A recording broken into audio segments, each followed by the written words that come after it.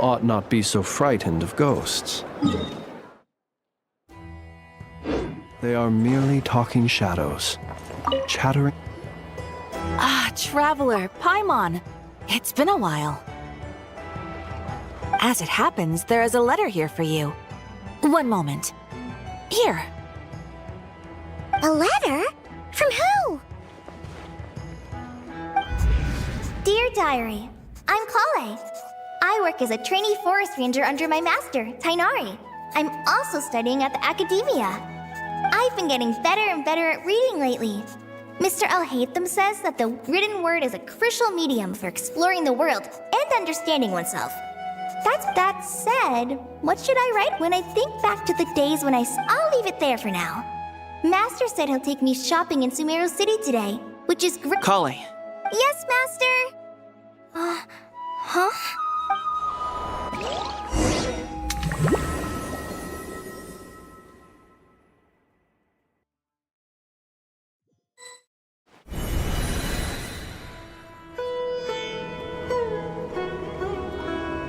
What's wrong, Kale? Is there something on my face? No, sorry. I didn't mean to stare. Did Master Tainari send you to pick me up? Master Tainari? What are you talking about? Tainari is the General Mahamatra. He's probably busy arresting criminals in Sumeru City. I mean, if that's what floats your boat, I can introduce you, but... Wait, Master Tainari is the General Mahamatra? But what about Mr. Sino? Sorry? Oh, you mean that guy who just joined the Vahumana Darshan? Rumor has it he's the leader of the Temple of Silence. If that's true, it's pretty impressive. Sounds like you've been getting to know more and more people since you joined the academia. That's great, but don't let your forest ranger duties fall by the wayside, okay? What's going on? Sethos is acting like he's my master, and Master Tainari has taken over Mr. Sino's job. Is this some kind of prank? If so, it's a weird choice of prank. But anyway, Sethos doesn't look like he's joking. What is this all about? Hey, you're zoning out again. I'm gonna buy some tools for the rangers. Why don't you stretch your legs a bit? It's been a while since you last visited the city, right? Wait! He's right. It has been a while since I last visited Sumeru City. Was it always like this? I mean, it feels familiar, yet somehow... something seems different. Is this really Sumeru City?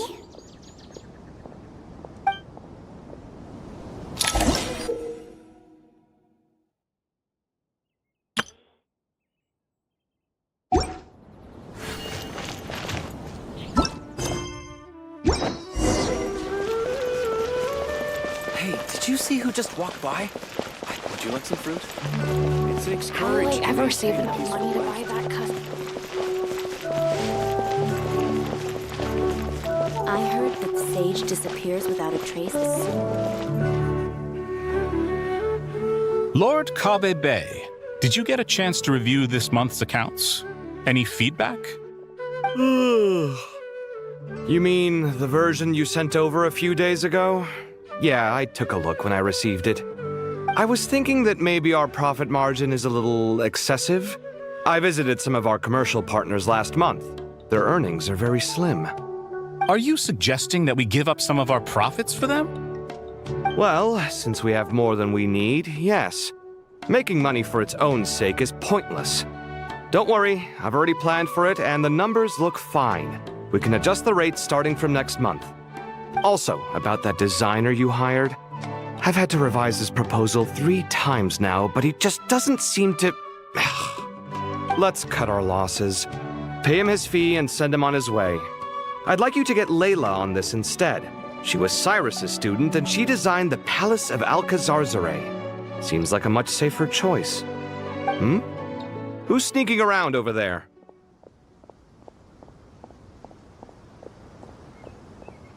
Mr. Kave?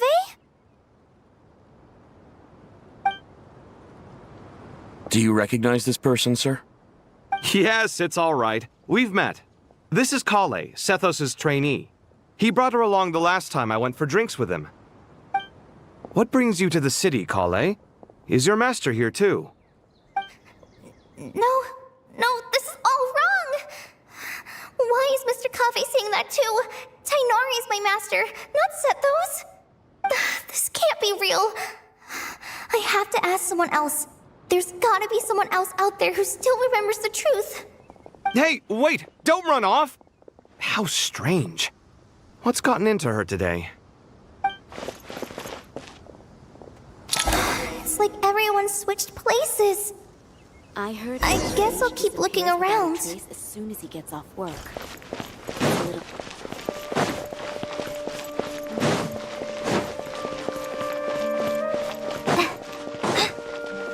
Students are under so much pressure these days. Students are under so much pressure. Lots of visitors today, I see. Welcome all. It's been a while. Hey, Rahman. You know that guy who sells face powder on Treasure Street? I haven't seen him around in a while. Any idea what happened to him? Oh, you mean a Hongar? Yeah, he got into a brawl with Shavirme on Treasure Street. He's been banned from setting up shop there for now. Seriously?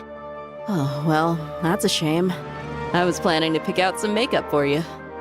Oh, don't worry about it. The legendary Flame Mane discussing makeup with the Zubair Theater star dancer. Now there's something you don't see every day. Flame-mane? You know, I'm not actually sure when people started calling me that. Maybe the other Eremites thought I needed a fiercer title to scare people off? To be completely honest, I think the title would fit you better than me, Dia. You think? Can't say I've never imagined myself as a merc. If I ever give up the dancing, maybe I'll head to the desert and give the Eremite life a try. You would? Is that so strange? Oh, not at all. In fact, I've actually had similar thoughts before. If I ever get tired of sleeping out in the wild, I think I might go look for a job at the Zubair Theater. I've adored the dance of Sub-Zeros ever since the first time I saw you perform it. If the chance ever came up, I'd love to try it out on stage for myself. Really? If our manager Sataria heard you say that, she'd hold you to it. Probably grab you by the sleeve and never let you go again. Hey, when that day comes, I'll do your makeup myself. How's that sound? Sure. If the day comes, I'd be honored.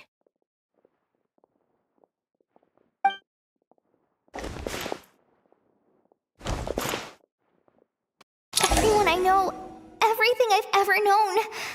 Suddenly it's all a jumbled mess. The question is, who's right? Them or me? Oh, my head feels so heavy. I can't think straight.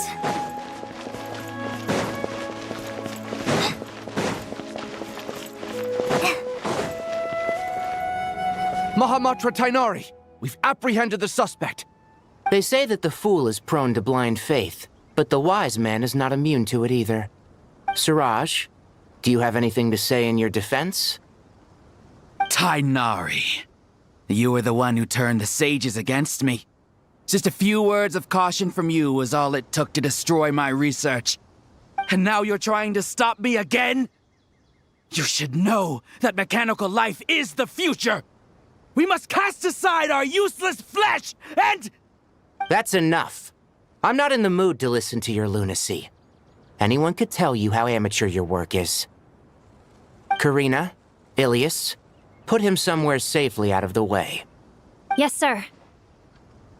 Next on the agenda is... Master? What is it? Wait, did Professor Zahahadi send you? She's been encouraging me to take on an apprentice. Might be getting a bit ahead of herself there, though. No, Master! It's me! Kale! Listen to me. Something really weird is going on in Samiro City. It's like everyone's identities have switched around. You're not the General Mahamatra! You're a Forest Watcher! Just yesterday, we agreed to come to Sumeru City today to go shopping together and... All right, there's no rush. Let's back up a little. Your name is Kale, correct? Although this is our first meeting, you do seem strangely familiar somehow. Is there anything I can help you with? No.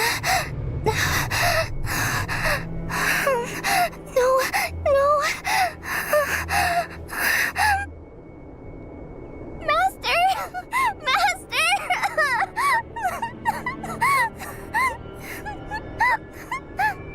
What is it?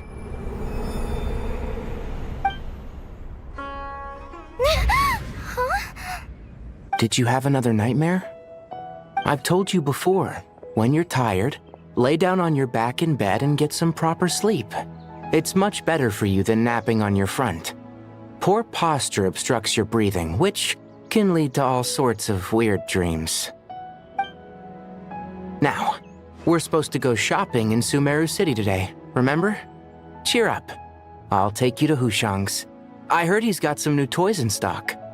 Go wash your face, take some deep breaths, and when you're ready, we'll head out. Okay. Thanks, Master Tainari.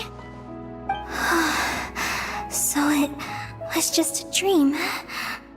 And yet, dreams can sometimes be a warning of things that will soon come to pass.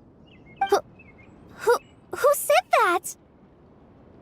That dream felt unusually real, didn't it? Here's my suggestion. Since you're heading into Sumeru City anyway, you may as well tell Lesser Lord Kusanali about everything that happened. And just to be on the safe side, I think you should also inform your 2 traveler friends who once helped save Sumeru. I'd write them a letter if I were you. Time is short. A storm is coming from beyond the bounds of fate.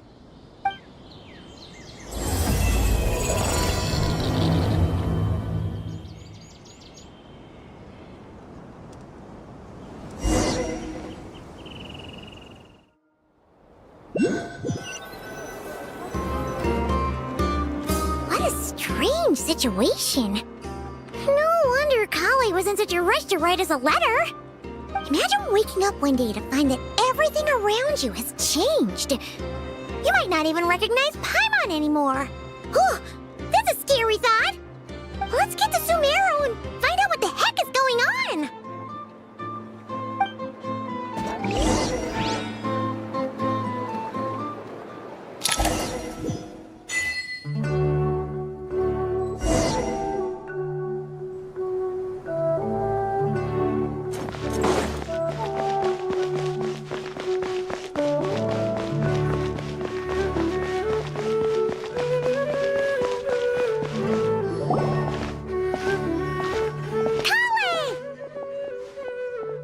Traveler! Paimon! Thank goodness! I'm so glad you made it! Of course! We won't let anything happen to you, Kale. So, what's going on in Sumeru City? Looks like lots of people are moving or something. Yeah, I was just gonna say. After I wrote my letter, Master and I went to Sumeru City and told the Dendro Archon everything that I experienced, from start to finish.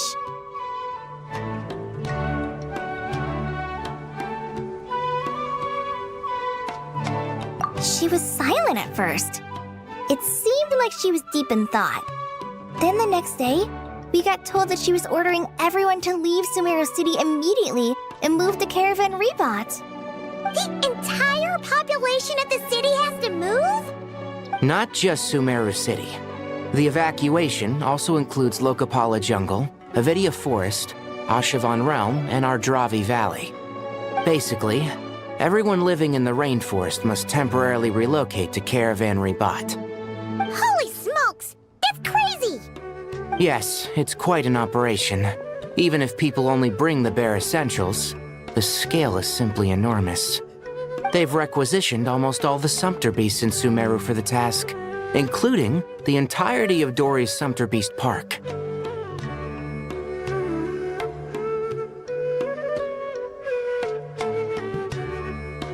The Dendro Archon said that what Kale experienced was not a dream, but a warning. After our meeting, She immediately summoned the 6 sages to analyze the situation and discuss countermeasures. They concluded that the events seen in the dream are very likely to become a reality, and that an unknown danger is rapidly approaching. Oh, please keep that to yourself. We don't want to cause widespread panic. The official reason they've given is a large-scale renovation of the rainforest ecosystem. People are skeptical, but there haven't been any major incidents. So far, at least. The Dendro Archon seemed really worried when we spoke to her. She said you can go visit her in the Sanctuary of Surasthana when you arrive. She also said she'd hold out until the very end. Tighnari? Kale? You got a minute? I need a hand here. One moment, I'll be right there. As a forest watcher, I've been tasked with assisting with the relocation work. There's a lot to be done, and they need all the help they can get. This will be the final group of evacuees from Sumeru City. While they're away from home, they'll be heavily reliant on outside help. Thank you for coming in our time of need. As you can see, another crisis is upon us. Excuse me, sorry to trouble you, but could you help an old man find his medicine? It's buried somewhere in my luggage. Where's my mom? Where did she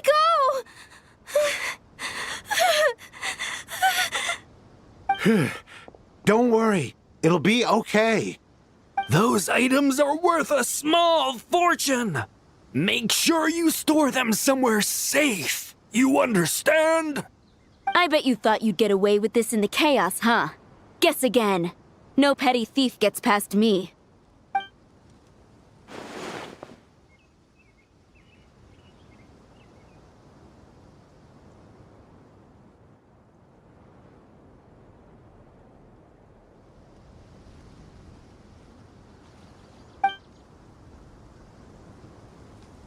We should go help the evacuees. See you around. I'm so glad that you believed me and came all this way to help. It means a lot. Please stay safe. Don't worry. We may not know exactly what's going on yet, but as long as we stick together, we'll find a way through this. Goodbye! Look after yourselves! Will do. See ya! Whew. Paimon's not sure how she found the words to comfort Kale because, honestly, she's kind of nervous herself. Let's head to the Sanctuary of Surasthana and see Nahida.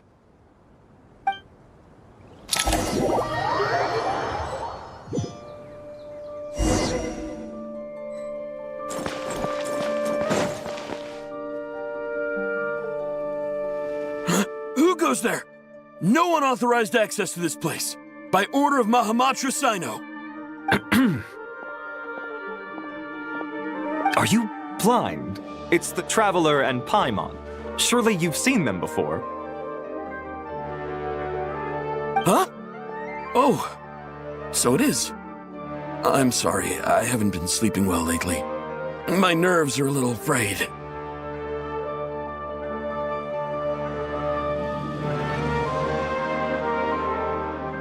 The Dendro Archon is in a very vulnerable state at the moment. Mahamatra Sino is concerned that our enemies might choose this moment to strike, so he's ordered us to strengthen our defenses. Just seeing you two again already puts our minds at ease. Please, enter. I'm sure everyone's expecting you.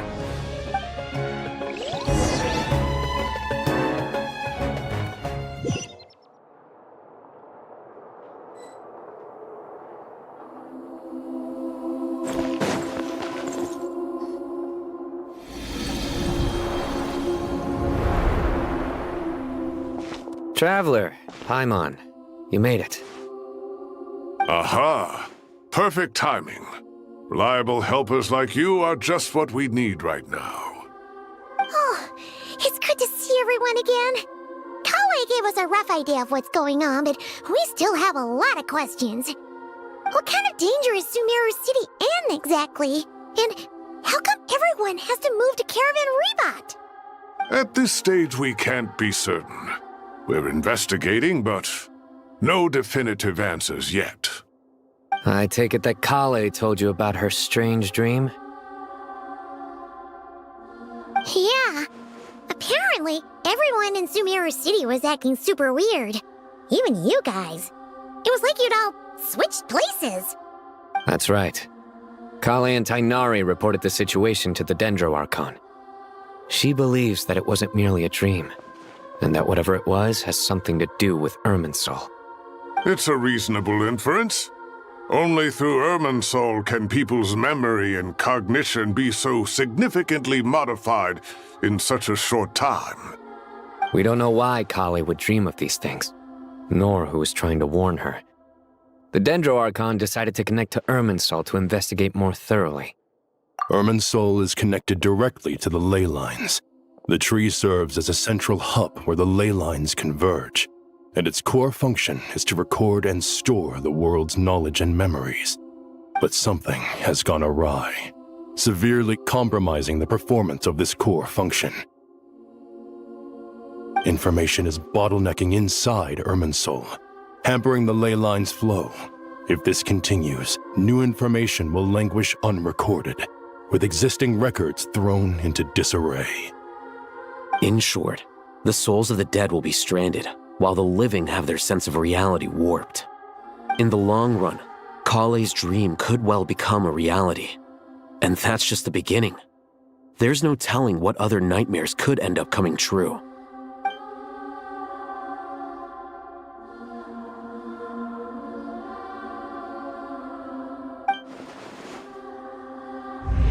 I have come this far, to use my death to open the gates of the ley lines to my people.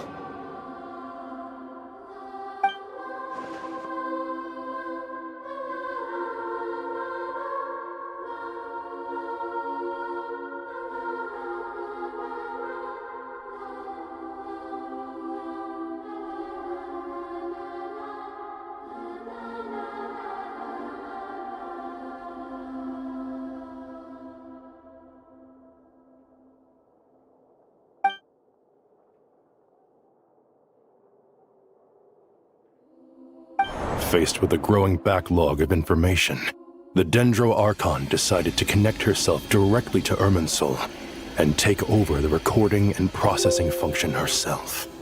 But it is an almost impossible task. Individual brains aren't equipped to deal with the sheer volume of knowledge and memories involved. All that information flooding in at once would instantly fry any human mind. And for a god, even for a god, the suffering must be unimaginable. The Dendro Archon's power originates from Irminsul. Any issue with the tree itself takes a toll on her to begin with. On top of that, she's subjecting herself to the grueling task of processing all that data. It must be torture for her. And despite all of this, she is somehow finding the strength to investigate the Irminsul situation from within and send us her findings. I finished analyzing the latest data. Looks like our working theory was wrong. There's no signs of Irminsul having been attacked from the outside. So it's internal then? Some sort of disease, perhaps? No. I've spent half my life studying the ley lines. If Irminsul malfunctioned this easily, the world would have met its end long ago.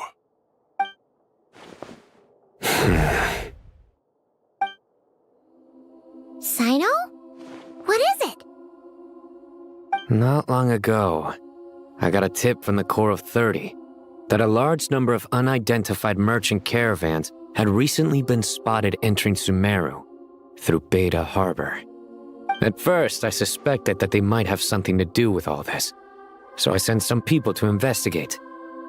But if Irminsul wasn't attacked from the outside... Don't you think there are more important things to worry about right now than guessing who's behind all this?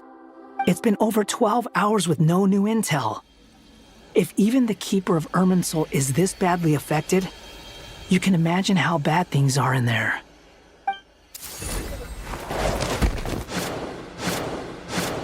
Dendro Archon.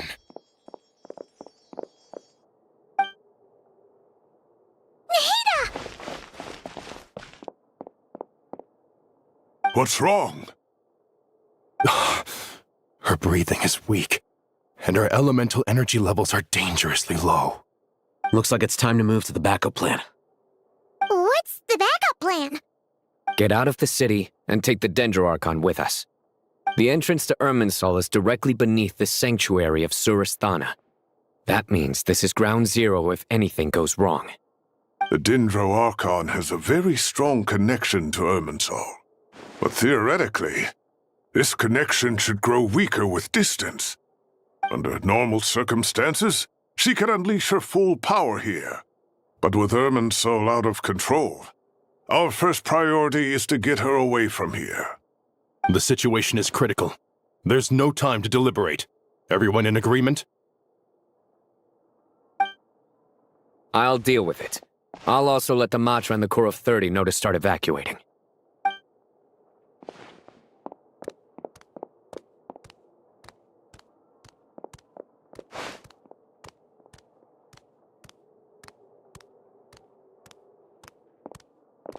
Let's go. No sense grieving when there's nothing more we can do. Agreed. We'll be back as soon as this is over.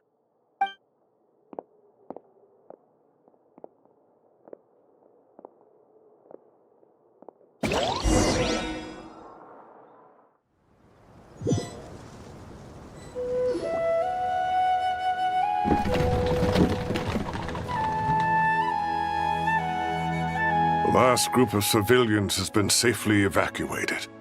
Dendroarchon's carriage will travel with them. Cyno and Hat Guy will protect the convoy. With the Dendroarchon in a coma, we've lost our means of investigating the situation. And with Irminsul still deteriorating, we have no choice but to evacuate Sumeru City. Feels as though we're being pushed along by an invisible hand. Stop moaning, Cyrus. We're the teachers here. We should be showing a little more confidence, don't you think? A wise judgment. Let's move out to Caravan Rebot.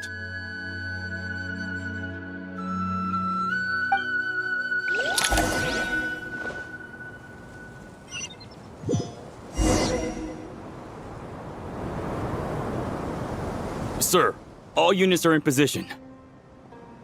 Good. Everything is going to plan. Interfering with Sumeru City is a necessary step, so do not hesitate. The Irminsul situation will not harm you. We need to speed things up here, too. We don't want to keep our client waiting, do we?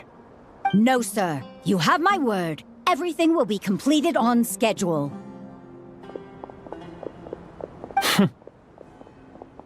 They say that fervent ambition attracts the favor of the gods, and with it, a vision. But we appear to be the exception. So, is our ambition not strong enough? Or does it threaten the very foundations of this world?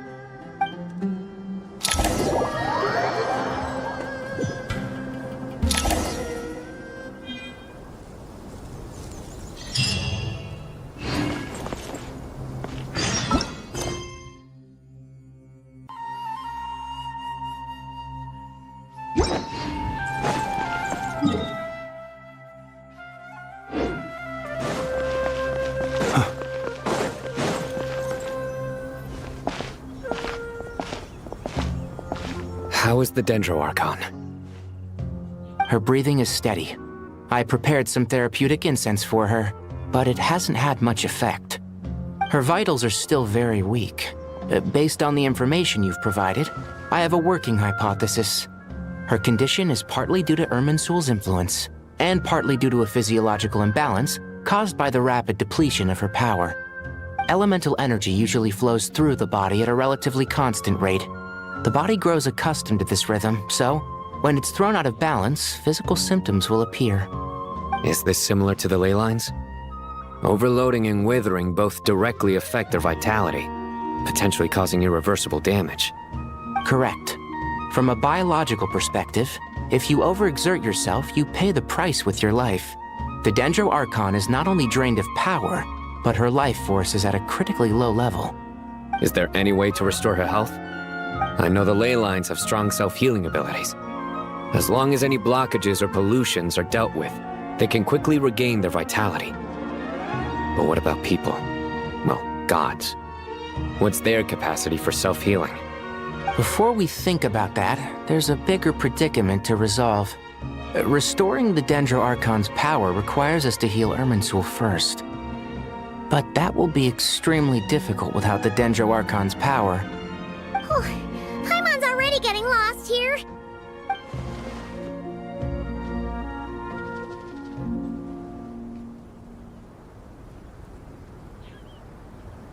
Master Tainari and Sino look so serious.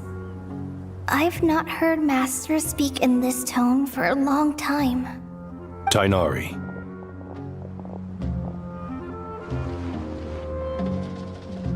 Master Nephis, sages. Tainari, haven't seen you in ages. Have you gotten taller? Or did your ears get longer? Hopefully the former, Uncle Baladori. Sino, where's Professor Cyrus? I thought he'd be with you. He went out into the wild to investigate the situation. He said that the Irminsul anomaly will likely start to affect the real world soon. He shouldn't be trotting around alone at his age. Which way did he go? I'll look for him later.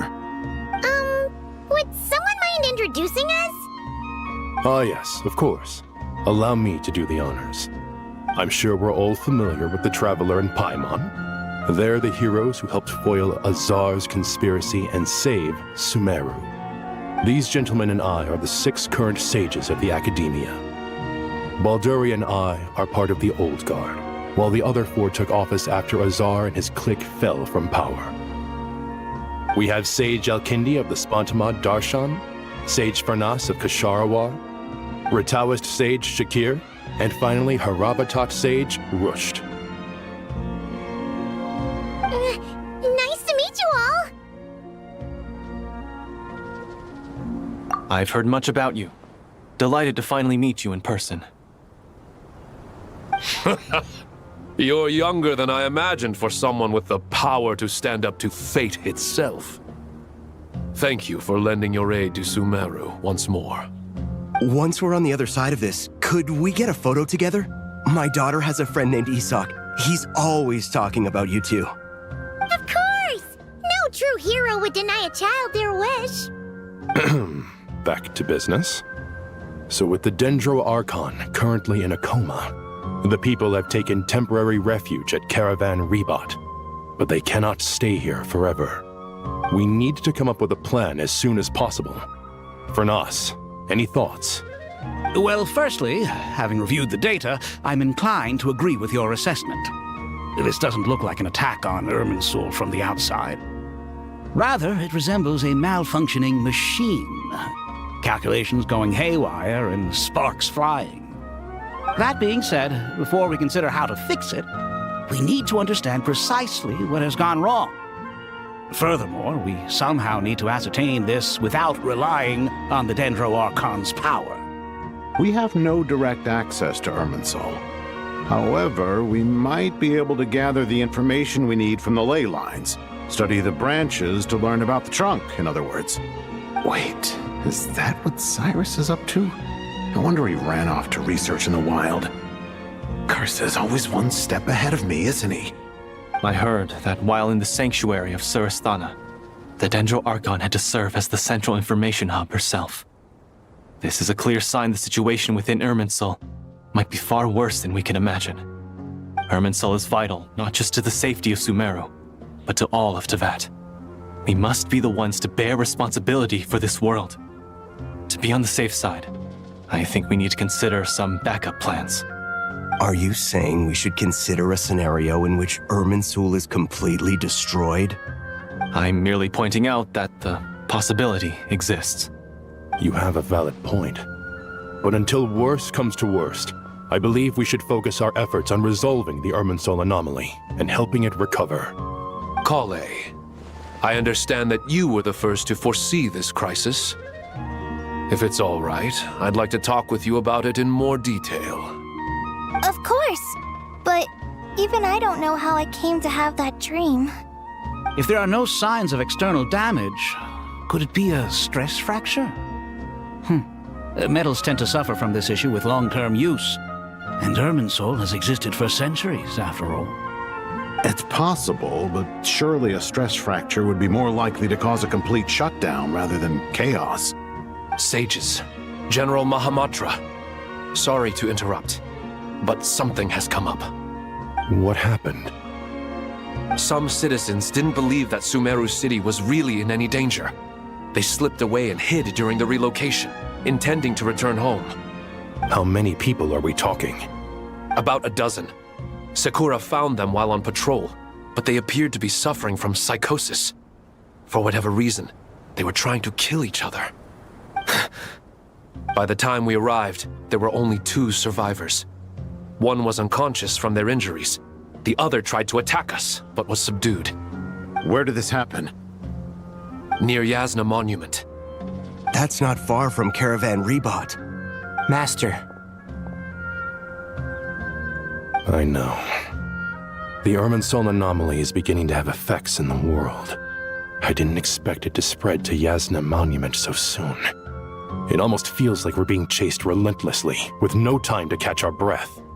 Sir Cyrus said the same thing. He sent me back to report in, while he continues investigating. I'll go join him.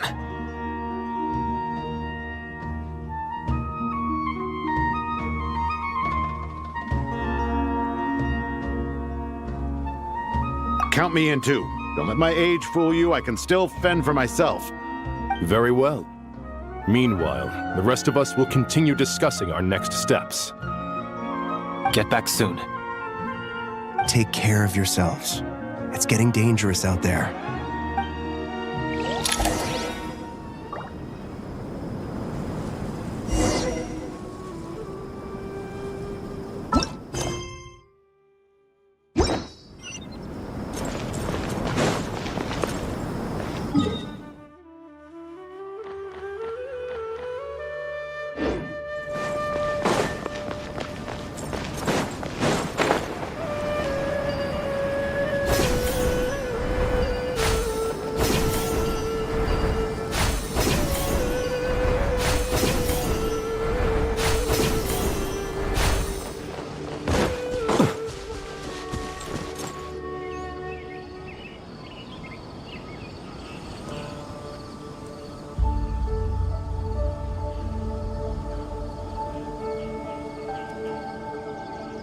Please, don't go any further. As you get closer to Sumeru City, there's no knowing what dangers you might encounter. So this is our mentally disturbed man? I'm going to gut you all!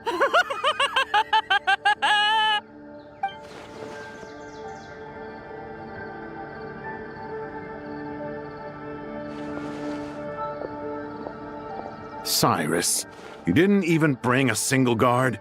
Do you think you're some sort of warrior? It's fine. Come here and look at this. Oh, it's...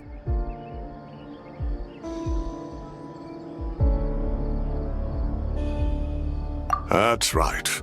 Flowers that bloom from openings in the ley lines, indicating some sort of anomaly. I don't believe I've ever seen a color like this before. Did you discover it nearby?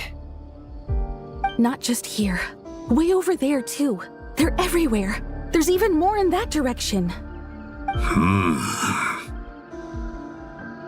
How did you ascertain the situation further ahead? Didn't you just say that we can't go beyond this point? Yes. This area is relatively safe so far. But if you continue forward, delusions will start afflicting your mind. However, some vision-bearing mercenaries were able to maintain their sanity a little better. They're the ones who brought back news from further afield. Sino, do you remember the class I taught on dissecting ley line blossoms? I do, Professor. I received full marks in that course. Good. After all these years, it's time to put that knowledge into practice. There must be anomalous information hidden within these blossoms. Alkindi, I'll need your help as well. Been a while since we worked on a project together, hasn't it? Sure has. Well, what are we waiting for? Let's get to work. Anything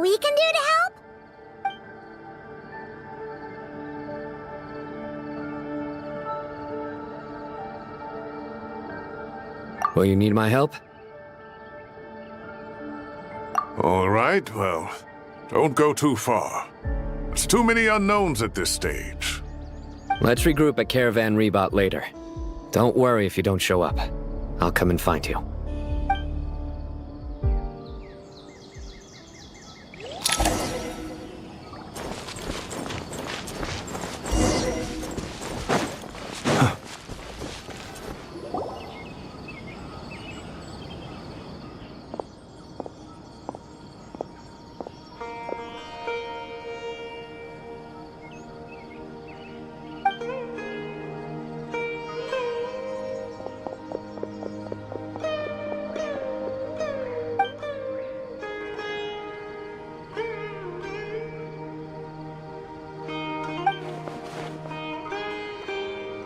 That should be the heart of Oasis.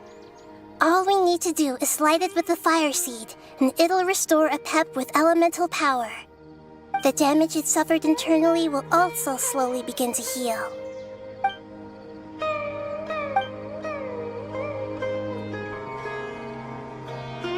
What is it? You thought of something? Really? Then let's get back and tell the others!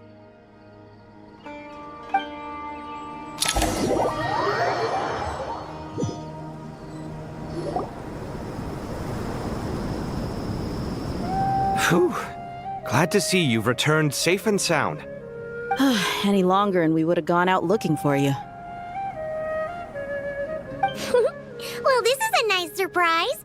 Paimon sure feels better with everyone we know here.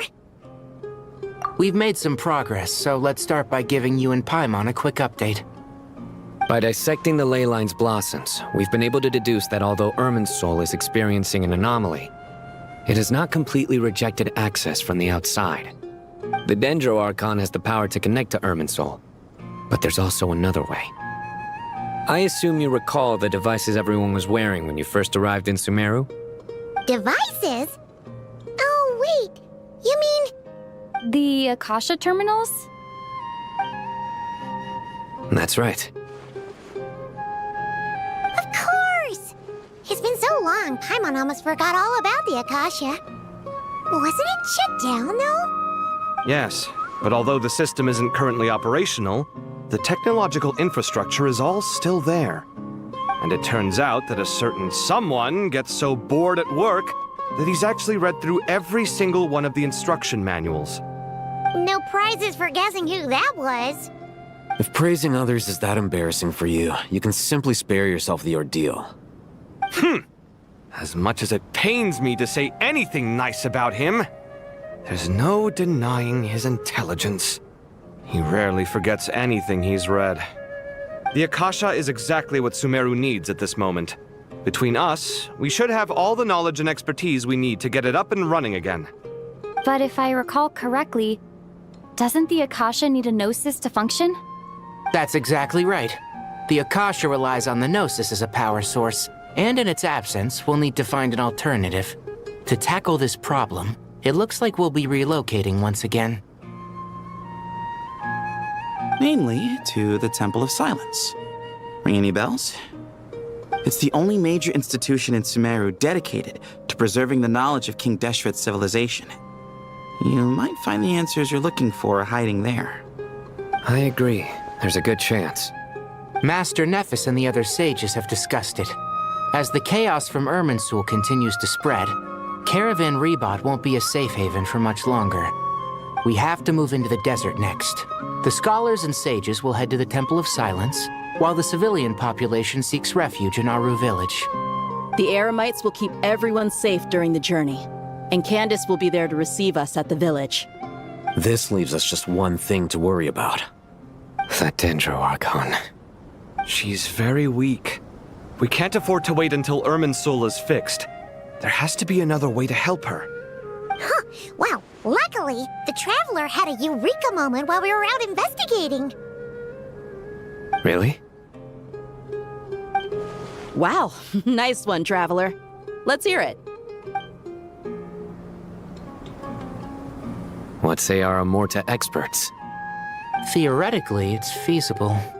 From what you're saying, Although elemental life and elemental energy have their differences, the Dendro Archon has explicitly stated that she can imitate the power of the former.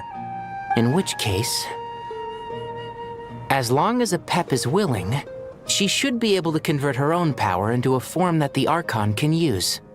It wouldn't be difficult for her at all. The only problem is convincing her to help.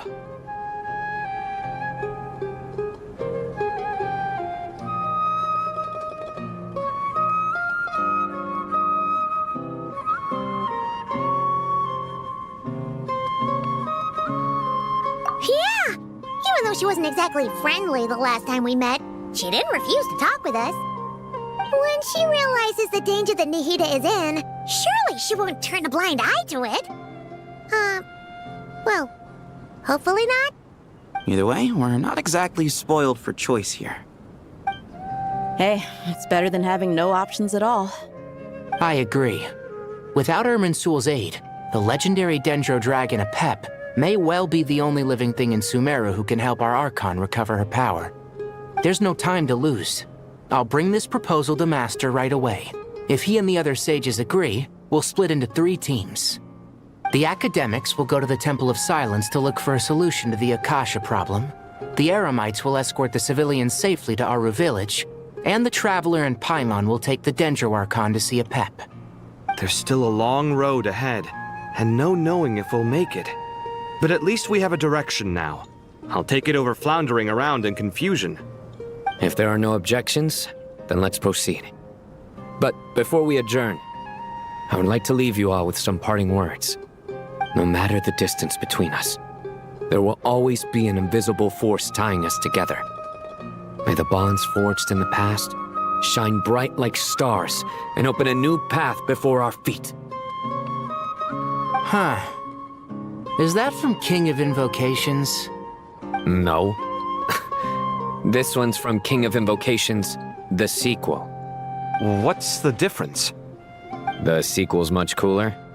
Couldn't agree more. Well, it was very apropos. Once this is all over, I'll give everyone a copy of King of Invocations and the sequel to show my gratitude. Come on, let's get moving.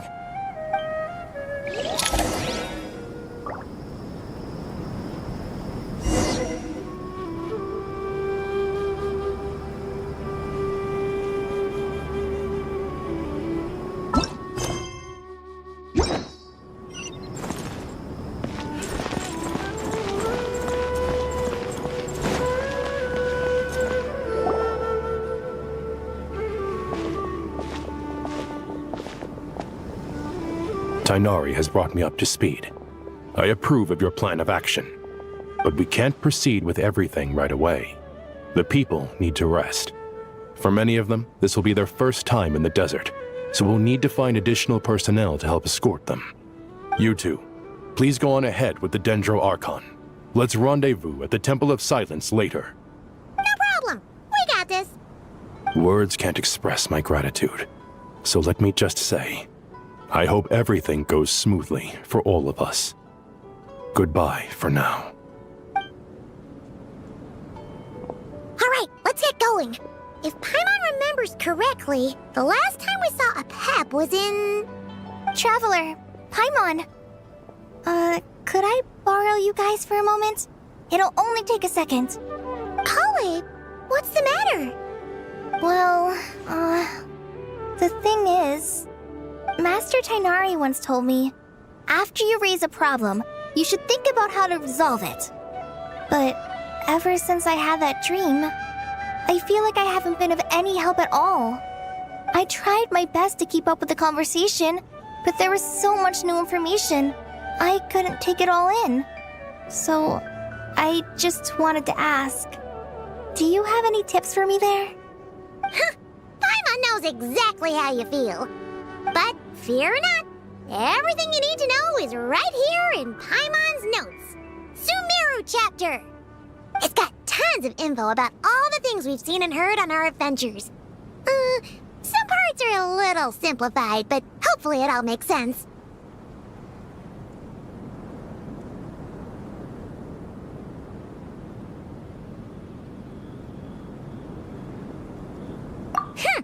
You see? Being the greatest guide in Tibet isn't just a fancy title. It takes a lot of hard work. Paimon doesn't always understand the things you're talking about with other people.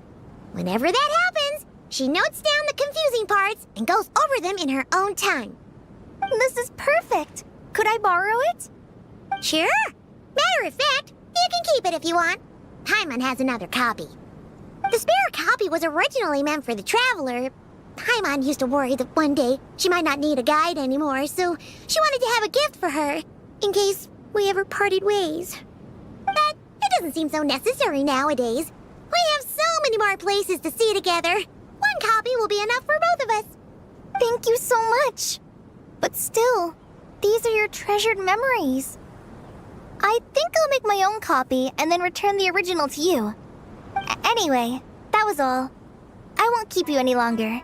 Have a safe trip. See you again soon. See ya!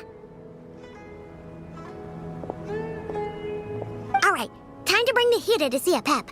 Let's hope that old grouch is in a negotiating mood.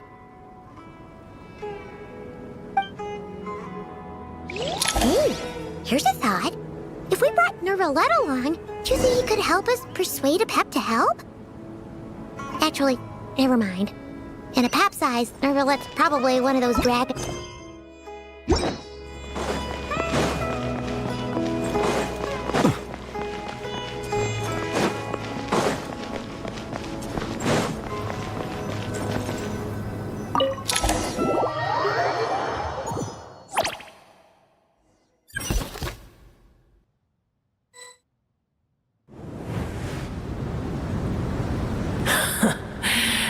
I had a feeling your kind might come calling.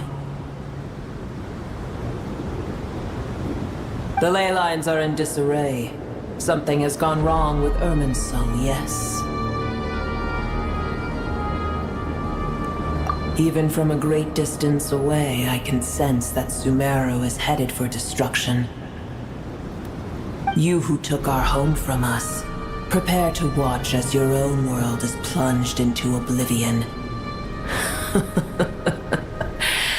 Oh, how the cycle of history comes to a poetic conclusion.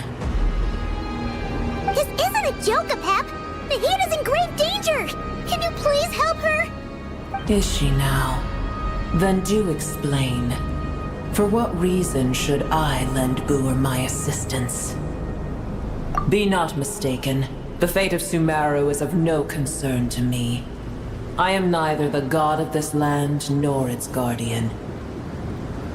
I may have given my tacit agreement as your kind built homes here and multiplied for generation upon generation. But that does not mean that I bear any responsibility for Sumeru. Tiny Boer, puny humans. In my eyes, all of you are but intruders who followed in the wake of the heavenly principles. The age of the dragons ended long ago, and the world that replaced it is under the dominion of the heavenly principles. In choosing not to side with your enemies when the heavenly principles' rules began to relax, I have been merciful enough. Do not forget that I have no love for this world you hold so dear. Pep, if you truly despise gods and humans so much, well, after the great humiliation of being helped by a god in the past, shouldn't you be jumping at this chance to balance the scales?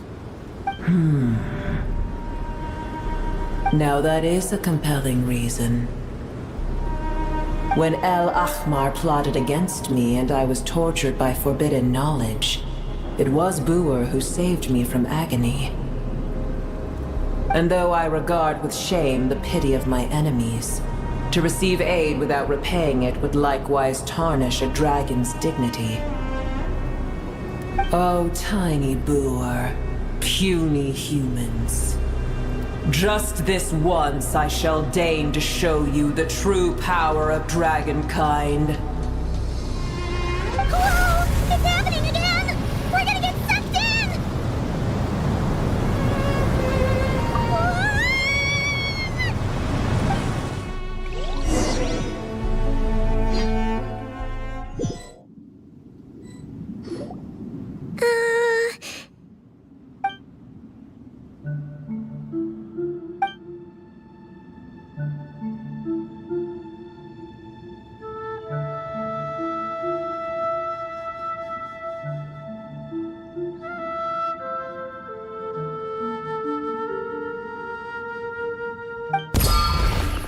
It is done.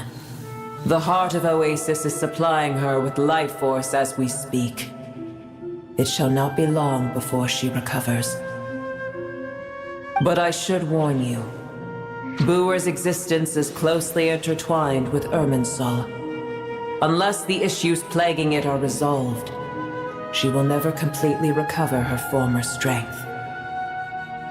Oh, thank you. Spare me your words of gratitude.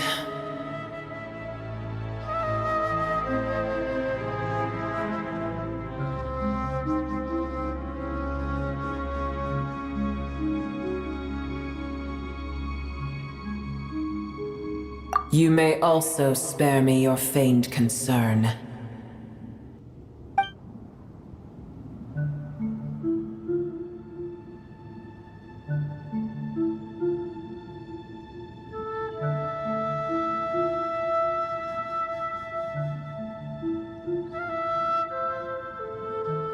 A dragon's sovereign's power is far greater than you can imagine.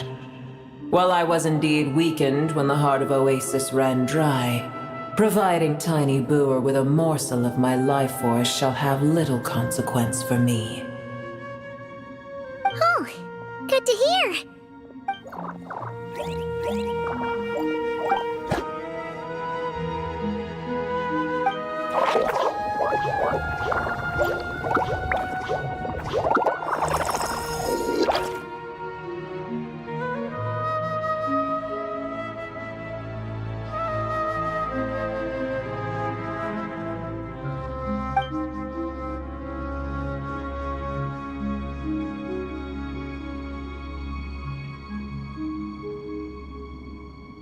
Ever held in high favor, I see.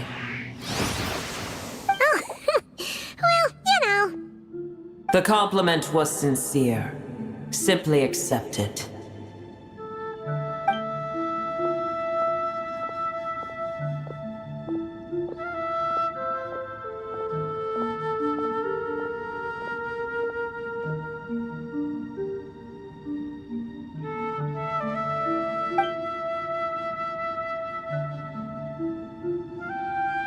I did once. That tree was not planted by the heavenly principles. Irminsul existed before they ever arrived in Tevat. What? There was a time when it belonged to Tevat, to dragonkind. Its appearance and function then differed greatly from today. The ley lines flowed with an abundance of a familiar, primitive form of elemental energy. You may know it as the power of the Light Realm.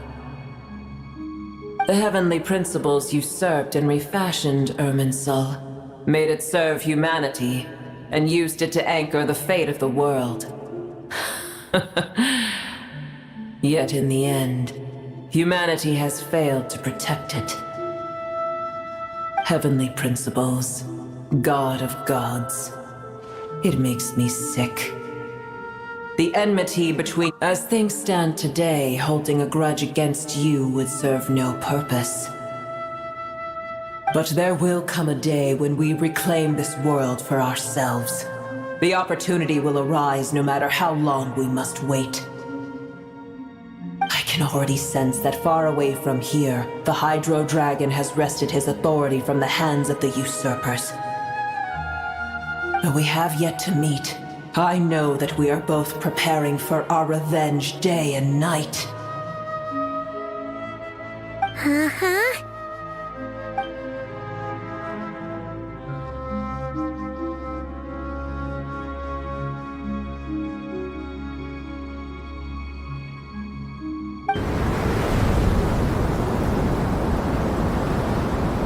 I hear a great disturbance out there. Huh? What is it? Sandstorms come. The Jinn. I see. Another calamity approaches. You both seem restless. Let us part ways here. Booer is safe with me. Once she has recovered, I shall return her to your side.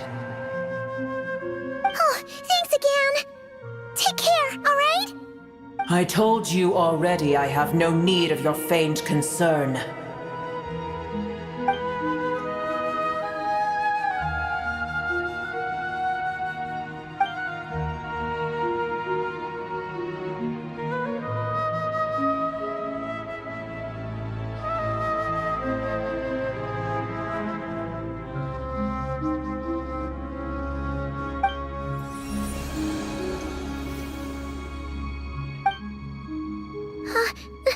Nahida? You're awake! Are you okay? Cease your interrogation. Yes, she awoke for a brief moment, but she has now lost consciousness again. Take it. We shall talk more at another time.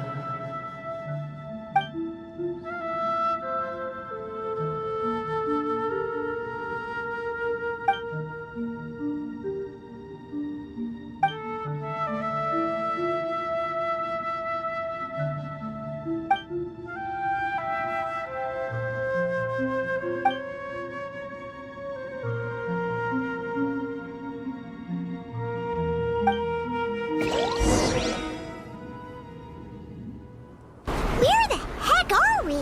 Did you just dump us in the middle of nowhere? Wait. No. Paimon remembers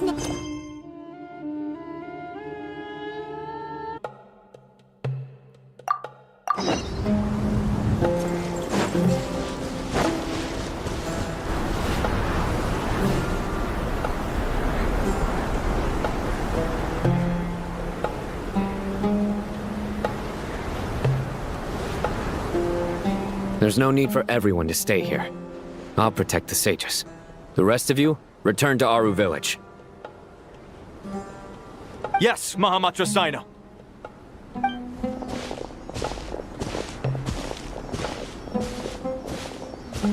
Sino! What's going on? You're back. How is the Dendro Archon? What a relief. It's the Jinn. Countless Jinn have stirred up violent sandstorms across the desert, blocking our path to the Temple of Silence. Tainari and Kale have returned to Aru village to help. The Jinn are being highly aggressive, so both the village and the merchant caravans require protection. It's just one thing after another. Where did all of them come from anyway? In all my trips to the desert, I've never seen anything like this before. As I see it, the only possible candidate is Gurabad. Gurabad? Baladuri could explain in more detail if he were here. All I know is a rumor I've heard about from previous trips to the desert. Supposedly, a great number of dormant Jinn lie sealed beneath that city.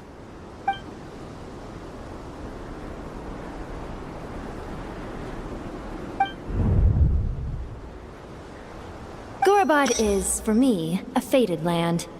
I must therefore return back to this city, where my destiny awaits me still, my master.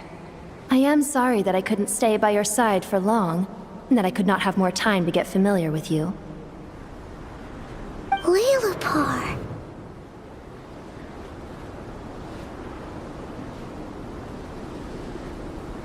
Yeah. We once said goodbye to a friend there. Well, maybe not a friend exactly, but someone we met on the road anyway. She was a strange bottle. If we can find a way to wake her up, maybe she can help solve the situation in Gurabad. Well, be careful. You may find there's more than just the Jinn to worry about. You mean, there are other dangers in Gurabad? It's a sensible assumption to make. The moment we arrived in Caravan Rebad, the Irminsul anomaly started spreading in that direction. Now we've moved to the desert, and suddenly we're plagued by Jinn and sandstorms. To call it a coincidence would be a stretch.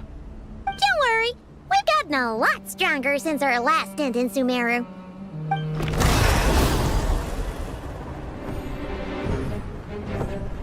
Ah! When did they show up? It appears the monsters native to the desert have been stirred by the Jinn's activity.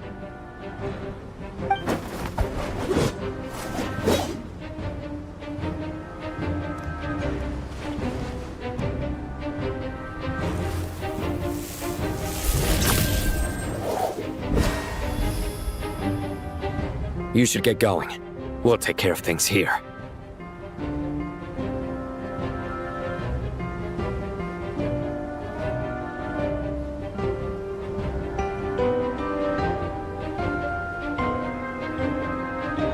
You too.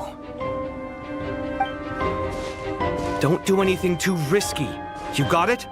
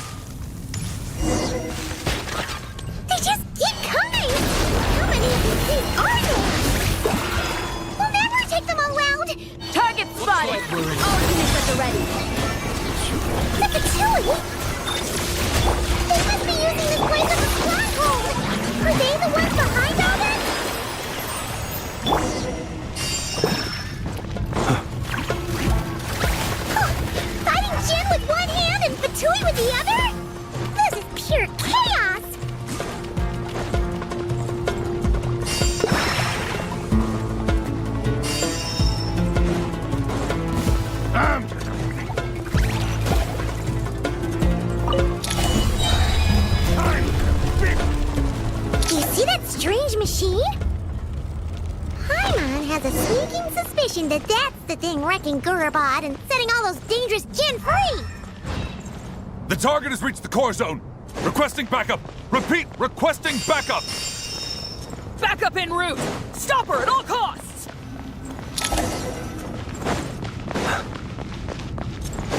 Careful! They're back again! Defensive mode engaged. Annihilation mode. Strike a pose!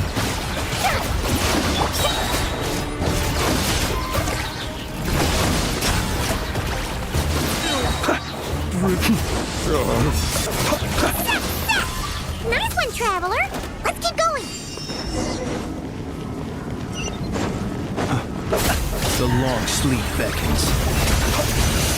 Wane, green moons converge. Insulation chamber deployed. Yoo-hoo! Let my name echo in song! Close your eyes. Observe. Fear the dark.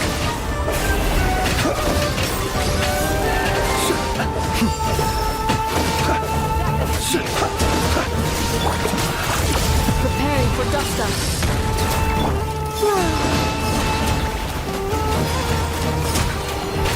A moonlit night for all. Strike a pose! Let the world collide!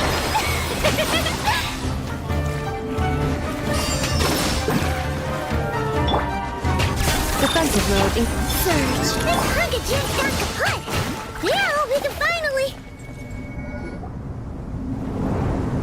It seems my subordinates failed to stop you in your tracks. Apologies, sir. There is no need to apologize. You did well to hold your ground against such a powerful adversary for as long as you did. I must commend your courage and perseverance. So, you're in charge here, huh? First the problems with Irminsul, now this mess in Gurabad? Are you the ones responsible for all this? I'm afraid I cannot answer that. I assume you aren't naive enough to expect answers from an enemy.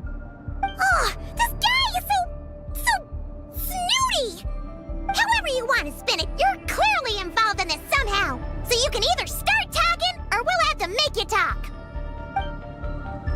Let's get him! Traveler, what's wrong?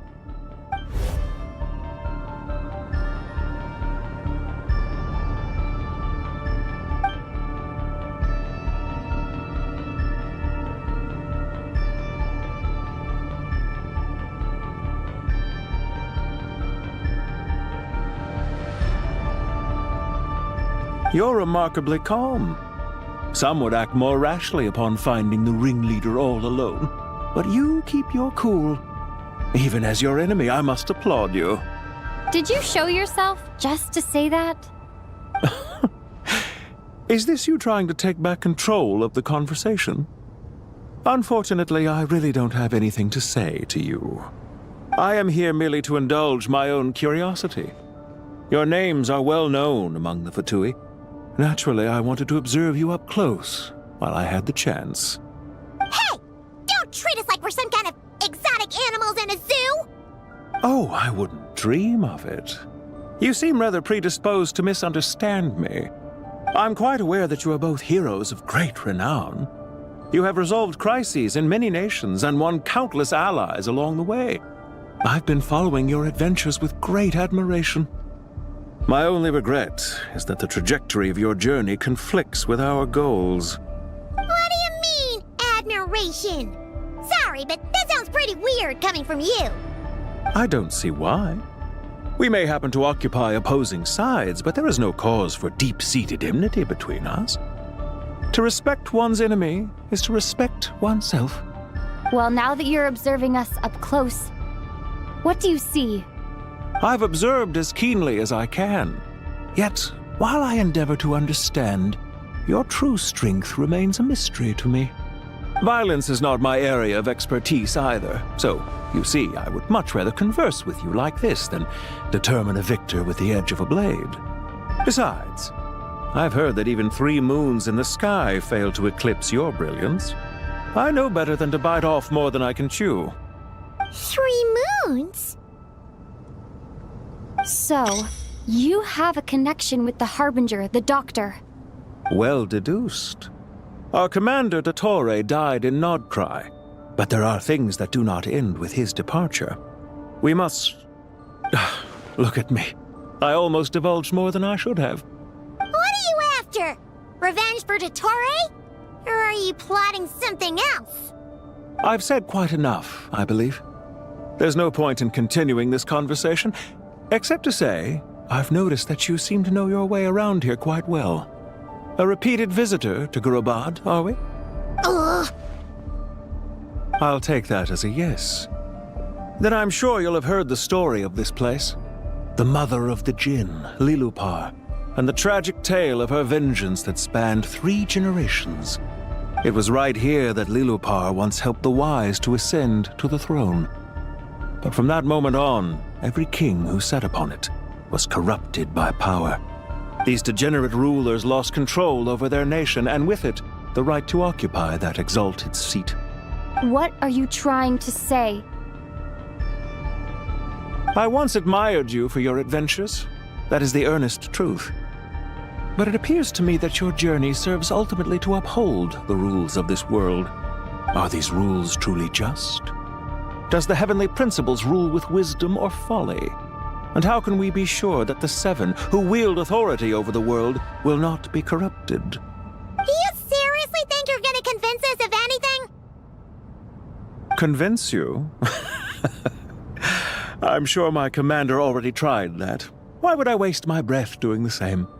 If a few words from a stranger were enough to make someone completely change their stance, it would only prove that they never had a firm will to begin with. I am merely stating my position, so that we might understand each other better. One's enemy in the present may not necessarily be an enemy for life. As for what game I'm playing here, I'm simply buying some time. But now I must bid you farewell. It was a wise decision not to attack me immediately. Since you did not fall for my ambush, I will now have to ask those in hiding to reveal themselves. Leave this to us, sir. Very well.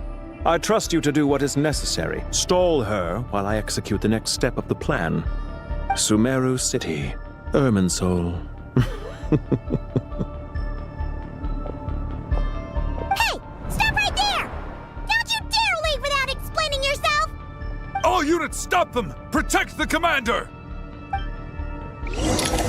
Use your Did you hear that? this time. He mentioned Sumeru City and Irminsul! He definitely knows something! We can't let him get away!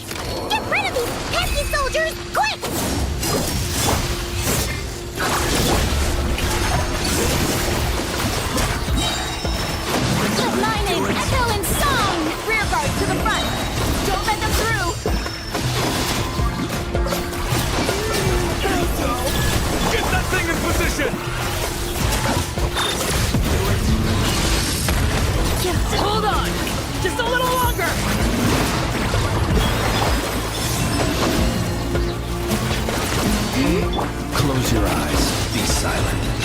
easier than...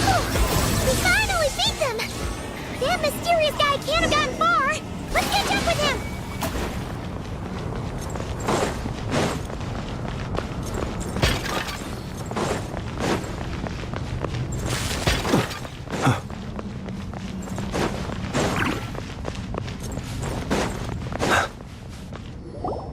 Found him! Over here!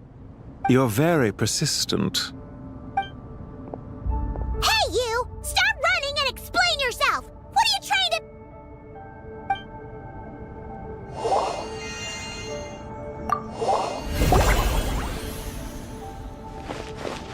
What's this? Relax. A small trap like this won't be enough to hold you. The sandstorms from Gurabad will die down soon enough, but this small window of time was all we needed to launch the next phase of our plan.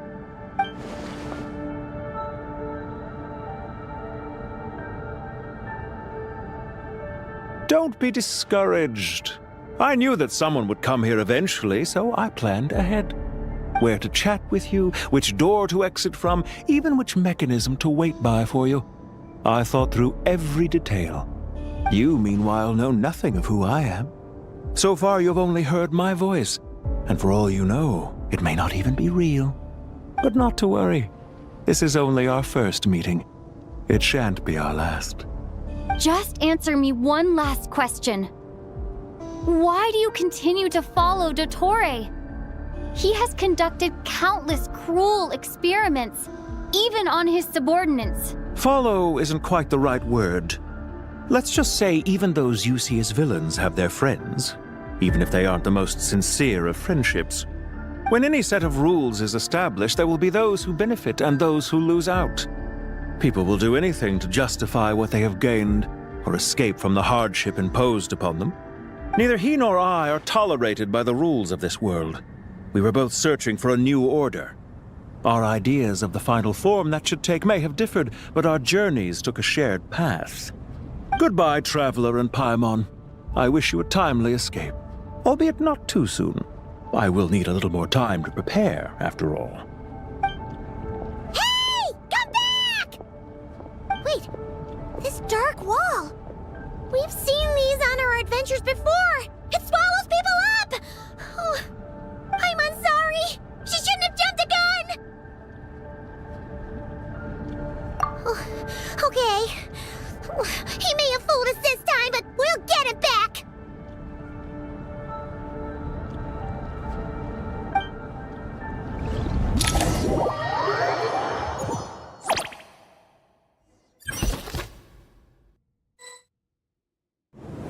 Sino and his team are guarding the north. We'll take this side. There's so many Jinn. We can't let them get into Aru village. Don't fret. I am well prepared for this situation. Huh. So you have a solution? Perhaps you're unaware that I have a trusty genie partner of my own, Plumpy.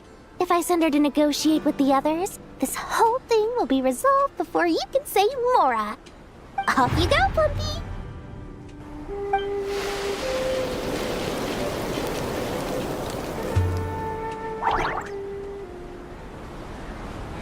Come on, what's the holdup? 5,000 Mora.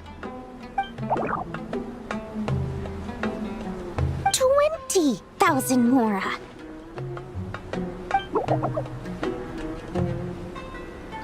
100,000 Mora. Final offer. Ah, so she's a hired partner.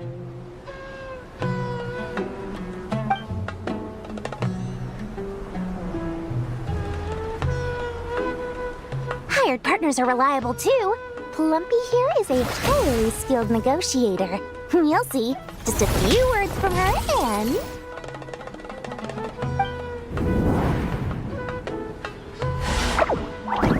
Plumpy!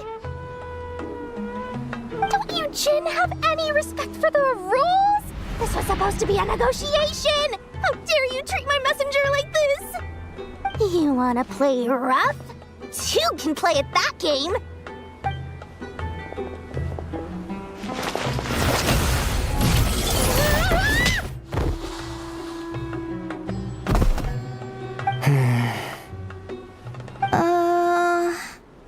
Looks like it's up to us now. Be careful, Kale. Yes, Master. How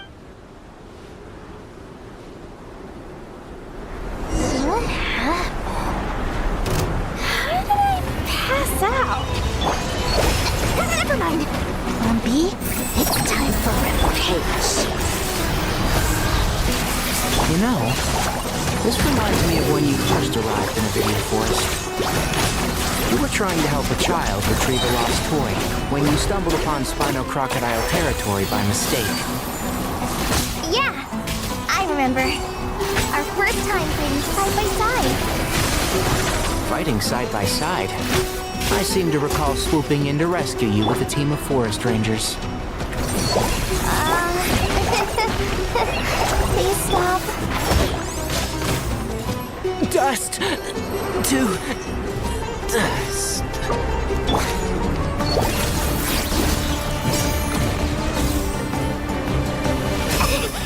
You pig!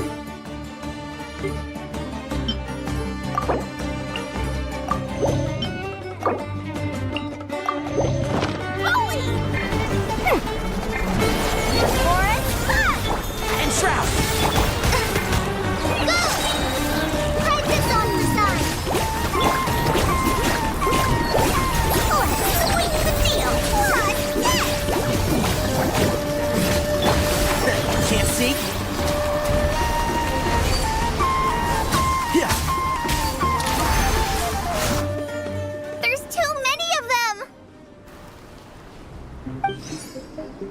I can't believe I used 12 rare items in one battle. Ugh. I shudder to think how this is going to affect this month's accounts. The sight of that glaring deficit might be more than my poor heart can take. Tainari, how's the situation on your end? We held the line, though it was a close call. But it looks like they're preparing for another attack. Has something happened? They've breached our defenses in the south. The Jinn are pouring in. We're moving the villages to the north as we speak. We're hemmed in. This is getting precarious. Our margin for error just got a lot smaller. That's why we wanted to confirm your status. We need to consider our next move carefully. Bad news! Another line of defense has been breached. Kale, go with them and assess the situation. Dory and I will hold the line here. But Master! Even with 3 of us, we barely managed to. This is not a discussion, Kale. Don't worry about us. She clearly still has plenty of tricks left up her sleeve. Wait, you can't pin all your hopes on me? Oh, great. I've almost run out of the things I brought with me, and the rest is back at the caravan. I should be able to hold out for a little longer, but still... Master! Need any help?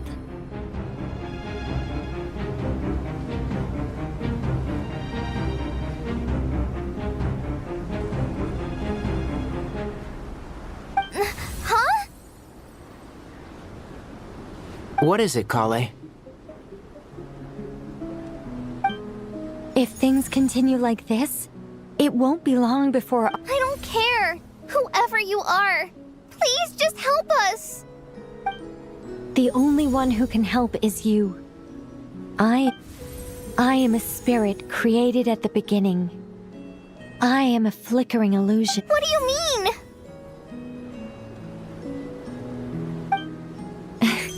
It doesn't matter.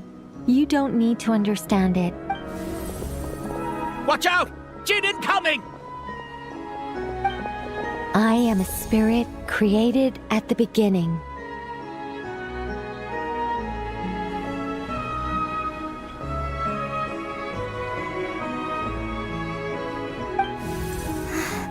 Here goes nothing. I am a spirit created at the beginning.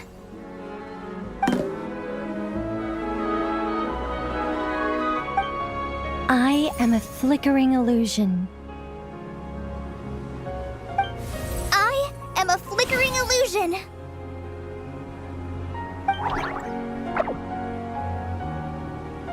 What's wrong, Plumpy? I've never seen you so agitated before. That's But how do you... Do you know what Kale is reciting? I am the shimmering light that flows from the eyes of the Creator.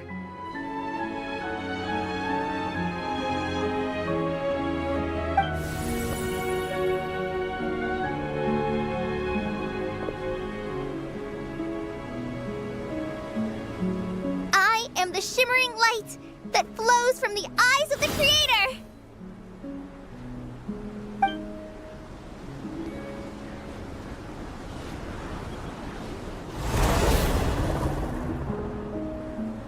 It's a song composed by the goddess of flowers, but very few records of it remain, even in historical texts. All we have is a few fragments. Is Kale an avid historian? Not to my knowledge. The Jinn have actually quieted down. Although, no, it's more than that. It looks like they're showing submission. Clearly the songs left by the goddess of flowers have a soothing effect on them. At the very least, they're much calmer now. Really? Let me try. I am a spirit created at the beginning.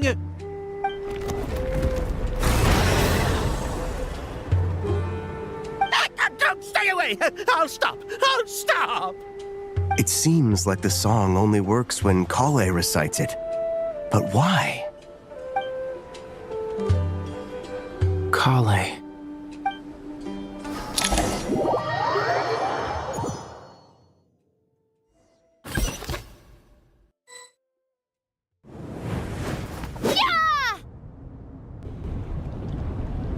Any luck?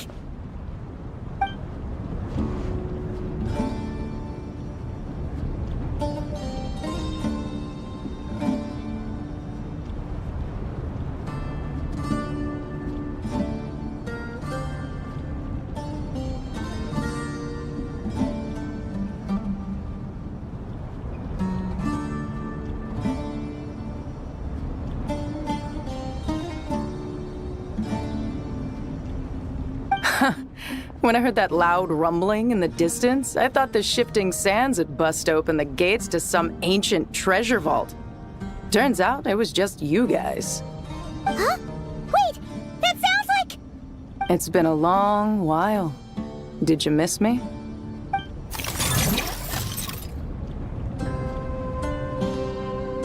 Jet! Ben! Let's save the catching up for later.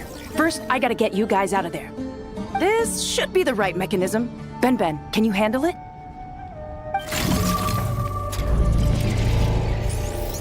There we go. Come on, let's leave this place.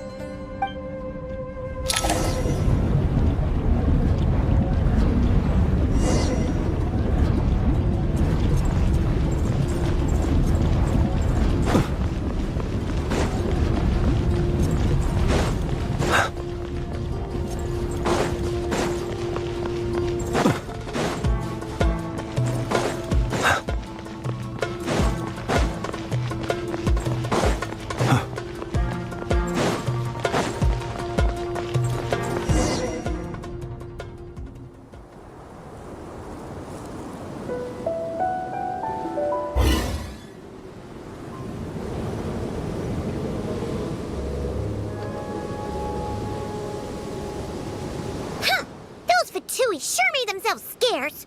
It's like they were never here. The Fatui? They came to the desert again? Yep. No idea what they're planning this time. They were being very coy about it. How have you been, Jet? Well, since we last met, I've started my own band of mercs. We've actually made quite a name for ourselves. Oh, yeah. On a slightly different note, I have some good news. I finally took care of Masaira. Not much to write home about. It was just another day. Found his hideout.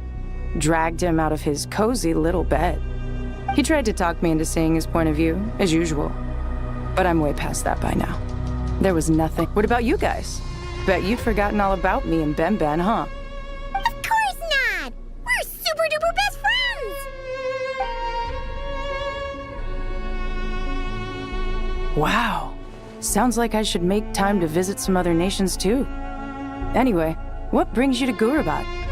Oh, right. I almost forgot. We're here to look for Lilupar. That bottle? Seriously? Yeah! We need her power to calm the Jinn and stop the sandstorms. Here's hoping we actually manage to find her, after all the trouble we've been through. Surely, with everything's been going on in Gurabad, she must have woken up, right? Only one way to find out.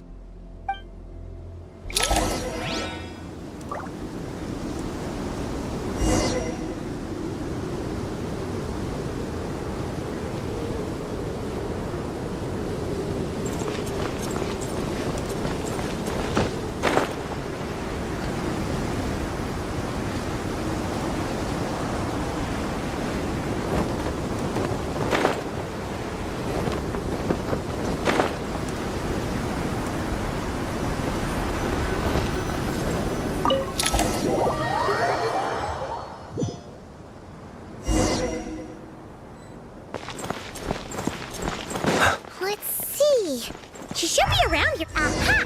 Found her!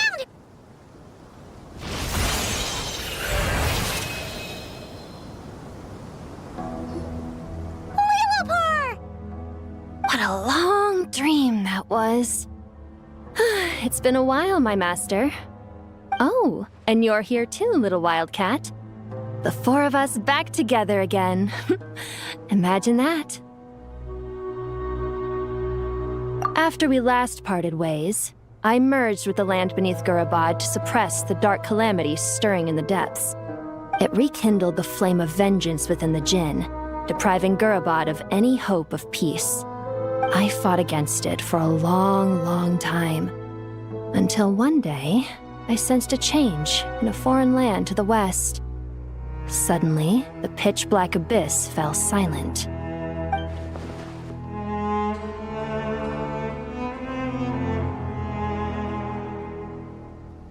Once satisfied that that dark power could no longer bewitch the Jinn, I too fell into a deep slumber, from which I have only now awoken. Why have you returned to Gurabad, my master? And why is my sand-swept homeland in disarray once more? Well, basically, Sumeru's in danger and a lot of our friends are affected. Some bad guys messed around with Irminsul and now they've released the Jinn in here. We managed to chase off the culprits, but we have no idea how to seal this place back up and stop the sandstorms. Child's play. I shall quell the Jinn and scatter the storms. Thank you, Lilupar. No need to thank me, my master. I have granted many wishes in my time, and this was the most trivial of them all.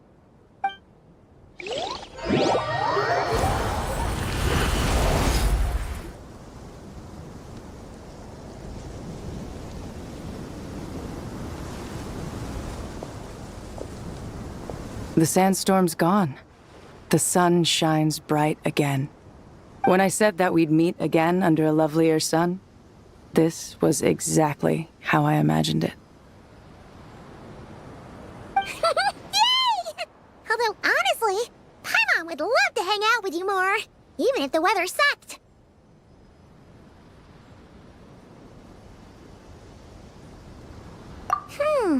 Well, there shouldn't be any more Jinn breaking out, right? Are we okay to head back?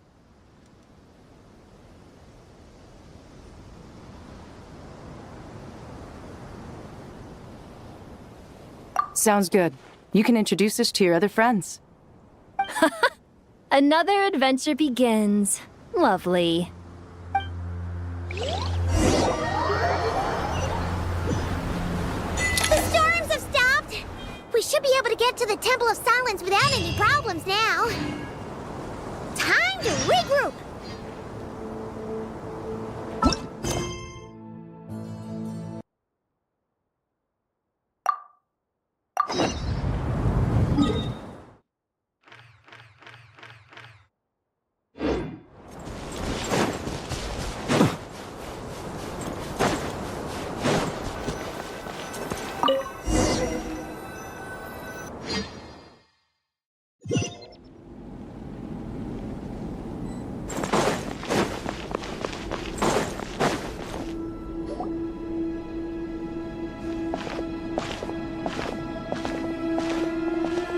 So, this is the Temple of Silence. I've heard the Nagarjanites mention it in passing, but I never imagined it would be this big. It's colossal. I thought the temple moved to the rainforest ages ago. When did they scamper back into the desert? I don't know. This plan sounds a little too risky for my liking. Even in King Deshret's day, this was experimental technology. We have no idea what could happen if we activate it. Well, unless you know of another viable alternative for the Akasha terminal, I'm afraid this is our only option. The plan is sound, and the risks are manageable. However, if we are to proceed, we must act quickly. The scale of this project is enormous. Even with Kave, Faruzan, and every other scholar of mechanics working on it full-time, the proposed modifications won't happen overnight.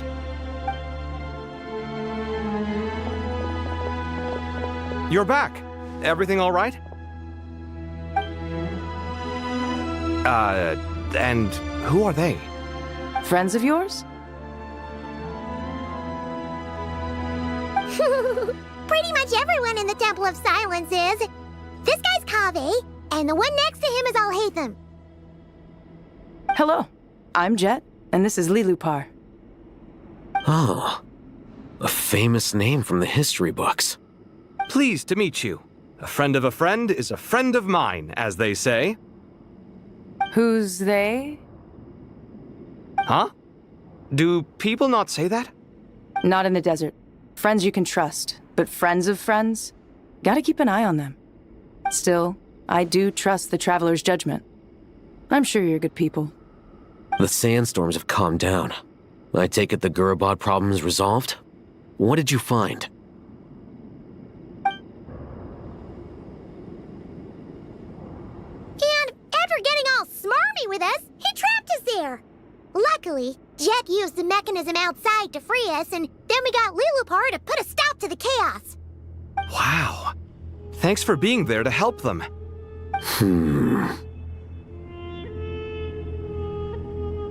So, this mystery man openly admitted that he was merely a Harbinger subordinate. Yeah? Is there something weird about that?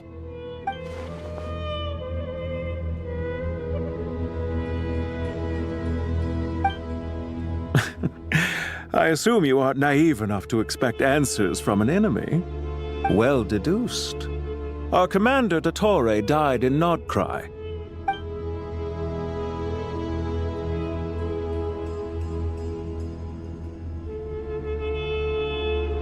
Are you wondering about his true identity?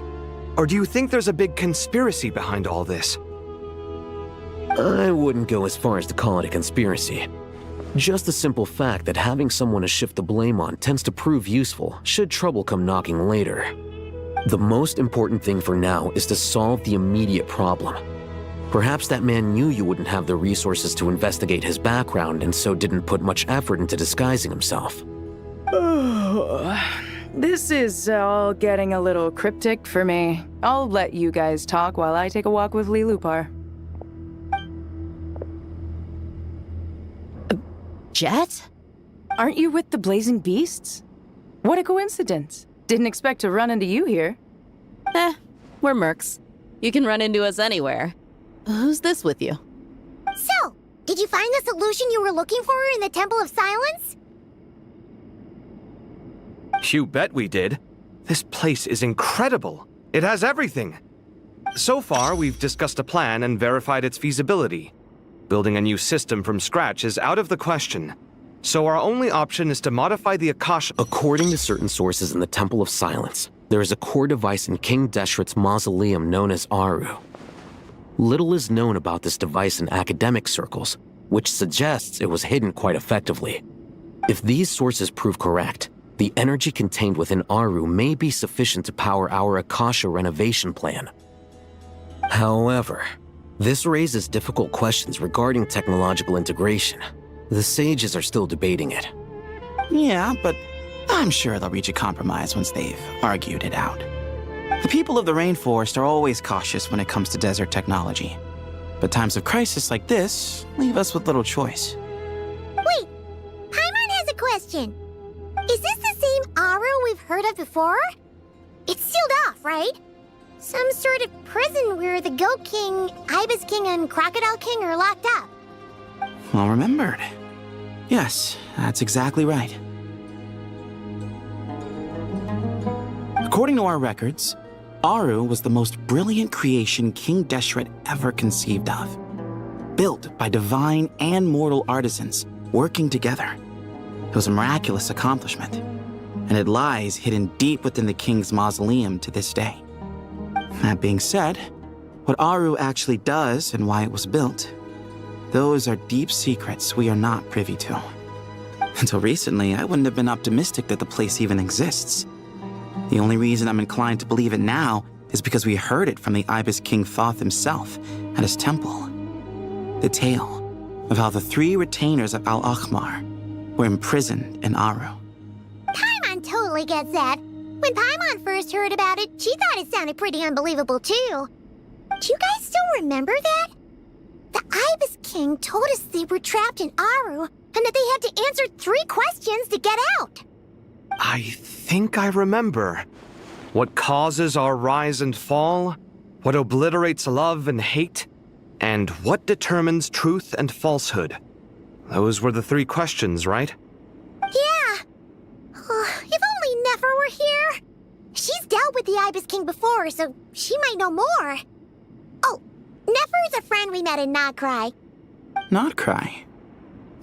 Funny. She showed up here earlier. Huh? Yeah. Had another lady with her, too. Both said they knew you. They contacted the sages, claiming they might be able to offer some assistance. Really? They came here to help out? Yes, really. It was just before you got back. One of them said she's made Nodcry her home. If she's the person you were talking about, then... Looks like betting on Aru was the right choice. See? They're right over there. Nicole! Nefer!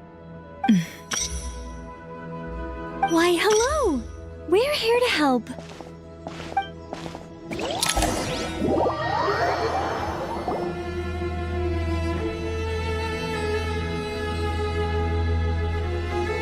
It's a good thing we left early. We almost got locked out. Locked out? What do you mean? Oh, you haven't heard? An invisible barrier has appeared around Sumeru's borders, cutting off all travel in and out. No one can leave and no one can enter. Sumeru has become a lonely island. Are the Fatui behind this too? Actually, no. This has nothing to do with them. I suspect it's a defense mechanism within Irminsul itself. Irminsul is the source of Tevat's ley lines, after all, and Sumeru is the nation closest to it. I imagine this function was put in place to seal the entire region off in the event of serious damage, preventing the disaster from spreading to the rest of Tevat. It may have been implemented long ago. But doesn't that mean that the people here won't be able to escape to other nations if the anomaly keeps spreading? Currently, that does appear to be the case, which is precisely why I am here. This is a critical moment for the world, and Sumeru is the eye of the storm.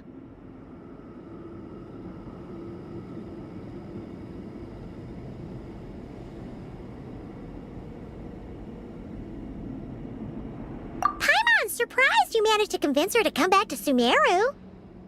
Indeed. Even for someone of my wisdom and eloquence, this tested my skills to the limit.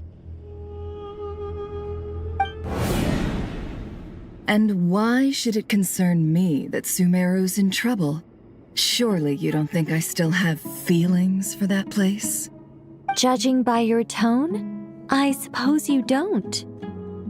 Sounds like you don't know much about my past. And here I thought you knew everything. All I know is that the Ibis King is the source of your power. He was quite a prominent moon envoy once upon a time, so I do know a thing or two about him. As for your past, I have ways to learn the full story if I wish to. But everyone has secrets they'd rather keep to themselves, wouldn't you say? I'm glad you see it that way, Miss Nicole. I've chosen to call Nodcry home, which is why I did my part in its hour of need. That doesn't mean world savings become a habit with me. I have no particular desire to play hero in Sumeru, thank you. I understand. Human emotions do not appear and disappear without cause. There is always a reason to be found behind both salvation and destruction. Still, if time has taught me anything, it's that human emotions are often complex and in conflict. That's why people change their minds about things all the time. But that's where we angels come in. Our duty, ultimately, is to guide people towards their deepest, truest desires and help bring them to fruition. So I wish to hear about your past, because I do not believe you are motivated by hatred alone. And if we still arrive at different conclusions in the end, that's okay.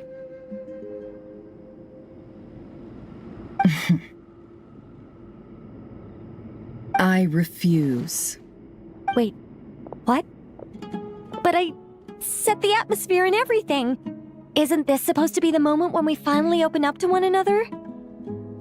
Is it? Maybe I'm not so good at reading the atmosphere.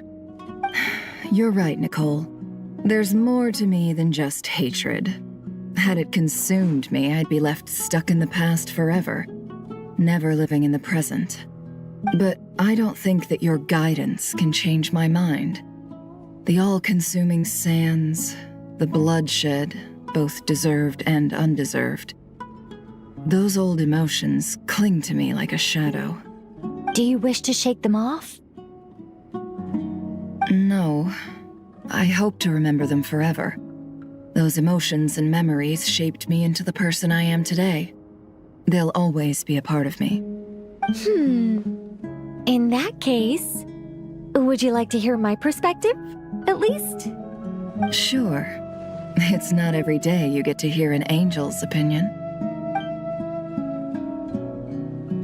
A long, long time ago, when the angels still walked freely upon the earth, I found life tedious.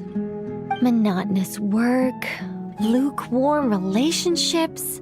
Things weren't nearly as interesting as they are now. And yet, since the angels' demise, I have found myself missing those days on more than one occasion. Human emotions are often attached to a person, a place, or an object. When those things are gone, the memories quickly fade, and the emotions slip away along with them. If Sumeru were destroyed, both rainforest and desert would be no more. With the object of your hatred wiped from existence, it would not take long for the memories buried deep in your heart to slowly fade. Both love and hate are intense emotions, but they are nothing compared to the void left behind when they disappear. Most sophisticated, Miss Nicole. But anyone focused on the future could only ever applaud the destruction of the things they hate. Still, I'm a special case. Someone once told me that human memory is more selective than a Mora-hungry merchant choosing between customers.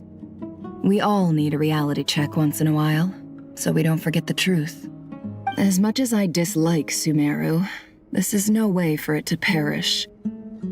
All right, you win. I'll help you out a little, but I won't work for free. How much will you need? You're not gonna milk this for all it's worth, are you? What do you think?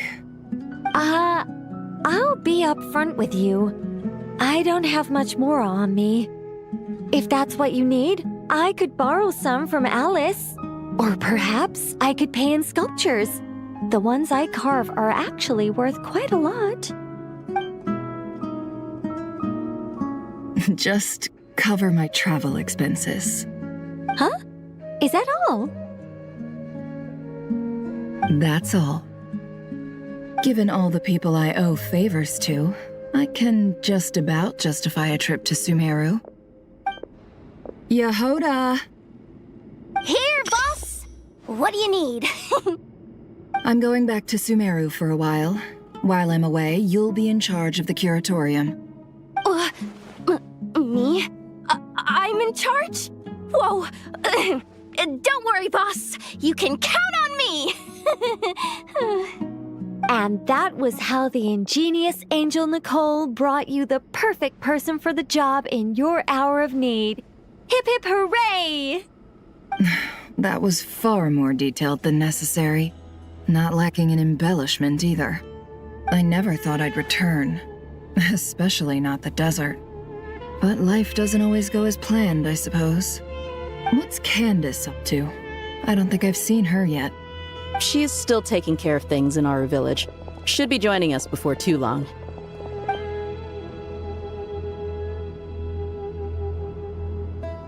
Oh, and sorry. Hope we're not interrupting anything. We have some good news, though. We're planning to go to the mausoleum of King Deshret to look for the legendary Aru, then use it to try and restore the Akasha system. According to records in the Temple of Silence, the mausoleum houses something called Aru's Chute, which can be used to establish connection with Aru. We still have some time before we leave, so there's no rush. By the way, who are these two new faces? Just call me Nefer. I'm based in Nodcry. Did I hear you mention Aru? Correct. Well, I happen to have a connection with one of the 3 retainers imprisoned inside, the Ibis King. I'm here to get things done, so if you don't mind, I think I should come with you. That sounds perfect. Miss Nefer, are you from the desert by any chance? Why do you ask?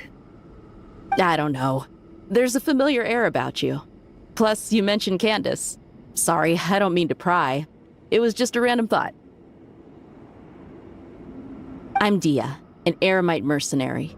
My work usually keeps me out in the desert. I'm on good terms with Dory, and she's mentioned you all before. It's nice to finally put faces to the names. However, my associate here is probably less well acquainted with you. Why don't you all introduce yourselves? Actually, I'm a little better acquainted than you might think. Huh?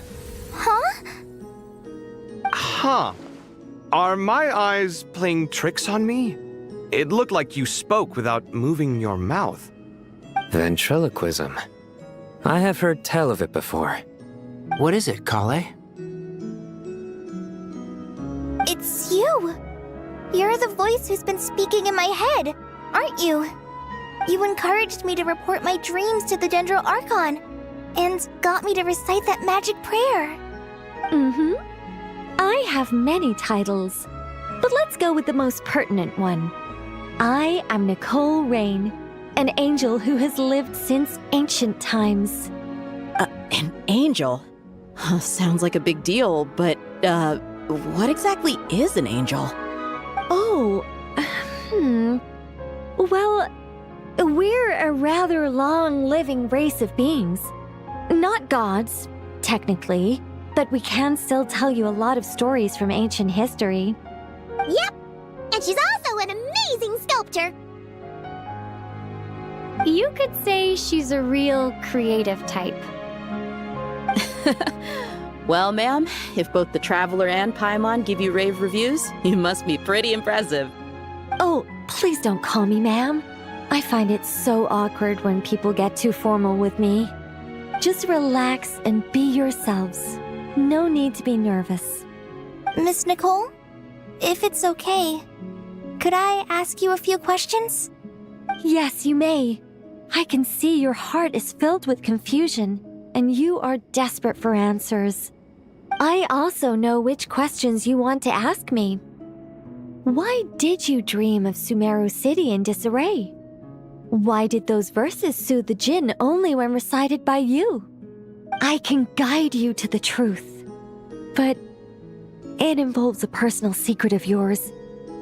I'd prefer to speak with you alone, if possible.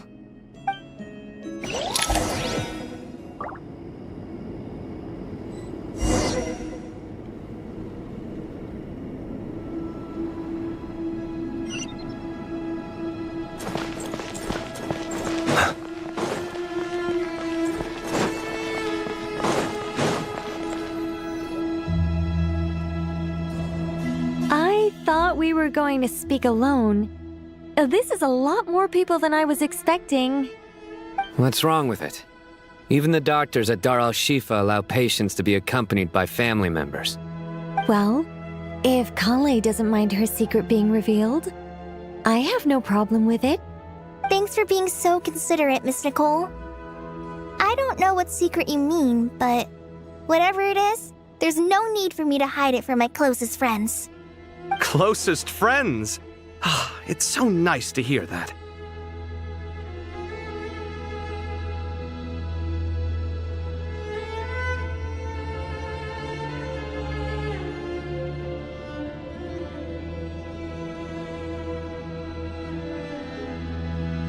All right. In that case, I'll get right to it. Kale, are you aware that there are god remains inside your body? I am. When I was young, I got sick with Elazar. Nothing could cure it. The Fatui convinced my mom and dad that they could help, and I was sent to an unfamiliar place. There were a lot of other kids just like me there.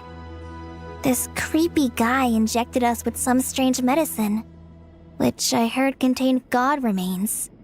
I can still remember the pain like it was yesterday.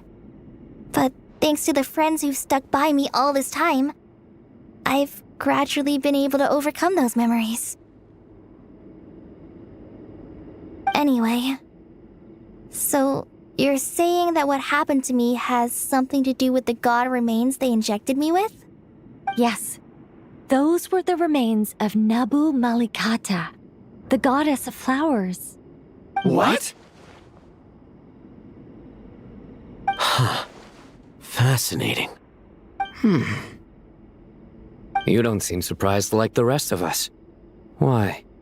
The possibility crossed my mind when Kale recited the Goddess of Flowers song and calmed the Jinn. You made Paimon jump! What are you doing here, Lilupar? I was merely passing through when I heard the name of the Goddess of Flowers. Be assured that I share your surprise. You, with the hat. Are you certain? I sense no trace of the Lord of Flowers within her. Well, it is a very small fragment. Unless special methods are used to manifest its power, even her closest acquaintances would find it near impossible to detect. After the goddess passed away, her remains were scattered across the desert. King Deshret gathered all the pieces he could find and buried them in the eternal oasis. But some fragments remained unaccounted for. Eventually, the Fatui must have found a way to track some of them down. Presumably for use in some experiment. It's not an uncommon occurrence. You're more shaken than I thought. In one sense, you've been extraordinarily lucky. So many people who yearn for this kind of power never attain it, yet you have coexisted with her all this time without even realizing it. I don't know what to say. I'm glad that I could help everyone with this power, really. But knowing that a fragment of the Goddess of Flowers is inside my body is... it's a strange feeling. Well, people value their autonomy very highly. Even a well-intentioned intruder can shake one's sense of self. I understand how you feel, Kale. But once you get used to it, you'll find it's nothing to be concerned about. Huh. I guess you, of all people, have a good reason to speak on this. 2 good reasons, in fact. Incidentally, 3 is the maximum number of Hermanubis' Ba fragments that I could bear. Let me guess. Because 2's company, but 3's a crowd? Thanks for helping to explain the joke, Tainari. Not my intention. Goddess preserve me. I should take my leave. This boy in his wolf's head hat speaks much too differently from the Hermanubis I remember.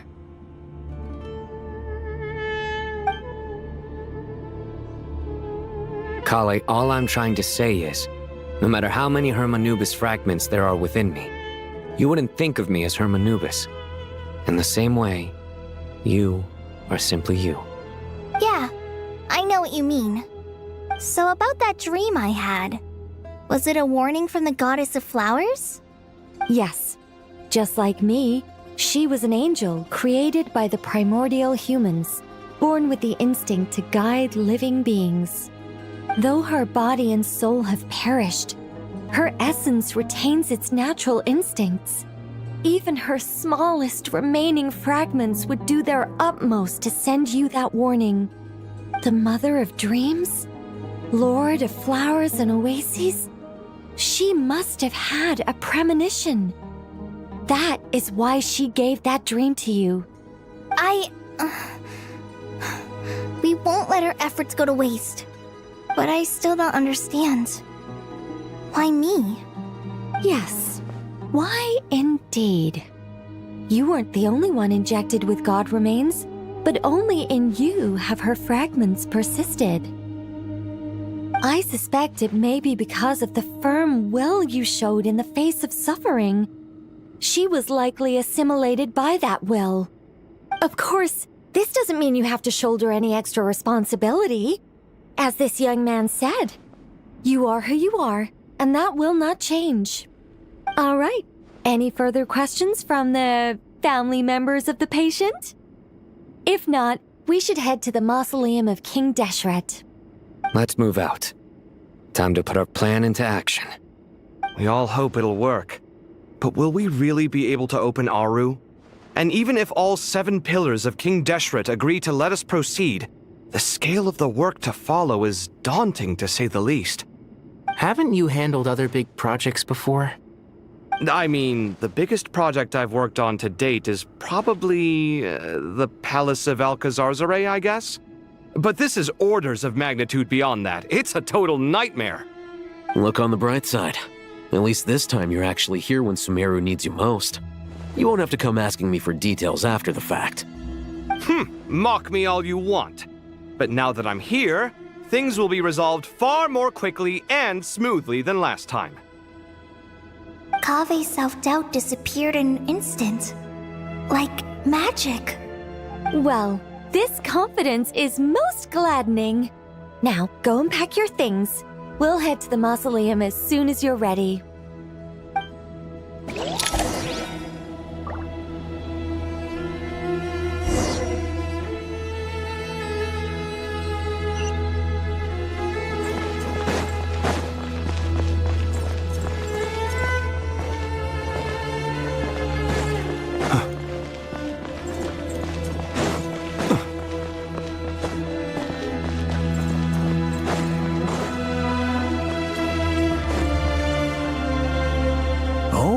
Miss Nicole, I heard you're a very talented sculptor. Is that true?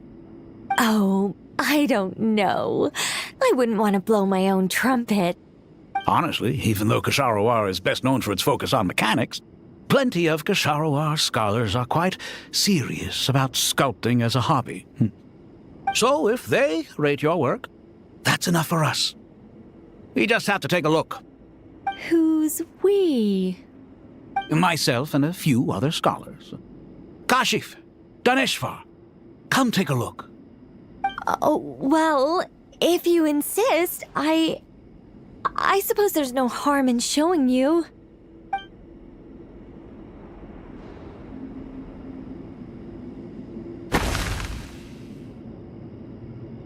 Whoa! Where did that come from?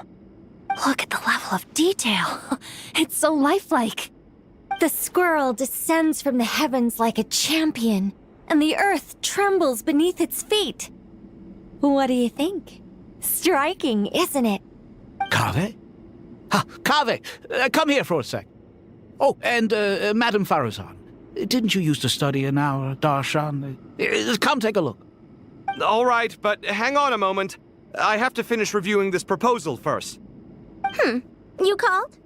What is it, youngster? This squirrel statue. Isn't it cute? Oh, a squirrel. I wouldn't say cute per se. The realism is what stands out to me. Were you trying to carve a statue of a hero, young lady? Oh, a hero? I suppose so. Actually, I didn't really have a specific theme in mind. I just started working on it, and this is how it turned out. I see. Well, do you tend to read novels about heroes in your spare time? As a matter of fact, I do quite enjoy those. Everyone loves a good tale of daring do, right? Then perhaps this statue represents the heroic tale you long to see deep down inside. Also on the subject of heroism, I feel that if the subject posed with a finger raised towards the heavens, it would lend a greater gravitas to the overall image. I'm sure some would call it cliché or old-fashioned, but not me. I think it would be a perfect fit. It has a certain classical beauty about it. Kaveh! Sorry, Madame Faruzan, I'm a little busy right now. Don't wait up for me. What a pity. That young man has excellent aesthetic tastes. I was hoping to ask him for his opinion. What a genius idea!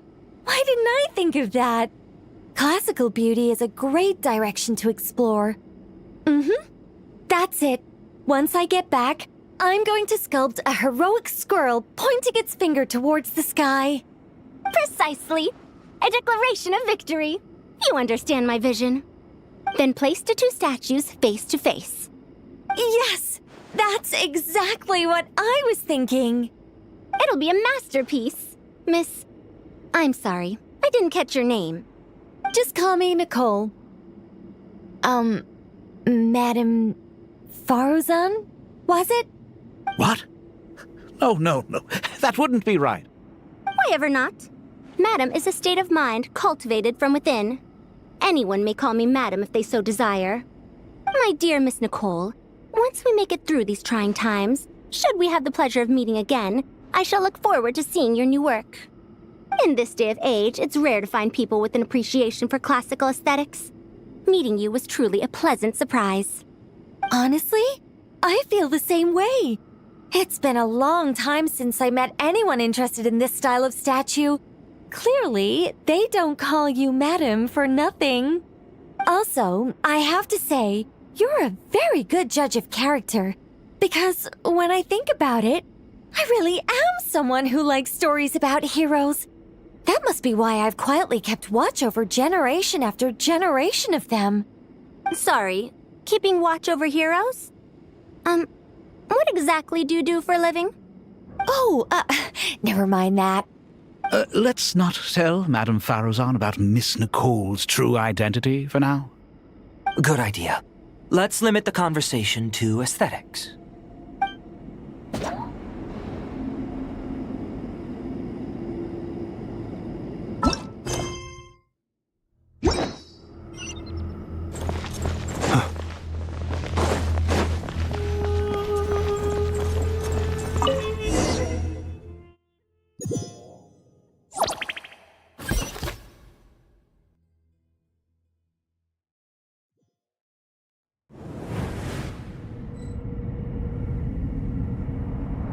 I hope everyone's ready.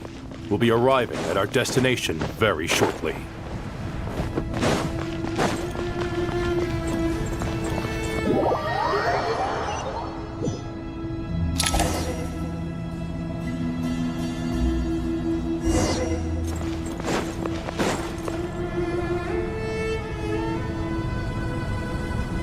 Why, we've not seen so many visitors ever, really.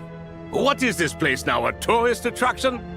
Ah, closer inspection reveals many familiar faces. To what do we dusty old fellows owe the honor? Surely you're not just here to chat. You surmise correctly. We are here to carry out a rather enormous project. Ho, enormous, you say? How large, then? Larger than the gaping void in our lives? Why, you've even put a smile on Goatee and Crocco's faces. All this activity is making for quite the special day.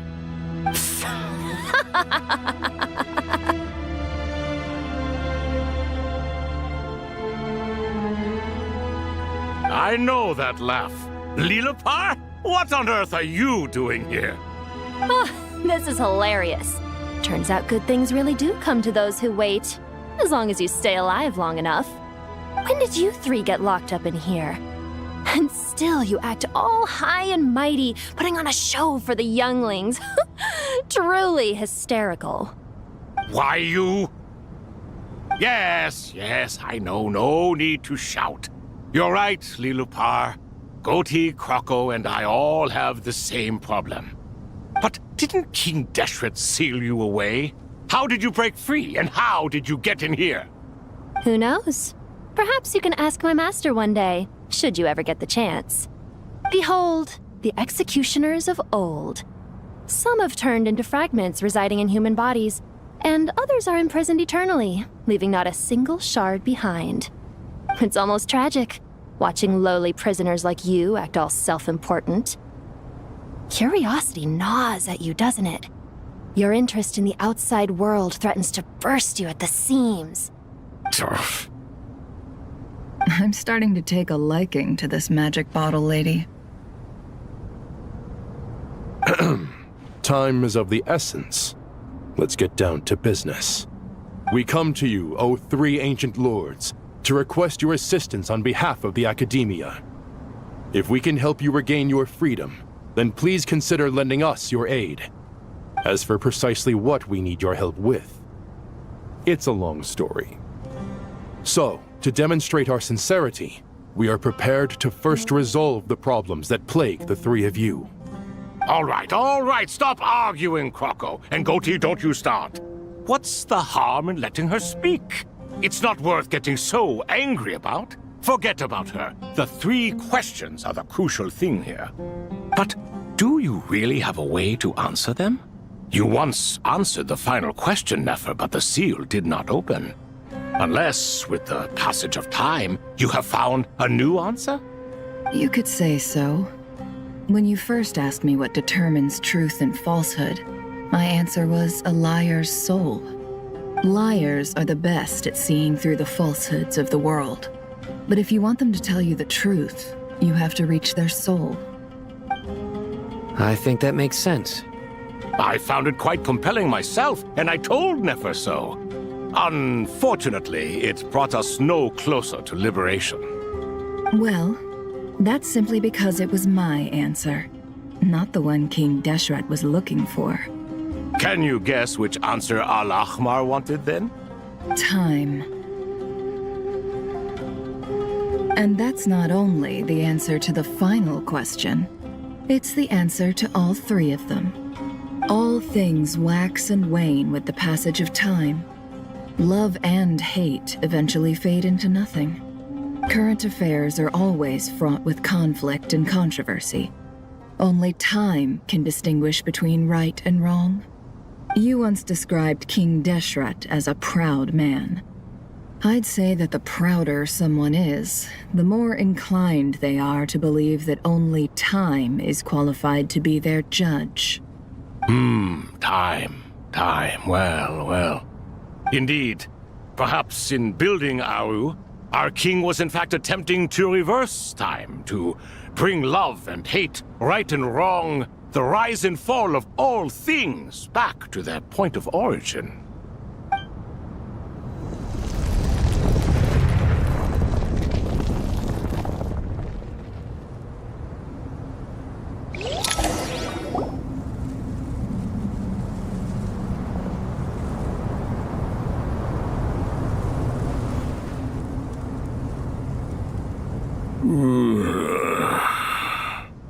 This is the most eventful day I have experienced in a long time. You have my sincere gratitude. Are those 3 of the 7 pillars? Turns out the statues were quite faithful to the source. You 3 seem to be in good spirits.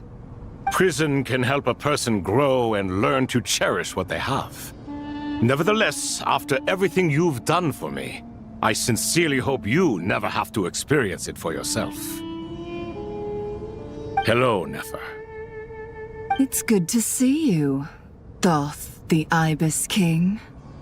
Nice. Definitely puts my mind at ease, seeing you two getting along so well. Should we maybe introduce ourselves, or... Sure. I'm Sethos, the current leader of the Temple of Silence. This is General Mahamatra Sino. And this is the former Spantamat sage, Cyrus. But I'm guessing none of that means a whole lot to you. Everything is equally new to us, in truth. We've been gone from this mortal world for longer than you can imagine. Let's hold off on the introductions for now. We can always ask Nefer about you later. It'll give me something to talk about with my chosen disciple. You're like a helpless parent. Gods and people of yore are not necessarily welcome in today's world. Self-awareness is one of my finest qualities. I thought I ought to share its fruits with you two. Is that so? Well, I think we'll take it in stride, just as we did with the 3 questions. Let's not forget, it was my persistence that won you both your freedom. Fair point. I have to applaud your persistence. And I must praise you for your wisdom. Now, state your wishes, young ones. I'm sorry? Why, your tremendous accomplishments deserve a reward, do they not? You must let us do something for you in return. General Mahamatra, what do you think? I won't beat around the bush.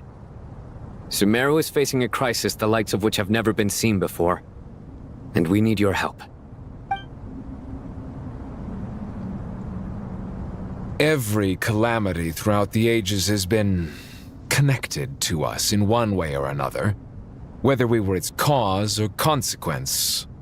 Whatever is wrong with Irminsul, it severely affected the Dendro Archon. She fell into a coma and is currently receiving treatment from the Dendro Dragon. The Dendro Dragon? I'm sorry, the Dendro Dragon is helping to heal the Dendro Archon? Not a pep, surely. Not vicious, cruel a pep who possesses no virtues aside from her basic instincts. Ah, good heavens. Oh, I shudder to think what could have caused Lesser Lord Kusanali to suffer such a plight. Still, why would the Dendro Dragon lend you her aid? She has always held nothing but contempt for the Archons. I suppose she and Kusanali must have some history. You can help us make history too. A smooth talker. Well said, lad. Currently, no one can connect to Irminsul. We hope that by opening up Aru and making some modifications to it, we can use its technology to our advantage. Unfortunately, Aru is an imperfect creation. King Deshret never managed to realize his full vision before his death. Much remains to be done if it is to be pitted against Irminsul itself. Besides, I hear your reasons, but to give Aru up over such would be... The archaeological records clearly indicate that although Aru's construction took a long time, it was not beyond human means to achieve. Modern technology should solve the efficiency issues. We have no choice but to go all in on this. This is by no means a threat. But the only reason we helped you escape from Aru was to gain the necessary leverage to negotiate with you. You asked us to state our wishes, and we have. Each one of us here needs your help, as do all the thousands of people living in Sumeru. They need you, and they need Aru. What do we think, my fellow old fogies? Shall we lend our support or not? Since you ask so nicely, naturally. Naturally what? Are you for or against? I simply mean we shall do what comes naturally. You claim that you wish to open Aru. Know you then that the golden slumber created by King Deshret is preserved within? We do. We understand the risks involved. In all likelihood, the mortal world will never again be able to replicate King Deshret's work. Never will there be another chance to come so close to creating a utopia. Knowing this, are you sure of your decision? We our shore. Before people can dream, they must first live. If your minds are made up, very well. We shall summon our erstwhile colleagues to discuss this further. Saint Chesapank, Saint Bennu, once you surrendered to silence and were buried with King Deshret. But now, we invoke the right to awaken you with our voices.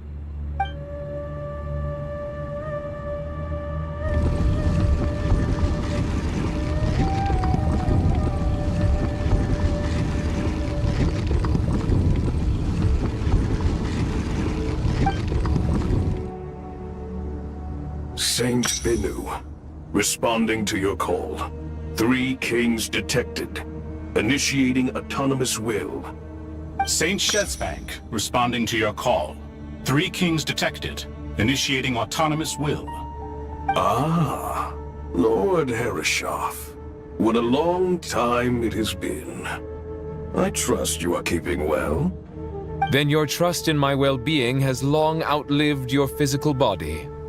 You have always opened with that same phrase, in life, death, and now even beyond. Al-Akmar is long gone. What is the reason for this meeting? You're awake? Good. We are voting on whether to give the people of present-day Sumeru access to Aru and permit them to perform technological renovations. You have the right to support or oppose the motion. Aru is the pride of Al-Ahmar. Opening Aru requires the unanimous consent of the 7 pillars. I hope you have a convincing reason to present to us. Sumeru is currently in the midst of a major calamity. Let us not forget that while Al-Ahmar was a stern ruler, he was also a teacher of wisdom. A god without his people shall cease to exist, and King Deshret's greatest wish was to provide protection for his people. Let us then honor our God King's wishes as we consider our decision. I do not mean to mock these proceedings, but what is the point of a unanimous vote when we know that the last of the 7 pillars, the Dendro Dragon Apep, will never communicate with us? This will no doubt surprise your mechanical mind, and I have no intention of trying to persuade you it is true. But Apep is, in fact, healing the Dendro Archon as we speak. Huh? Can someone attest to this? Do we have any proof? I ask the 3 kings. Can any of you vouch for the truth of this claim? Naturally, the Ibis King, Thoth. What? It was Thoth's disciples who revealed the truth to us. We need not debate its veracity. Simply let Thoth bear accountability. That way the rest of us may have a clear conscience. Herreshoff, you diabolical fiend! I awakened our former colleagues for you, supported your opinion, and backed your decision. What sort of fiend would do that? I miss the days when Hermanubis was still around. At times like this, he would offer to take accountability. What are you trying to say? Is my word worth less to you than Hermanubis's? Hypocrite though you are, Lord Thoth, you are humorous in equal measure. How could we bear not to associate with a character such as you? I, Saint Shezpank, approve the Goat King's proposal. Since King Deshret is no more, we shall receive no reprimand for acting beyond our remit. Nevertheless, I sincerely hope that those before us understand the significance of what they intend to do. Remember, the moment that Aru is liberated, the myriad souls residing within the Golden Slumber will return to the ley lines. And once the ley lines flow again, these souls shall in turn be received by Irminsul. To take this step is to bring the perfect afterlife created by our king to a permanent end. We understand that well, and we have decided to proceed regardless. Furthermore, the contemporary human perspective would contend that confining souls in this way is no act of benevolence. The deceased have a right to rest in peace. King Deshret's creation is clearly a place of rest and peace. It is just that many do not see it this way. But no matter. Saint Benu approves. Hermanubis' representative and the Dendro Dragon Apep made their choice ahead of time, while the Goat King, Ibis King, and Crocodile King have also granted permission to liberate Aru.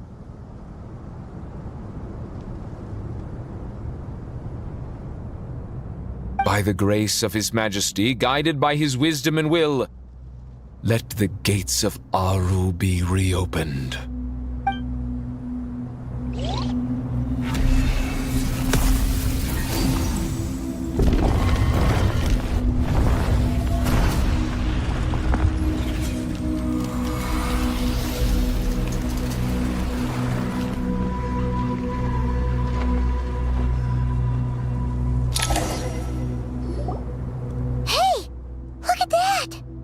What's this? Are we under attack? No. Wait, it's...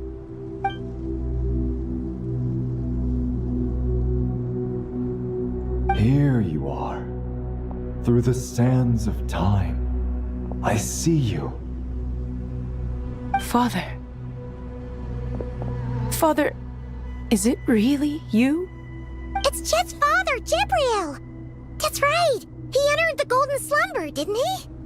I smell blood and sand on you. You've grown, strong as a wild beast, and without shedding a tear. You have to leave, don't you? Please, just answer me this. What should I do for you? This meeting is a blessing from the gods. My soul, once imprisoned along with that of Samael, is finally free. I am truly grateful for the chance to see you again. That the dead should meet the living is itself a miracle. One brief, precious moment is enough. Enough to set my heart at ease. Do not weep for me, Jet. I know you will accomplish many great things in your life. You will go further and climb higher than I ever did. All I ask is that you take good care of yourself.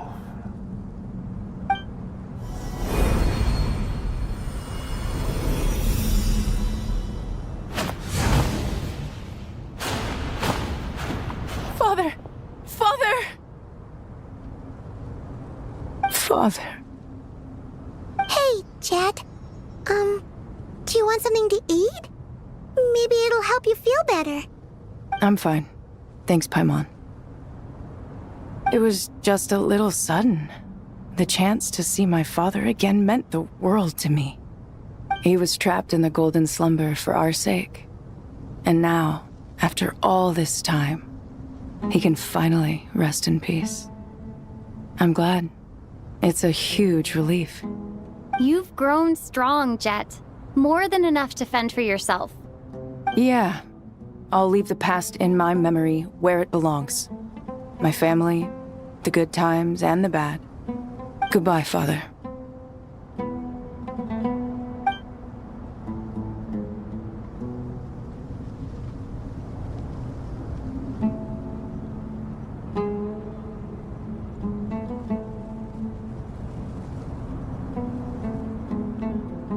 Ah, me, what a touching reunion that was. It seems we did a good deed today.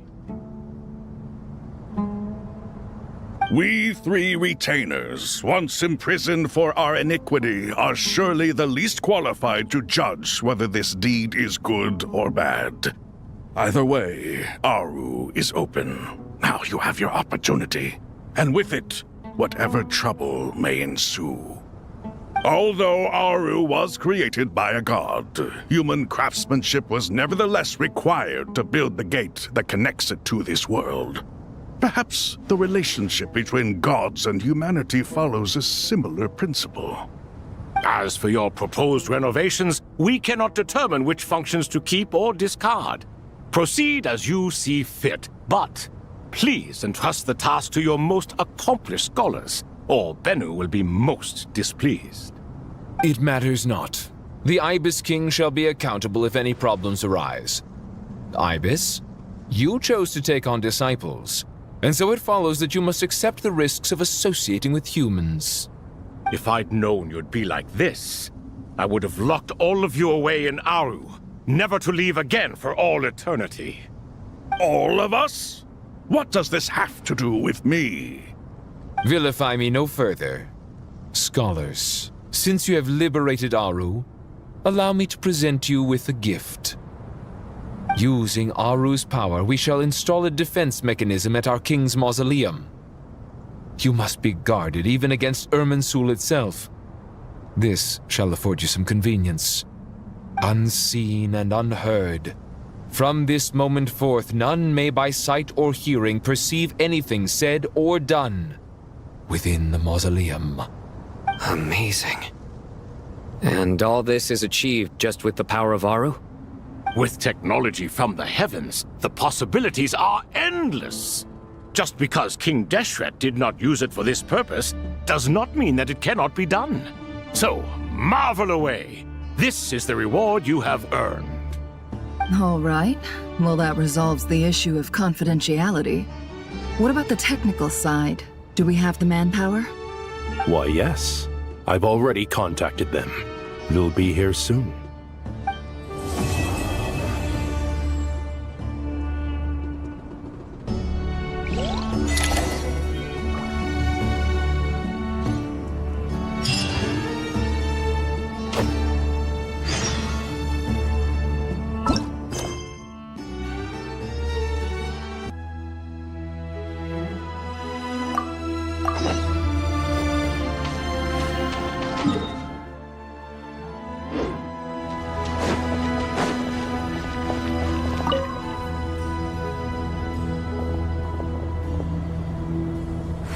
You must be the ones tasked by the Academia with renovating Aru?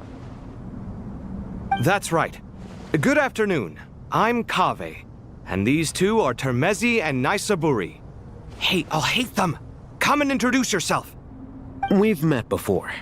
This is Thoth, the Ibis King, and everyone knows these two. Afternoon, gentlemen. I've only ever seen these two in murals! Ah, the paintings in the temple. They show us chatting, playing cards, playing chess. Precisely the activities we most enjoy, funnily enough. No, only you enjoy playing chess. We were just humoring you. I wouldn't go that far. Back to the matter at hand.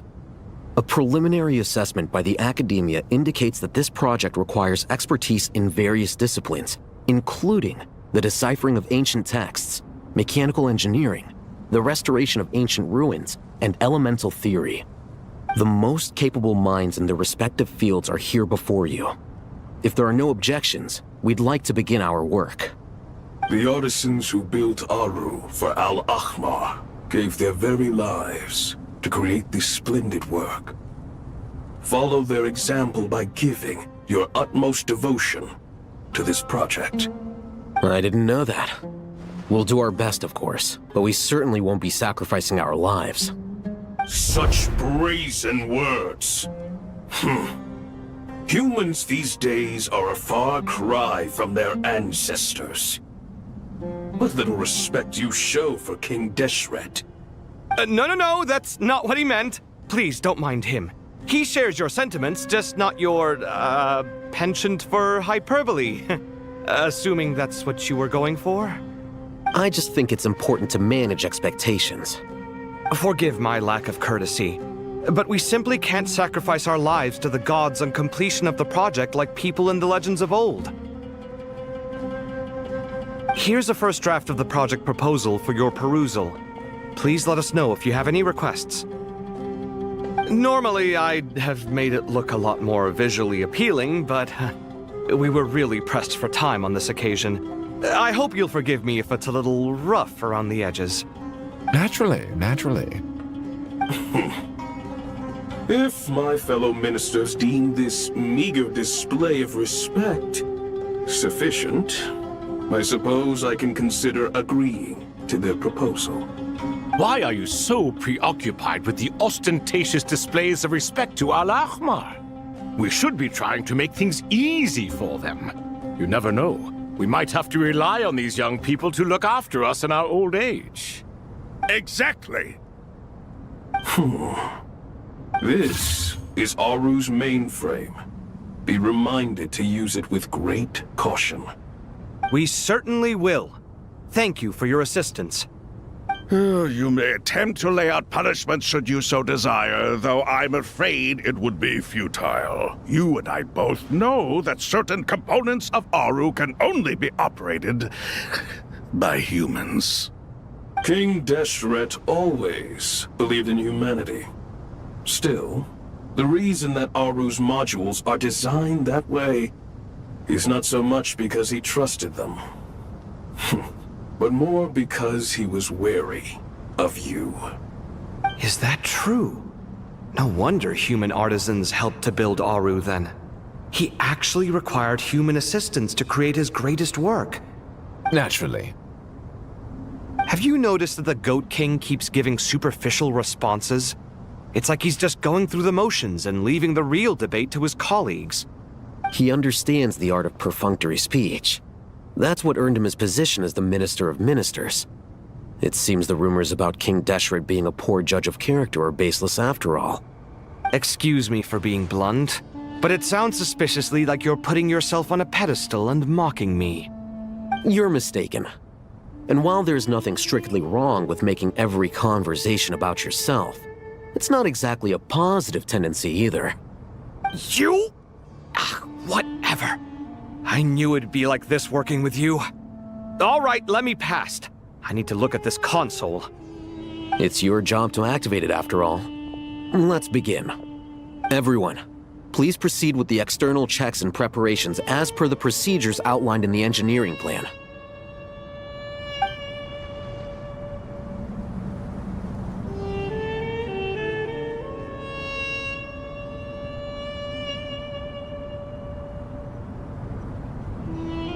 Hello there, youngsters. Whoa, the Ibis King came to life. What do you mean, came to life? I've been alive the whole time. You did say we could start our research, right? Are you having second thoughts now? I've reviewed the proposal. The work you're planning to carry out on this grand device is ambitious in its scope. You have ample confidence in your abilities, I take it? I wouldn't say I'm feeling hugely confident, but given how bad things are, I'd rather at least try something than sit around waiting to die. You are the top scholars of your day. I trust you are aware that there are countless links between Aru and the Akasha? Aru and the Akasha? But... I thought the Akasha was the Academia's greatest technological accomplishment, created years ago by the Dendro Archon to help her people access knowledge. And you too? Do you not know either? You've read the instruction manual, right? You tell them.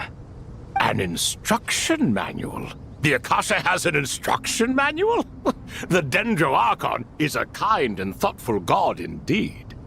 It used to sit on a shelf in the corner at the House of Dana. Not the most popular read. If the manual is to be believed, Aru was in fact the original inspiration for the Akasha system. What? But there are so few records about Aru anywhere. And practically none of the scientific expeditions into the desert had anything to do with it. But this is something you could not possibly have known. You may have heard many stories about the desert, but what is the most important aspect of history?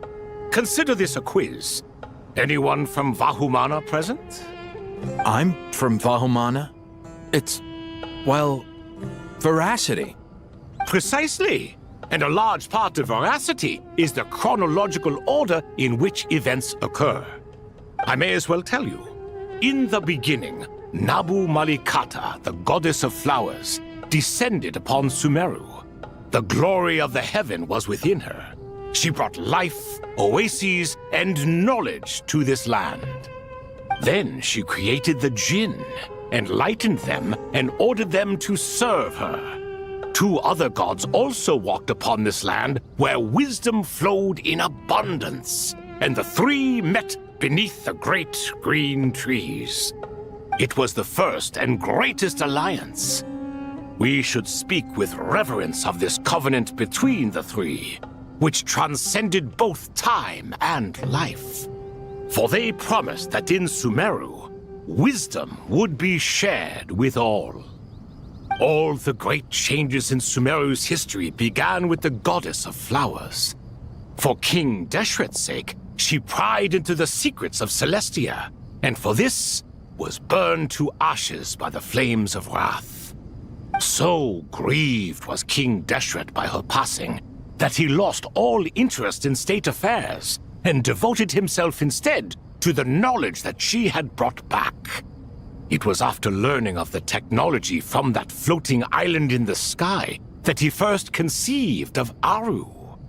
And so, the Akasha was inspired by Aru, while the basis for Aru itself came from Celestia's technology. Well, if the 2 share a common technological origin, then connecting one system to the other is an entirely feasible idea. Unbelievable. Have you no reverence at all for celestial technology? No, I do, but there's no time for that. The schedule is too tight. Blame it on the deadline. Perhaps you could try coming up with our cutoff dates. You know what it's like having to turn around 5 different drafts in one day? I wouldn't wish it on my worst enemy. Yeah, also, Sir Ibis, King, you don't plan on getting directly involved at all, do you? Yes, well, you strike us more as having come to give a popular science lecture. Or, wait, does this count as more of a first-hand witness statement? Neither. Anyway, this sounds like far too much work for me. Still, if Aru is so powerful, why didn't King Deshret use it for more ambitious ends? Because it was never fully completed. King Deshret had grand plans, but he perished before they could come to fruition.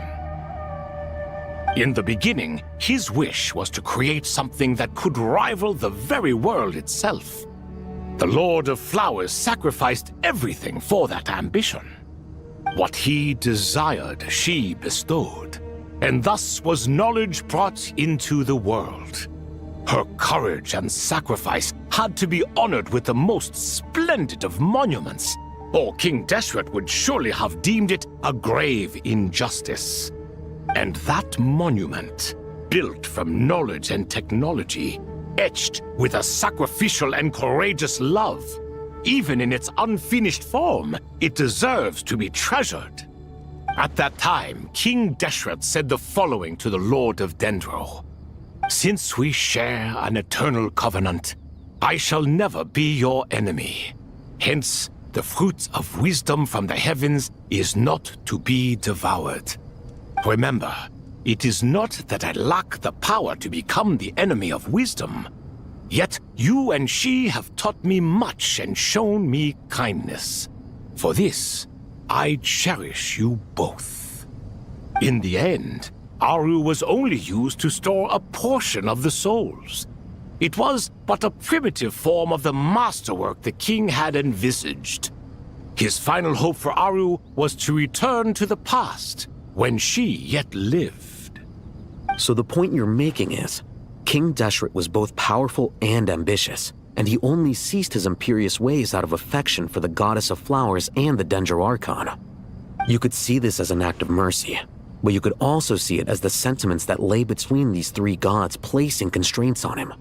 This was, after all, the foundation of the alliance between them. This explains why Aru was both a prison and a monument, and why the answer to the 3 questions was time. You have to be careful who you get involved with, or you invite all manner of misfortune. This is as true for gods as it is for humans. Love is the same. It is both a prison and a monument. All right, let us pause the story here for now. Seeing as you've been so diligent, I'll offer a little help. Who's in charge again? Is it you two? Ah, yes, me and him. Now then, close your eyes.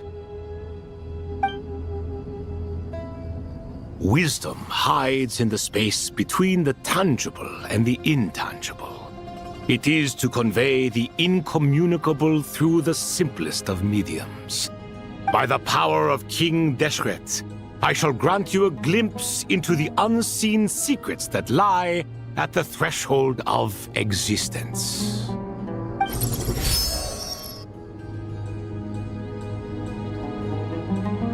Where did this come from?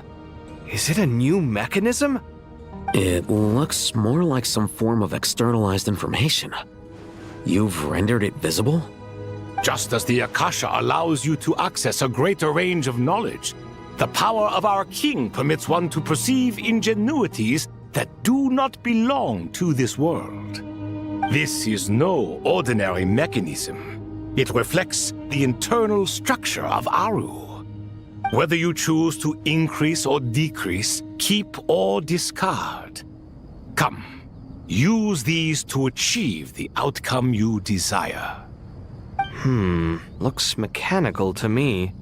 Better let me handle it, just in case. But wait, how do I get up there? Turn around. So that's where the elevator is.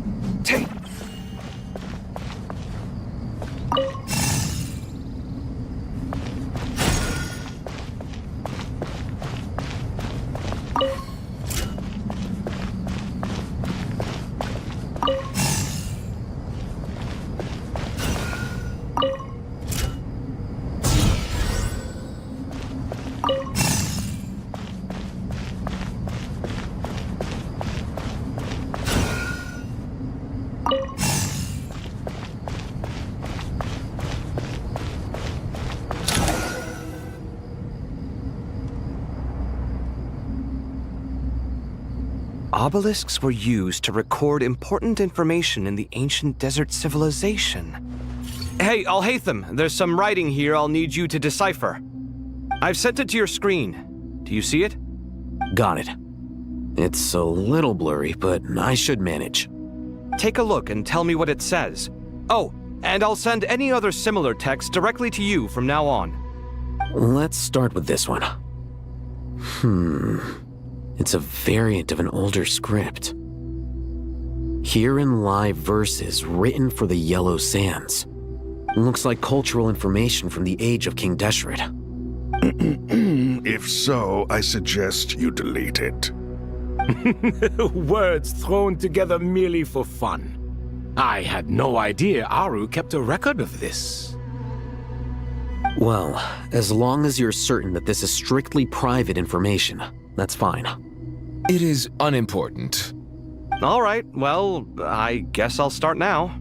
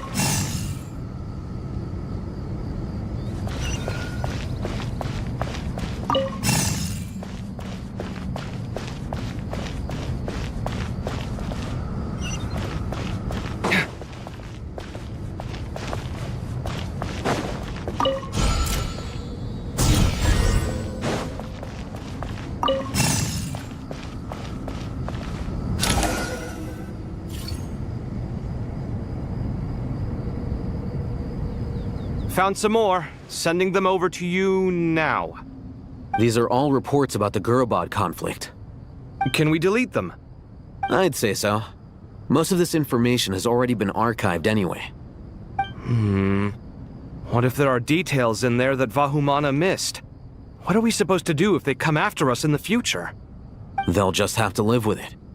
If we don't resolve these issues now, there won't even be an academia in the future, let alone a Vahumana Darshan.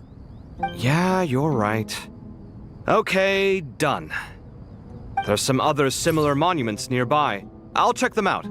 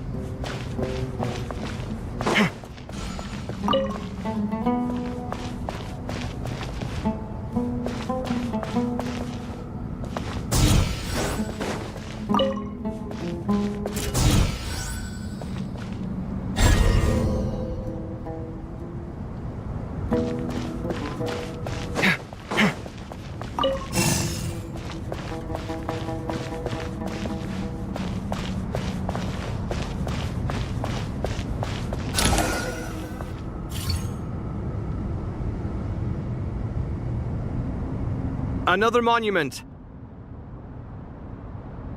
Hold on.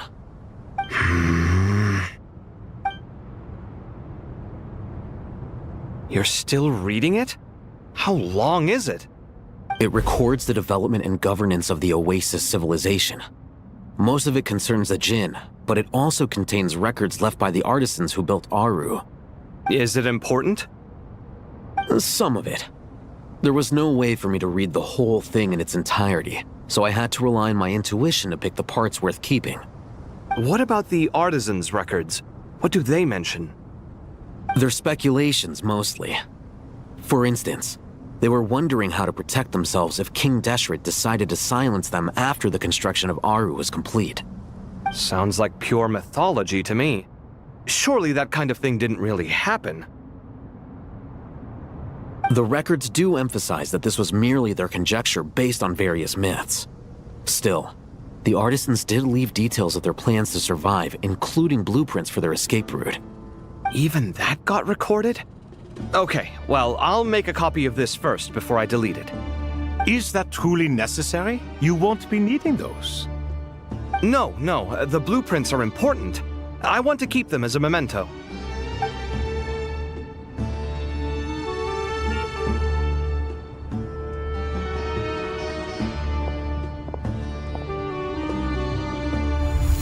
I think that should just about do it. It meets the requirements of the contingency plans, so we should be good. I gotta say, it's the strangest feeling, this cross between reality and the intangible. It's like drifting between life and death, or in and out of a dream, using my own hands to manipulate illusions that are forever out of reach. Chasing dreams in the most literal sense. Definitely a novel experience. What happens if my spirit just floats away?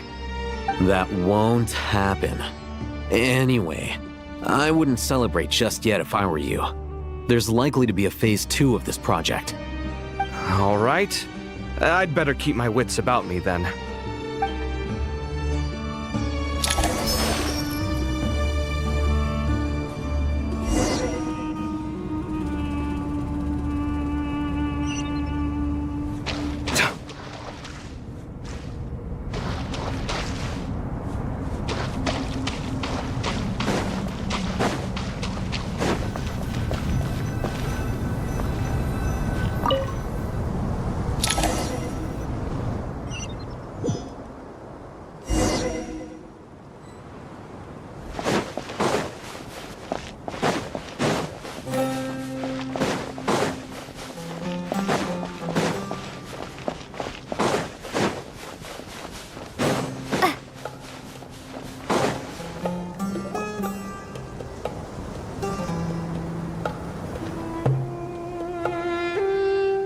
Traveler from afar, do you worry for the fate of Sumeru as well? Whoa!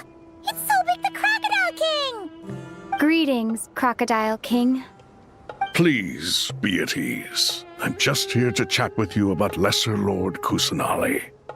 Sounds like you really care about her. Yes, although to be exact, it is a mixture of both concern and curiosity that I feel. Speaking of Nahida, Paimon was wondering how she's doing. Wait a moment.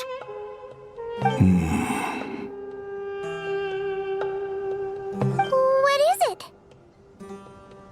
I tried calling out to Apep, but there was no response. This can only mean that she is focusing all her energy on taking care of Lesser Lord Kusanali. All the gods who served King Deshret seemed super surprised to hear that Apep agreed to help Nahida. Guessing she made a bad impression on you or something. Are you aware of the history between her and our king? The story begins a long time ago. Al-Ahmar was always a wishful thinker where the Dendro dragon was concerned. Without consulting her, he decided to list her among the 7 pillars and declared his own power to be far superior to hers. That was when our king was at the height of his power. Ibis Goti and I were no match for him, and so we chose to submit and serve as his ministers. But not Apep. No, she never thought much of him. To Apep, Al-Ahmar's pride and sense of superiority were nothing but ignorance and hubris. In fact, they fought numerous times, but usually the battle ended in a draw. In the end, King Deshret coveted the power of Celestia, only to end up corrupted by knowledge. His final act was to trick the dragon into swallowing him whole, leaving her to bear the torment of his sins. The Dendro dragon stands for the glory of a bygone era. She hated Al-Ahmar and what he represented. All the gods, all the power they wielded. And so, her willingness to help the Dendro Archon through this crisis comes as a great surprise indeed. It makes one wonder whether, perhaps, the Dendro Archon assisted her in the past. Yep, Nahida did her a huge favor.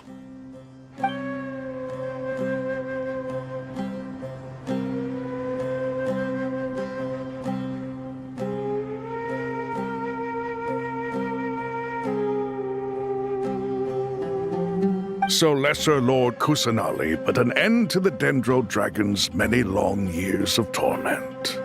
As much as she loathes the 7, Apep knows kindness when she sees it. No wonder she was willing to make an exception.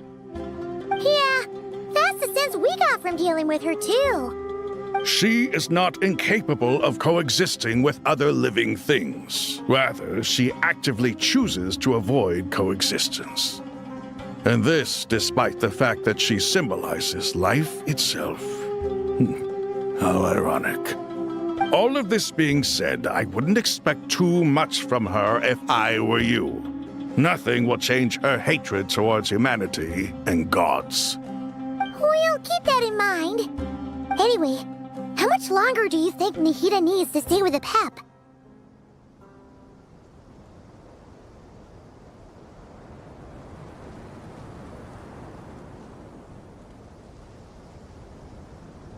For all we know, the Fatui might still be in the desert. Just to be on the safe side, why don't we grab anyone who isn't busy right now and go look for her? I'm alright, Paimon. Huh? Was that Nahida's voice?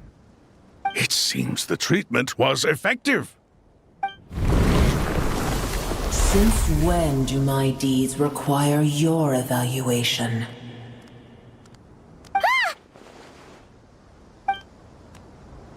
Here will do just fine. I had no intention of taking you any further. One ought not expect greater generosity than they have earned. You always hide your kindness away like an oasis within a sandstorm. Only those who make it through the swirling winds can know just how beautiful that oasis is, and how much hope it brings. You dare appraise my being? No, I'm expressing my gratitude. I want to thank you for sharing your precious life force with me.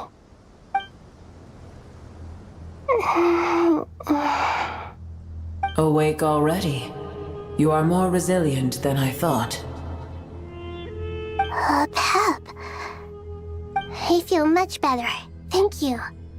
Gods and their gratitude mean little to me. I would rather you give me your assurance that the situation with Irminsul and Sumeru's ley lines will be competently managed. If I suffer any ill effects from the ley lines, you, as the god of this land, will be held responsible. And you would not enjoy being held to account by me. I understand what you require, but I would assume this task even if you did not demand it. Sumeru is my responsibility. I must resume my duties as soon as possible. A farcical notion. God of Sumeru, I hope you realize how unextraordinary your strength is. And yet, maybe it is precisely what defines me. A god of wisdom is not meant to rule by force. Then hold steady. We go forth. Well, I'll be. Is that a pep? Do my eyes deceive me? Of all places, the Dendro Dragon has decided to visit the mausoleum of King Deshret? I see that after all this time, El Ahmar's menagerie of ministers remain as vile as ever. It's a pleasure, Dendro Dragon. Had you arrived but a little sooner, you might have attended a meeting of the Seven Pillars. What a nauseating thought. You are not the first insects I have had the displeasure of dealing with today. A swarm of them tugged on my tail on my way over. Goodness knows what hovels they crawled from. Why do all the creatures of this world remain so lowly after all this time? What did you do with them? I cast them away. What would you have me do? Keep them as trinkets? Boer, this is where we shall part ways. To be clear, I do not wish to see you or anyone else here ever again, unless absolutely necessary. Then I wish you peace as you return to your dwelling place.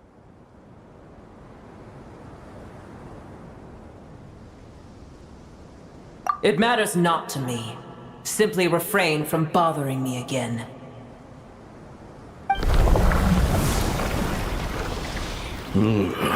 A force to be reckoned with. At times like this, I feel glad that she has no interest in any of this. Hold on, just hold on, okay? We're almost there. We made it. Huh? Wait, that voice! It's... Uh-oh, I'm gonna fall!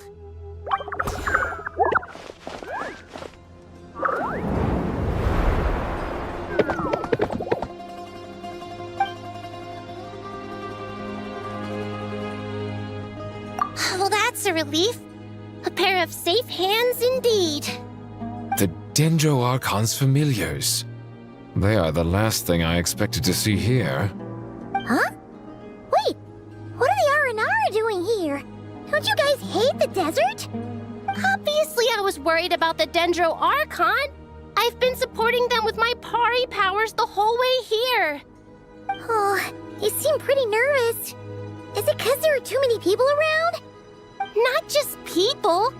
It's all these non-human beings, too. It's hard on them. I can't believe you made such a long and dangerous journey just for my sake. I appreciate your support so much. Thank you all. I'll have to ask everyone to wait while I help our new arrival settle in. Once I'm done, I'll gather everyone to discuss our next steps. Traveler, Paimon, shall we find a place for our friends to stay?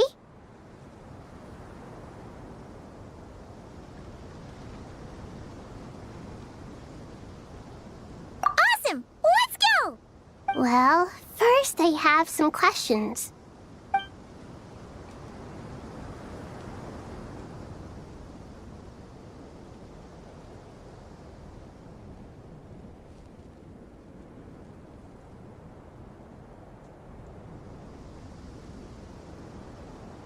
Okay, I think that covers everything. Thank you. We can get going now.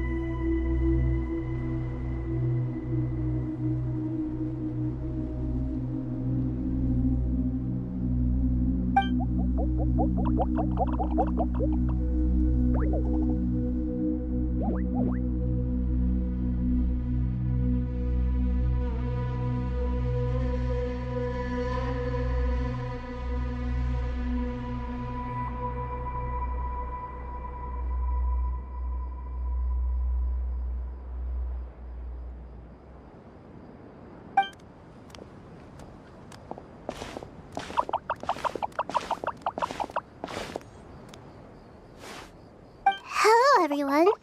It's only us.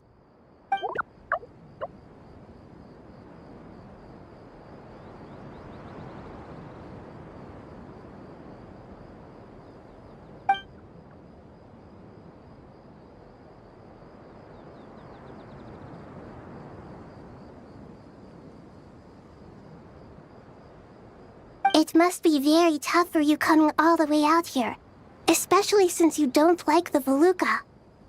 Is everyone back in Vanarana doing well?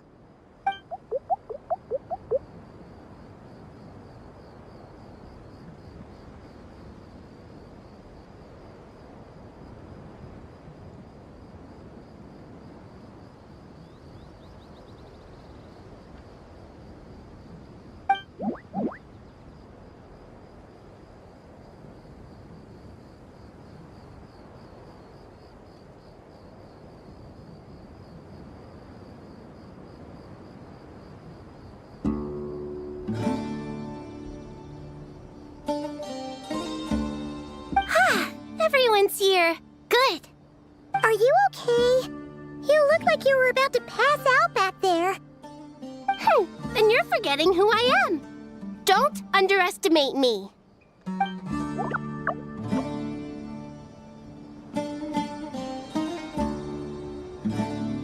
Red flag. Oh, excuse me. Are you comparing me to Paimon?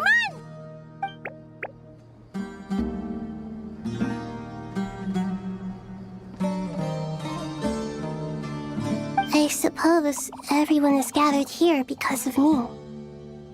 As we can see, the situation is critical, and everyone is very busy with their various tasks, so...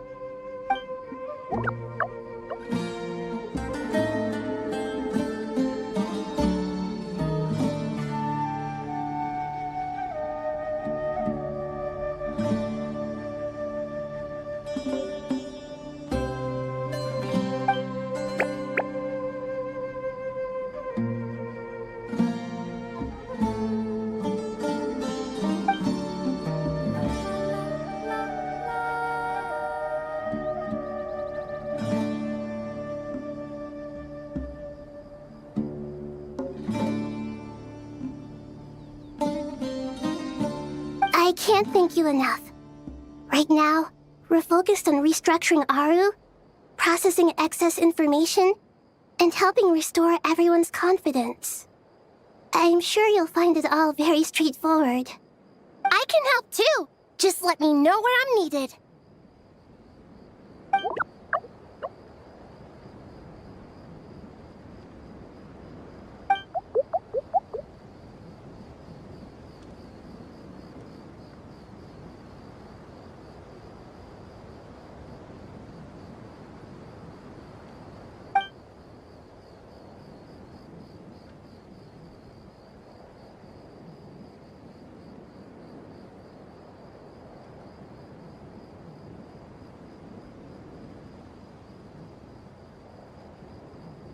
Up to no good?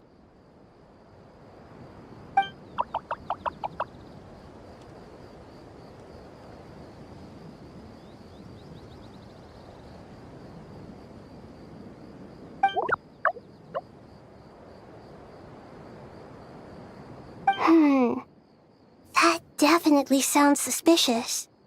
Traveler, Paimon, I have other work to attend to here that needs to take priority. Could I trouble you to investigate the situation Arabalika spoke of? No problem. Leave it to us.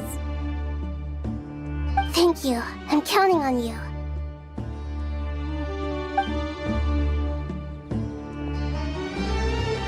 There's one other thing. If you are to work alongside the people of Sumeru, you will need to make yourselves visible to them. Is that acceptable to everyone?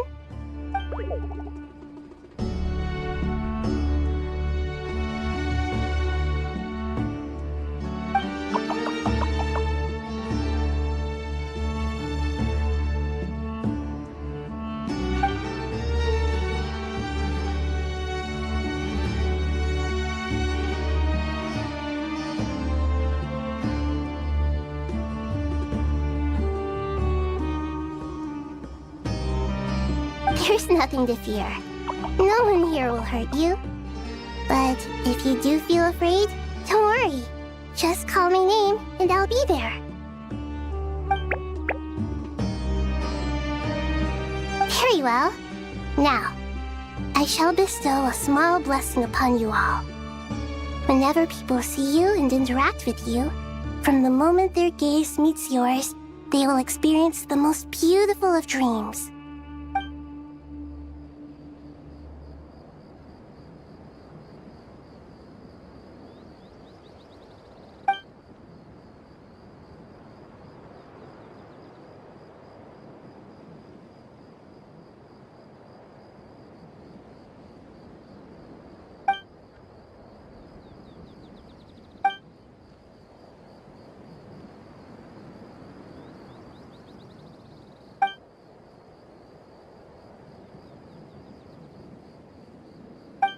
Do not fear. We will face it together. This too shall pass.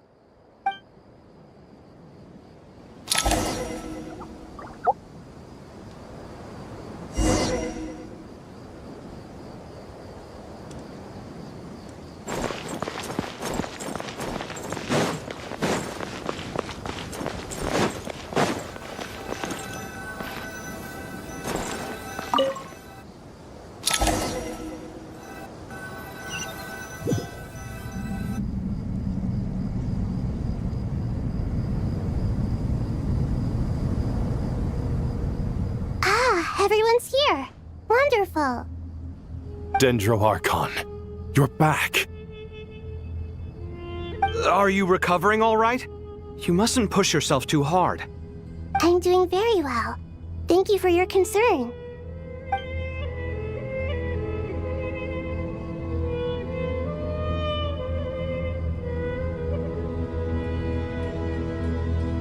I see. Using the power of Aru to reboot the Akasha and gain access to Irminsul. It's a sound plan, although... I regret to be the bearer of bad news, but with the state that Irminsul is currently in, it's impossible to access via traditional means. Even the Akasha won't change that. Alas, we had feared this may be the case. And what about non-traditional means? Non-traditional means? Are you saying... Desperate times call for new measures.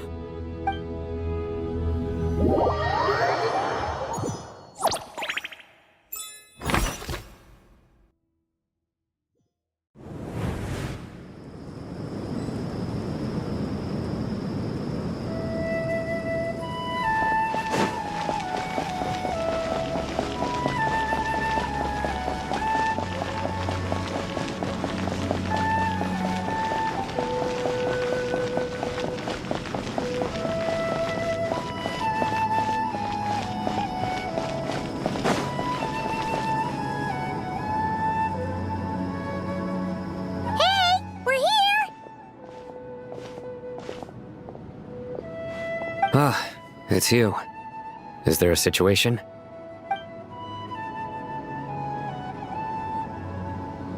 The Aranara have good intuition when it comes to people.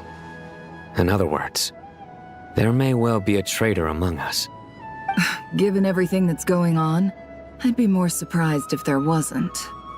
Miss Nefer, as a professional intelligence broker, I trust you have a solution? Not one that I'm willing to volunteer. What's in it for me? Let's say I'll treat this as a pilot project aimed at expanding your intelligence operations. Whatever business you're in, an avenue to demonstrate your abilities could never hurt. I like the sound of that. Glad we're on the same page. Given that you rarely set foot in Sumeru, practically no one at Caravan Rebot knows who you are. I take it you've read the files on everyone in the area? Yes. I also skimmed the list of evacuees, and am more or less up to date on where everyone stands. Any initial suspects? Limiting the scopes to males whose recent activity could be viewed as suspicious. I've identified 3 names. The Aranara saw 2 people talking, but currently we only have 1 suspect. The other person was probably just a messenger, and in all likelihood has already left Caravan Rebot. Everyone is heading for the desert per the evacuation order. Anyone willing to turn back at this stage is almost certainly with the Fatui. There's no way it was a spur-of-the-moment decision to act at a time like this. This spy must have been planted long ago. We need to smoke him out from wherever he's hiding. Sounds like you have the beginnings of a plan.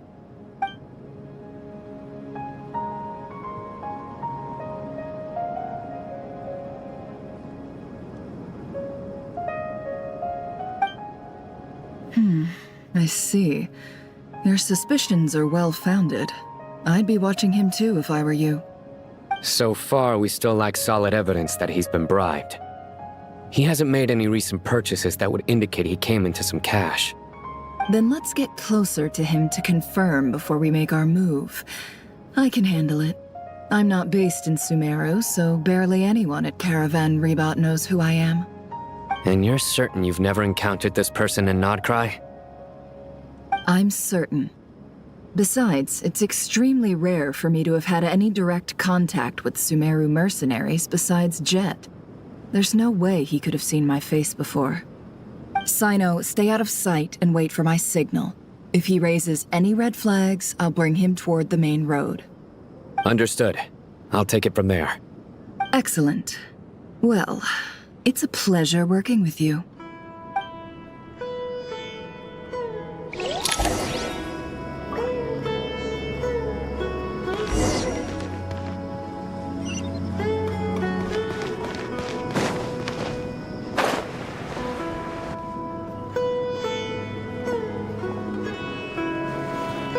Darker skin, scars, frequents the desert and has ample combat experience. Nothing unusual about how he dresses or acts. A coin. Interesting. Could that be how his contact paid? Sorry to bother you. Has everyone here already left? Ma'am? What are you doing in Caravan Rebot all by yourself? The main group evacuated some time ago. Didn't you pass them on the road? My friend and I lost some of our cargo along the way. I didn't want to miss out on potential business, So I told her to go on ahead and meet the client while I retraced our steps. I didn't think it would be so late by the time I found it. And then there was a terrible sandstorm. I guess I must have taken a wrong turn, because I didn't see any large groups on my way here. Forgive me for asking, but just to be on the safe side, could you describe this friend of yours? Sure. She has blonde hair, and she was wearing a hat and a white dress. You'd definitely know if you'd seen her. Yes, I think that does ring a bell. Ah, my apologies. During this exceptional time, the Corps of 30 are under orders to be extra cautious when dealing with unknown people, whoever they might be. I understand. Well, sir, is there anything else you need to know? If not, I'd better try and catch up with them. Hey, wait! They left a good while ago now. You'll never catch up with them on your own. Why don't I give you a ride? I'm here to collect the last few people anyway. We have plenty of carts, so one more won't be a problem. That would be amazing. Traveling with a group will be much safer. I'll have to pay you for your trouble. Hey, let's not worry about the money for now. Wait here a moment. Once I'm done packing up, I'll take you to join the rest of the group. All right, thanks. Let me know if you need a hand carrying anything. No need for that. I'm strong enough for both of us. Okay. Well, I wish there was some way I could repay you.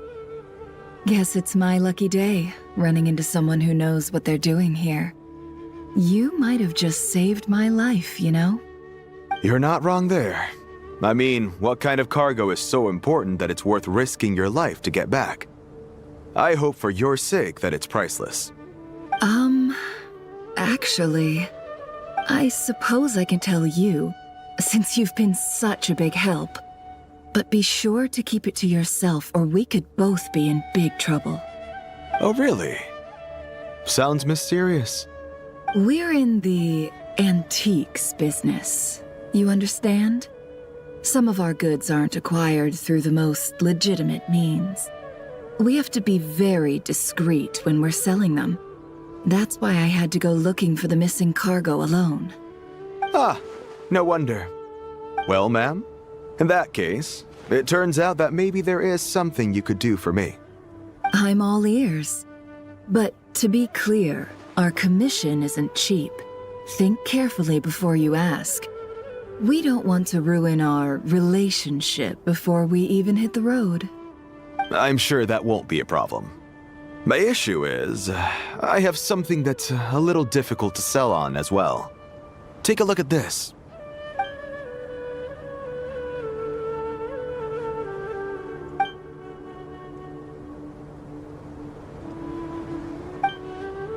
Pure gold.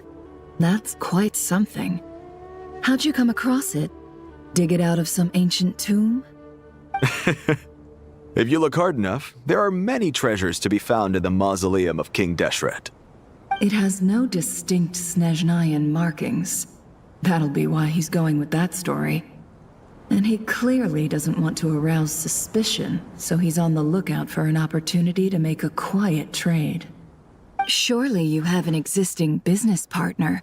Won't they take it off your hands? I hope I won't be attracting the wrath of my competitors by helping you sell this. The shop I used to work with is having cash flow issues at the moment after losing some money. I'm under enough pressure as it is without having to deal with them. On the off chance anything went wrong, I'd never get my money back. I understand. Gold is the last thing that traders with cash flow problems want to see. Well, in that case, I think we can work something out. As it happens, I'm just about done packing. Shall we make a move? Sure. Let's walk and talk. This evacuation was a huge operation. They needed a few people to stay behind and tie up loose ends. And I ended up being one of them. You're lucky you ran into us in time. I certainly am. I don't know how this happened. One thing led to another.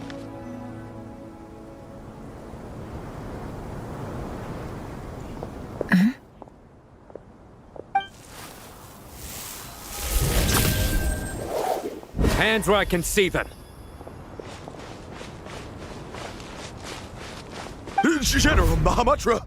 No, wait! What are you doing?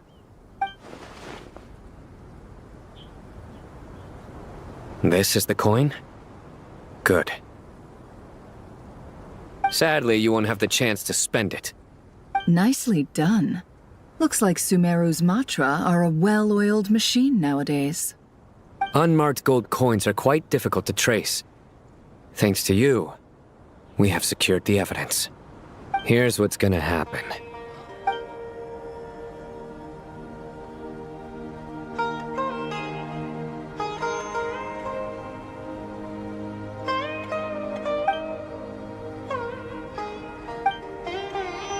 Southeast from here, leeward side of the hill. That's where he's meeting his contact. Great work. Candace tells me your interrogation skills are highly effective. Hers are quickly catching up. She's improved a lot in recent years. Looks like it's over to you for the next step. Because I'm quickest on my feet? Because you know how to trail a target. Plus, it'll be easier to monitor their activity from the air. Fine. I'll be quick. One more thing. The Traveler just brought a message from the Dendro Archon. Once you're done with this, we're to meet up at the mausoleum of King Deshret. Got it. Will do. Are you sure you'll be okay on your own? Gee, I don't know. Maybe you should come with me. Okay. Then Paimon's coming with you. Really? You do know this is a stealth operation, right? Meaning, you have to be quiet? Paimon? Are you sure about this? Well, Paimon at least wants to give it a shot. Like everyone says, if you never try, you'll never know. Besides, being the best guide in Teyvat has to count for something. This should be a piece of cake. Fine. Join me if you want. But be warned. If anything goes wrong, I'll have to gag you and shove you into a bush. No need! Paimon will be super careful. Promise! Good. Then what are we waiting for? Let's go. Ah! Coming! Coming!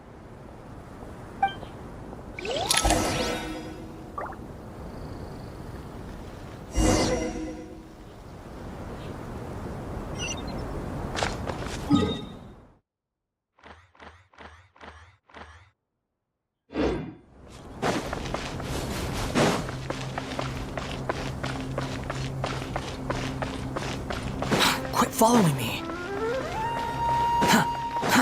Too slow.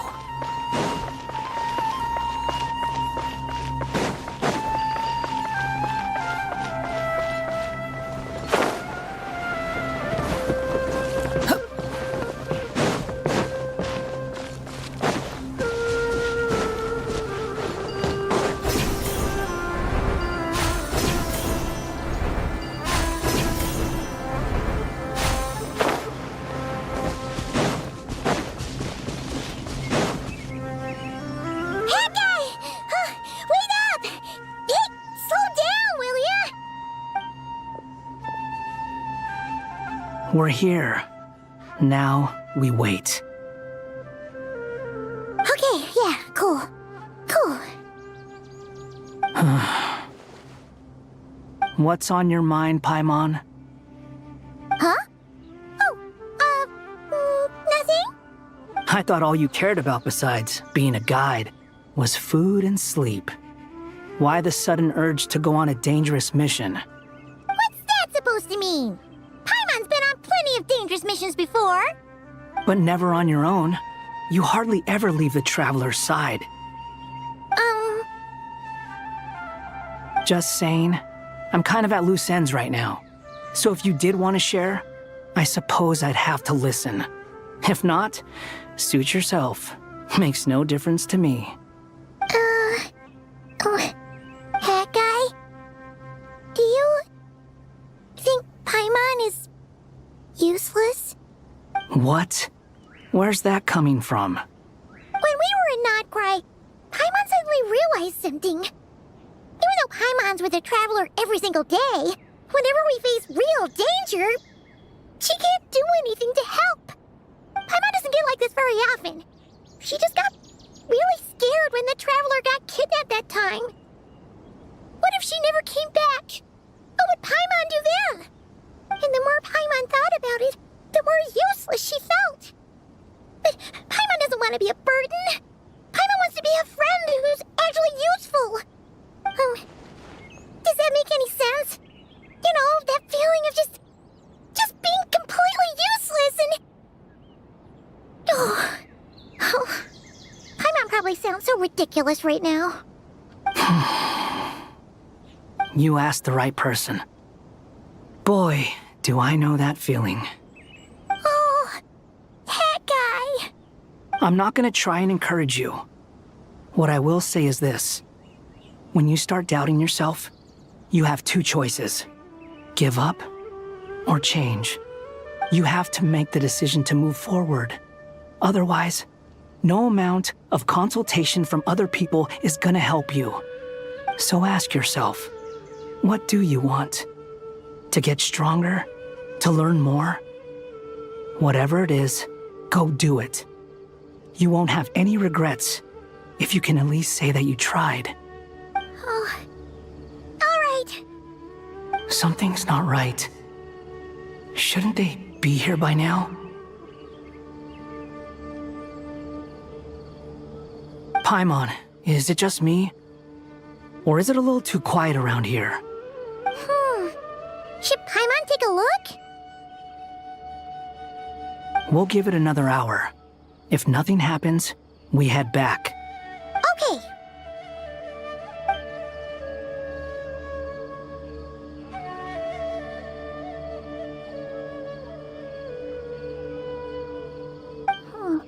How strange. We've been here for ages. Where the heck are they? Have we been stood up? What is it? Did you think of something? Something feels off about this whole situation, but I can't quite explain why. We know for sure that the guy Sinocot had something set up, yet somehow his contact is a no-show. So, either the handler got caught, or, more likely, they decided to cut our guy loose. But how would they know to do that? Wouldn't they at least send someone here to check things out? That's the problem. They couldn't possibly know what's happening here. Unless... This feels all too familiar. Come on, let's head back.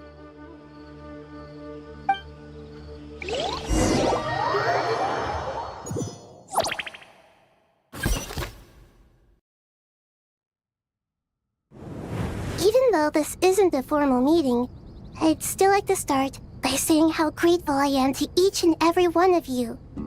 Thank you all for coming here and standing by our side. Shesipank and Bennu are currently assisting the scholars with the maintenance of Aru. Please forgive their absence. As for Hermanubis, may he rest in peace. We remember him with great fondness. There have been times when I imagined what it might be like to meet you all.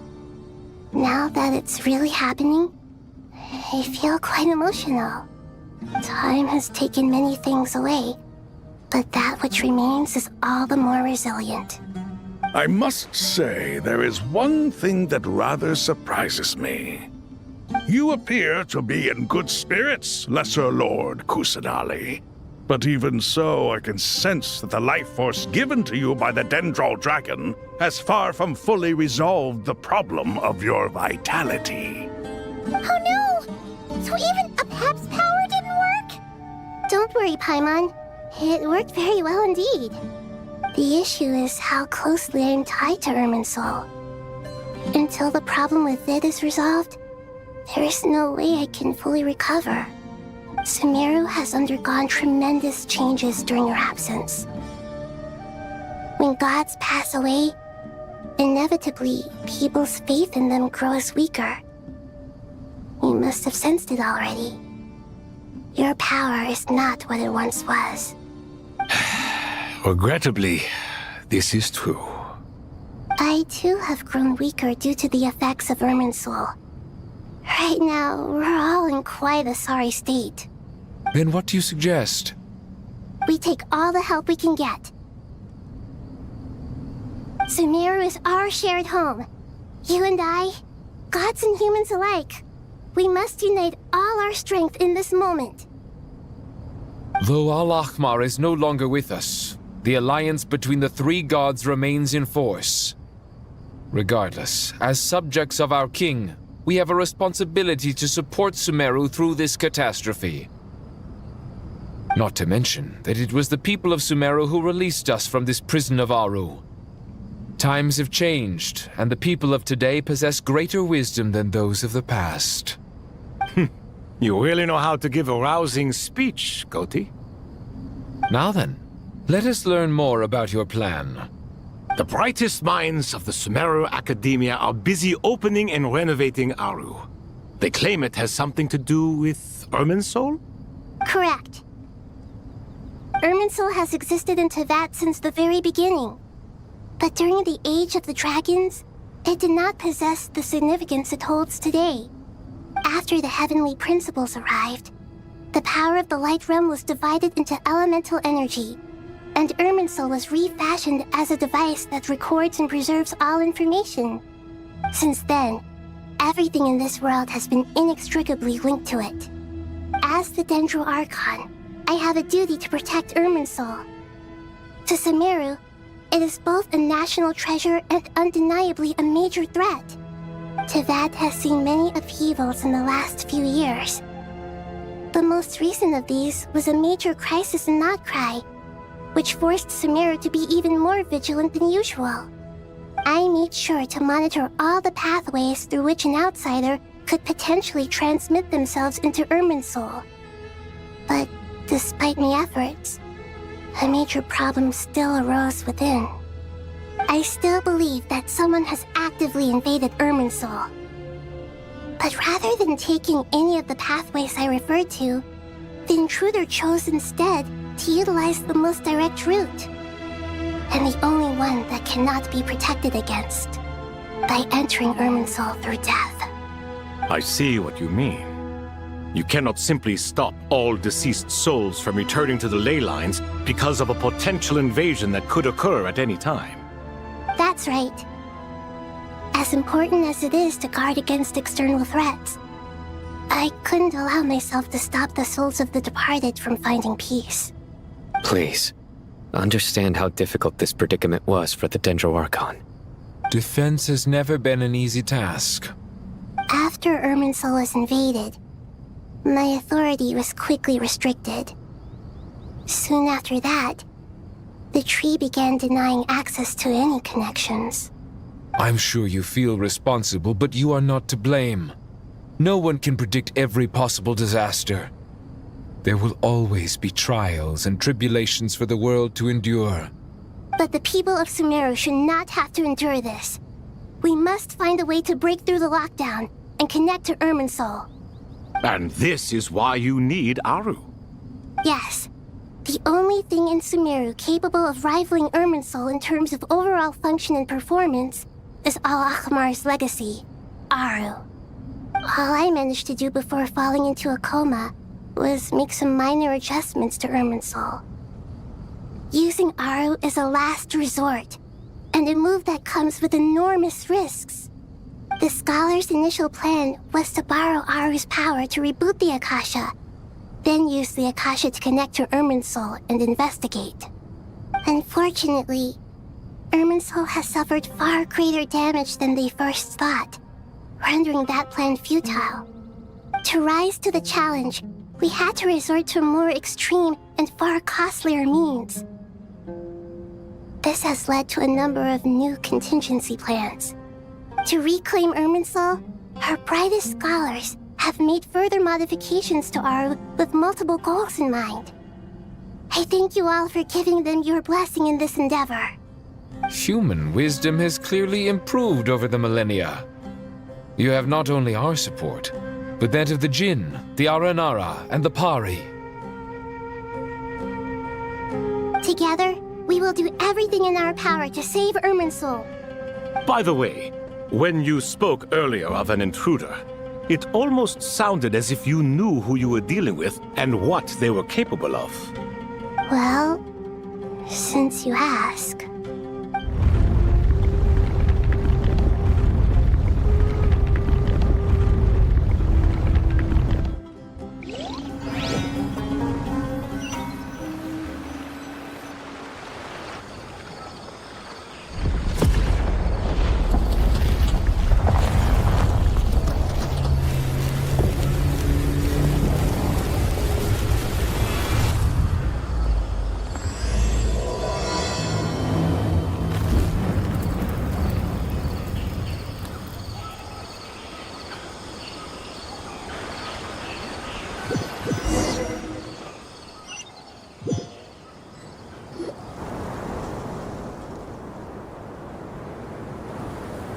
Master Tainari! What is that? Is this Irminsul? How did this happen? What's going on inside? Luckily, we managed to evacuate everyone. What in the world was that? That was terrifying!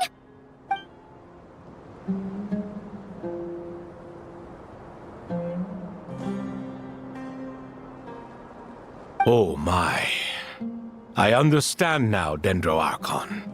You make yourself quite clear indeed. Not once over the millennia has Irminsul been so terribly afflicted as this. Please continue, Dendro Archon. Irminsul's root system is what comprises the ley lines. In the past, it has always been hidden away, going unseen by the general populace. But now, an evil intruder is making it reveal itself. It has become a tree of unbridled greed. A clear sign that a deranged experiment has advanced to a new stage. Blasphemy. From where I stand, an experiment in the name of blasphemy sounds rather improper. But if we are to honor Dottores' will, this is what we must do. The birth of this tree proves to me beyond doubt that this incident is connected to him. But to explain the situation in full, there is someone I need to tell you about.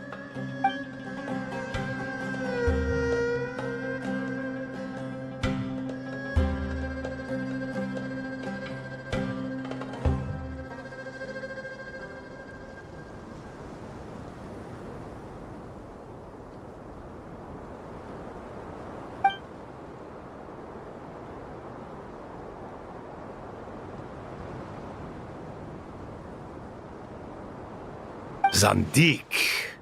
So it was him. I saw him in the desert once. A man of supreme arrogance. So this is where it has taken him. But didn't Dottore die and not cry? How is he still able to do all this?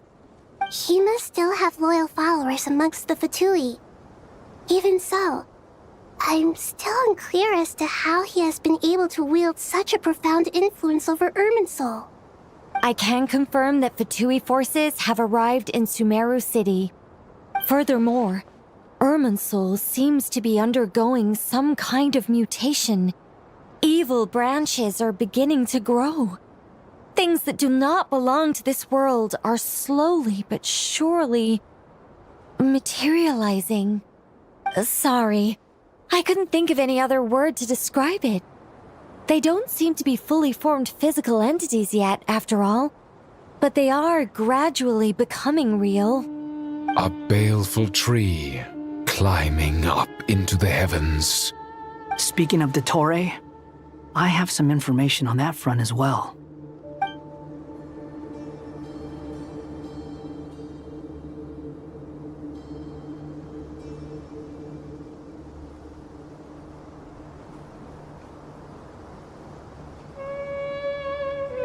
I didn't think it was wise to state this out in the open. But my theory is, the mole wasn't cut off after he was caught. They wrote him off from the beginning. You mean, the Fatui never intended to follow through with him? Then why plant a mole at all?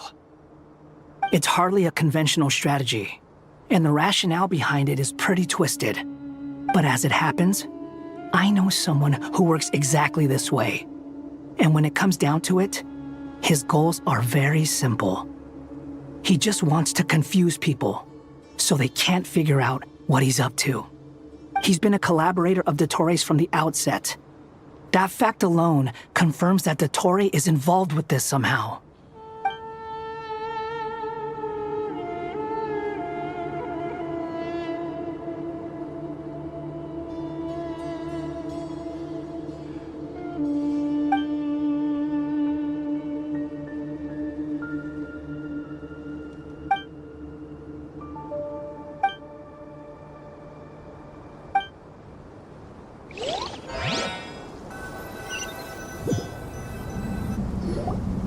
There is still much to be done.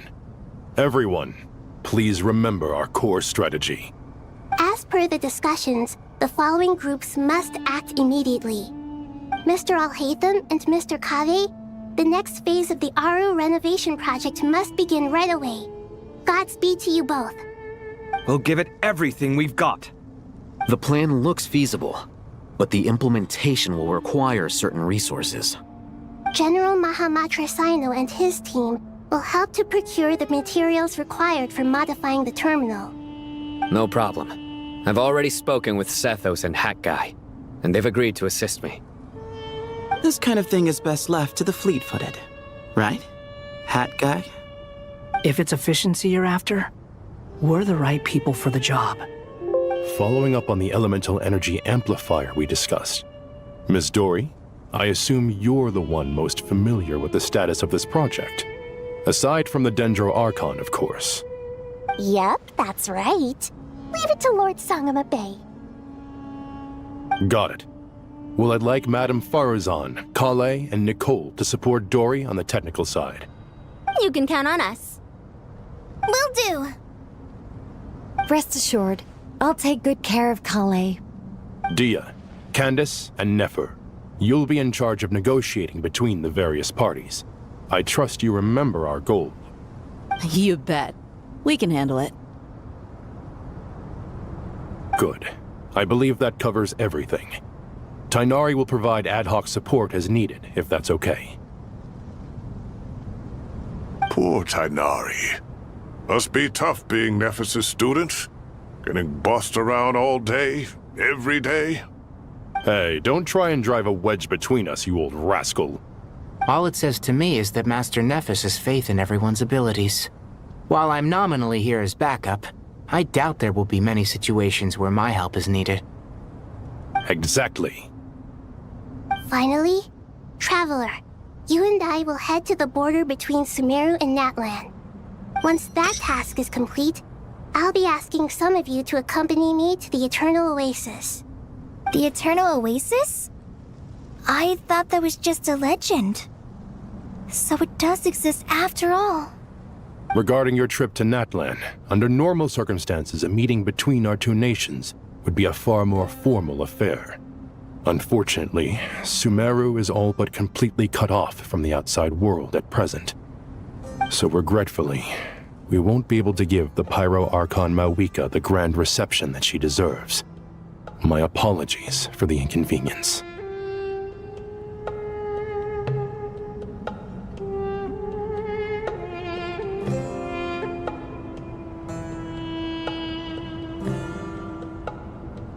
No point putting too much pressure on yourselves.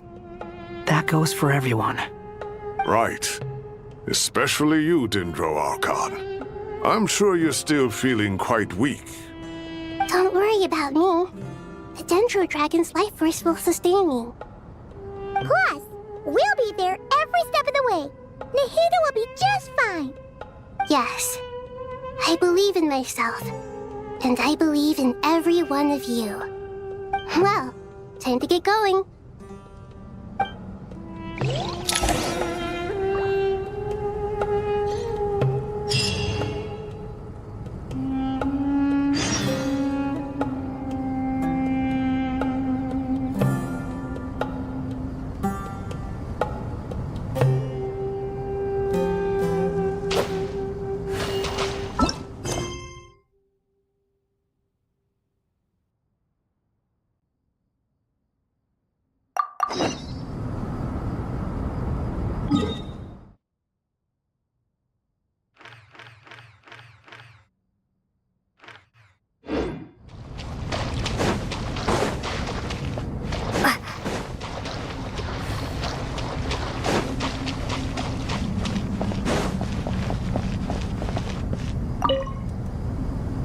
To what extent we can implement the final plan depends on how successfully the Akasha can be modified and configured. And to make sure the configuration works, Aru will also need some further optimization. Yeah, no surprises there. Once we roll this out, any Sumeru citizens who already have Akasha terminals can simply continue to use their existing devices. This still leaves us with a significant equipment shortage, though. Many groups of people were never issued Akasha terminals, including mercenaries, the desert folk, and many others. We'll need a supply of rare materials for the renovation of Aru and the production of new terminals. Right now, the best place to source these locally is from the primal constructs within King Deshret's mausoleum. Time is not on our side here. It's gonna be a race against the clock. The Aru merge and renovation project will have to be carried out by you two. Everything's riding on this, so failure is not an option. Best of luck to you both.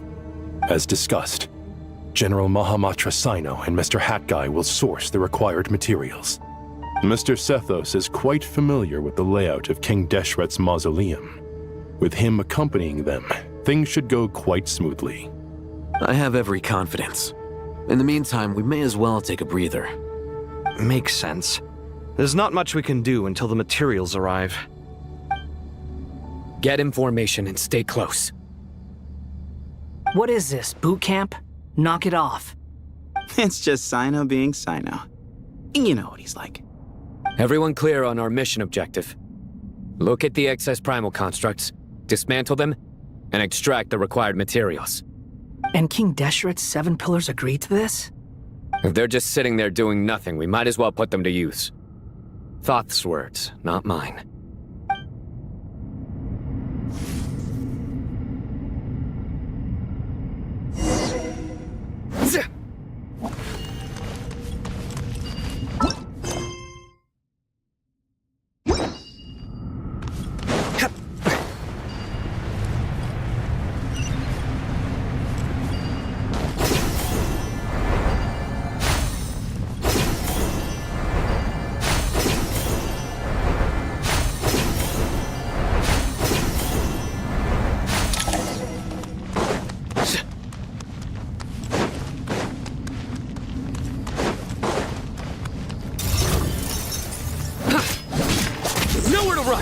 Your sins weigh upon your soul.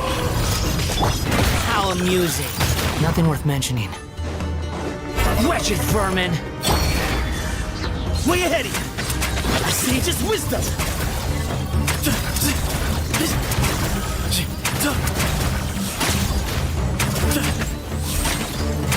Excuse me? Surrender!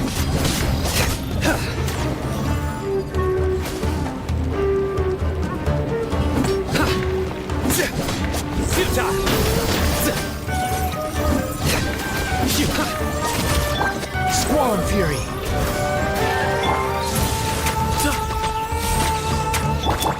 Surrender!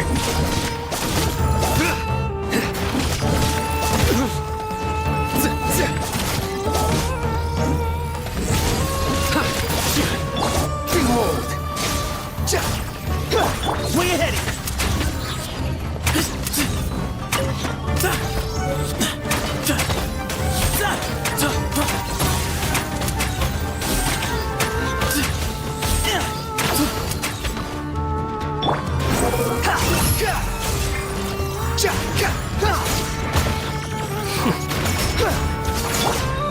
Excuse me? Move or be moved!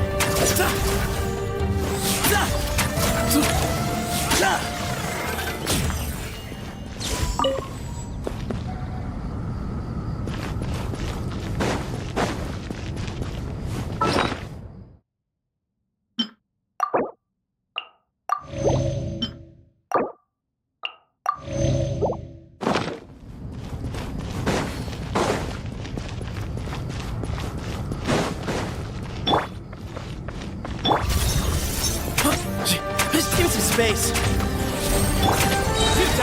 Judgment is upon you. Your penance is due. Way ahead of you.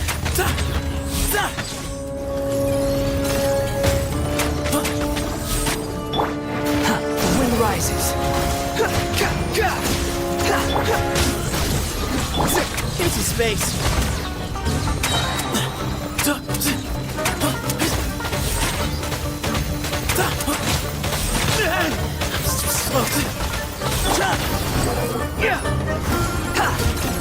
Cry louder! That's far enough! Behold! Excuse me? Glory to Al Akbar! Come at me again. Empty space.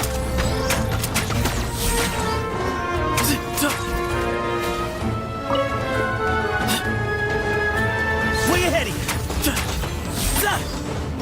The wind rises. Excuse me? Surrender! Through me, justice is served. Way ahead of you.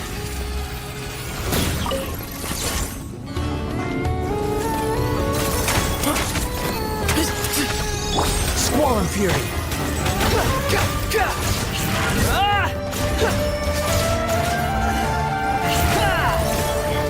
The wind rises.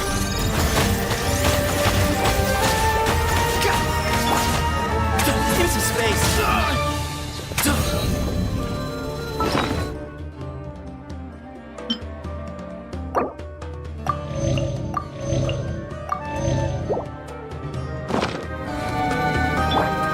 Squall and fury. Excuse me? Move or be moved. Nowhere to run. Behold!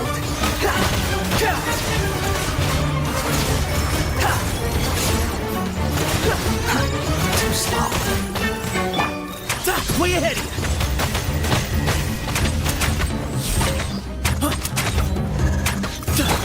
Futile.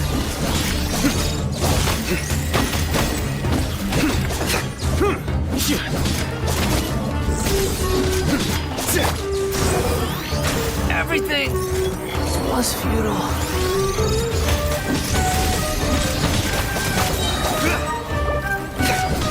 Judgment is upon you.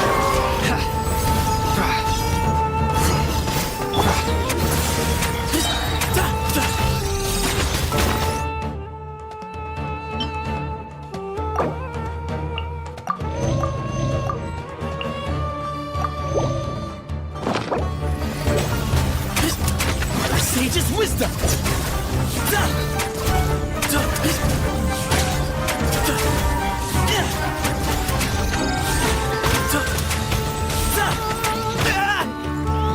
Man, I'm so slow.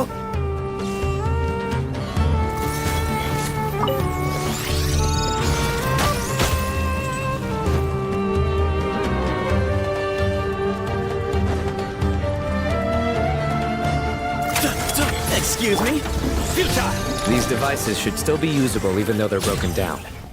Let's take them back for the others to review.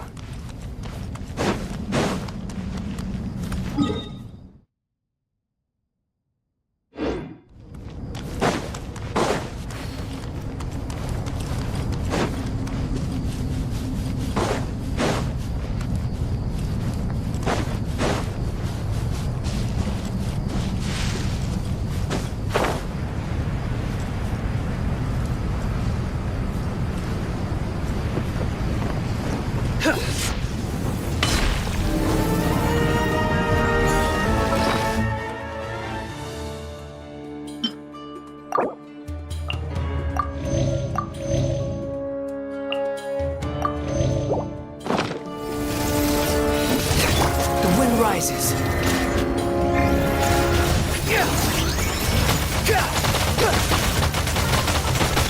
I'm used to this.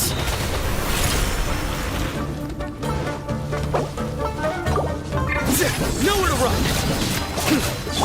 Give me some space.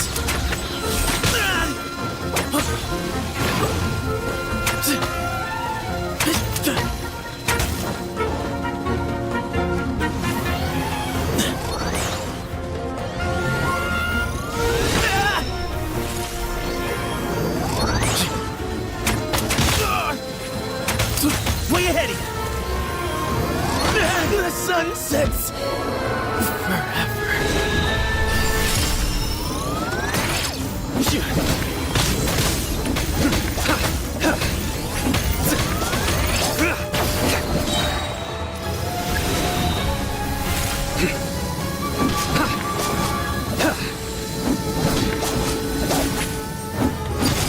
Surrender!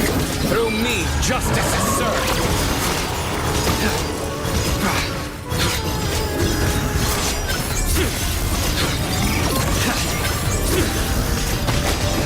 I'm used to it.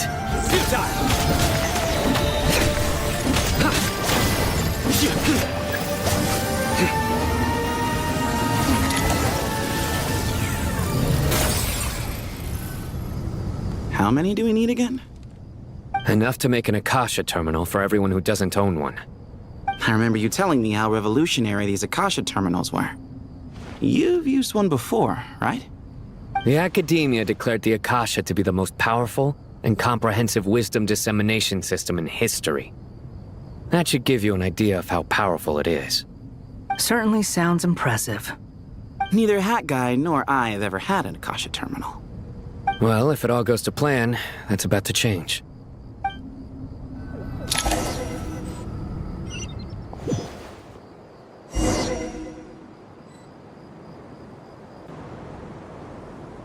Huh? Oh, goody! Thank you so much for handling the delivery. What a long way it was. You've really outdone yourselves. I'm well aware what a bumpy, dangerous journey it must have been. Now, I would have loved to oversee the process myself, but of course, those of us who know the plan can't leave the mausoleum.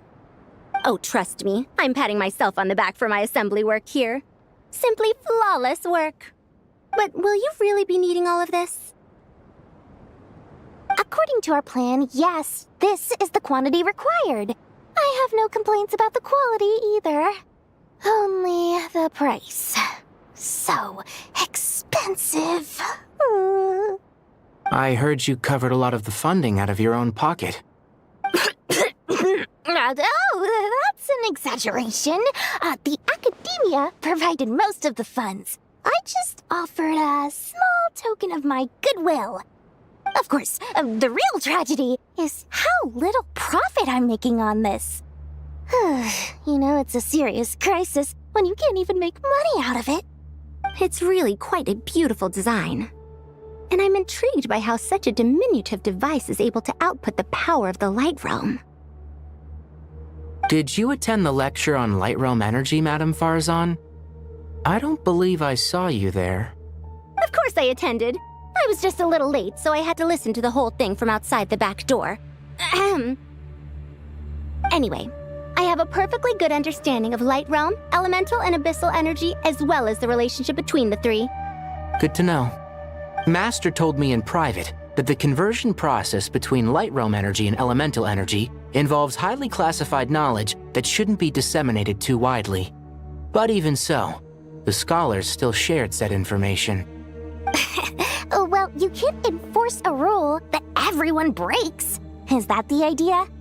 At first, the Dendro Archon was reluctant to explain it in great depth for safety reasons. Later, she came to terms with it and simply informed my master that we would all have to face the question of survival together. To protect someone from such dangers means keeping them in the dark, but for someone to know and embody the wisdom within, they must understand its very essence. It's an information hazard. We're exposed to danger just by knowing the facts, and just like bait, it lures us in by offering us the solution to our problems. But if you're not careful, you'll end up pursuing it down a dark path. A tricky problem. But today, this big problem has been broken down into many smaller, more trivial ones. What do you mean? I get it. For instance, you and I share secret knowledge, while she and I take on the risks of life, death, and fate. Something like that? Hey, what? That is not what I call a trivial problem. Well, as they often say in Vahumana, an event that is monumental to the individual is negligible in the grand scheme of history. Generally, the fate of the individual is an insignificant affair. Being from Amorta, where the subject of our research tends to be a lot more personal, I have to disagree. It's hard to dismiss the individual as insignificant.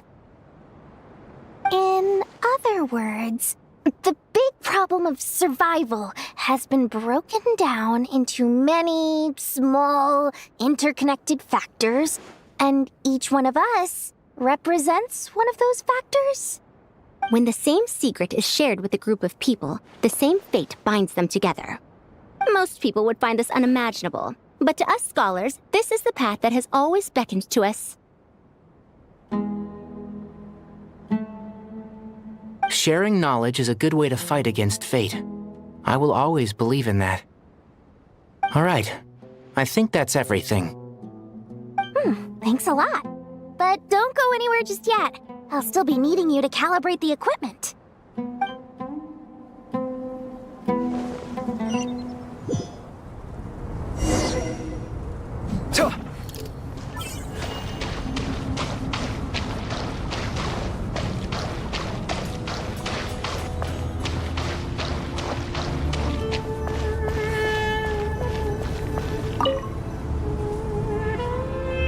Okay, the materials are ready.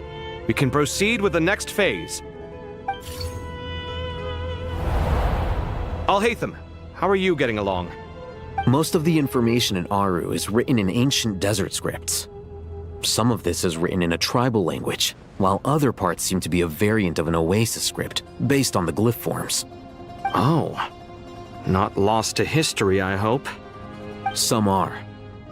All we can do is infer the meaning based on the rules of related languages.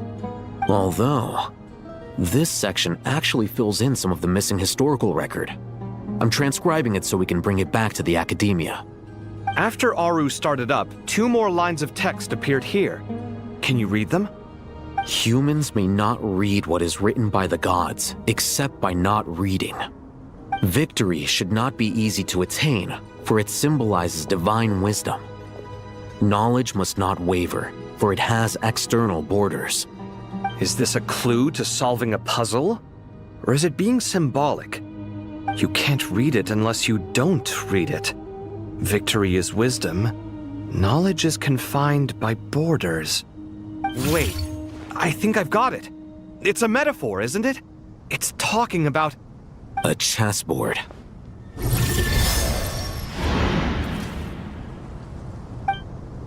You were right. The youth of today are skilled at solving riddles. Have the secrets buried in the desert not been unearthed over the years all the same? Since Aru is a place reachable through wisdom, this day was bound to come sooner or later. Oh, I've always been against overly cryptic sentences. Don't you get tired of reading and writing all that? Ah, it's you 3. Just in time. We've been delving deep into Aru, and now this board has appeared. I've heard this was how you'd while away your free hours. You must be quite the experts by now in that case. It is true.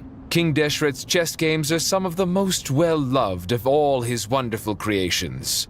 If you have ever been to Safhe Shatranj, you may well be familiar with the chess pieces you see here.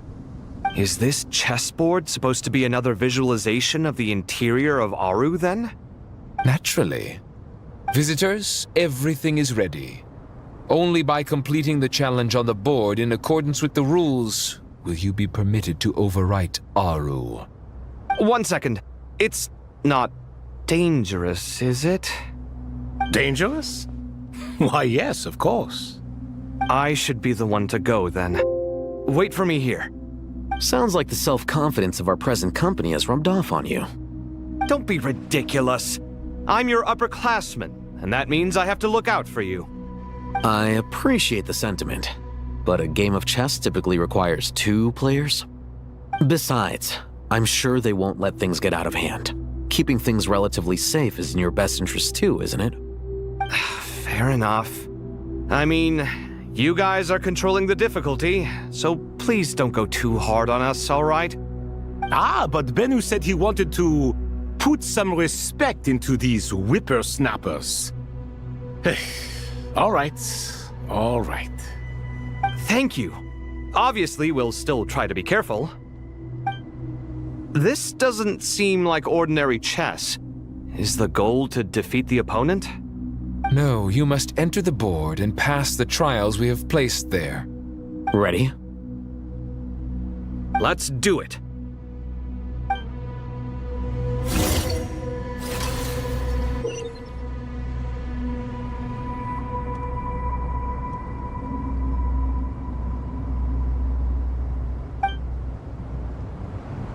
Used by me. I don't think this is gonna stop us. Ah, but the key to this game lies in working together. Otherwise, you will be deemed to have broken the rules. Looks like it's up to me. Marak, can you open it? King Deshret's favorite primal construct, living on in suitcase form of all things. Amusing. Ho-ho! Excellent work.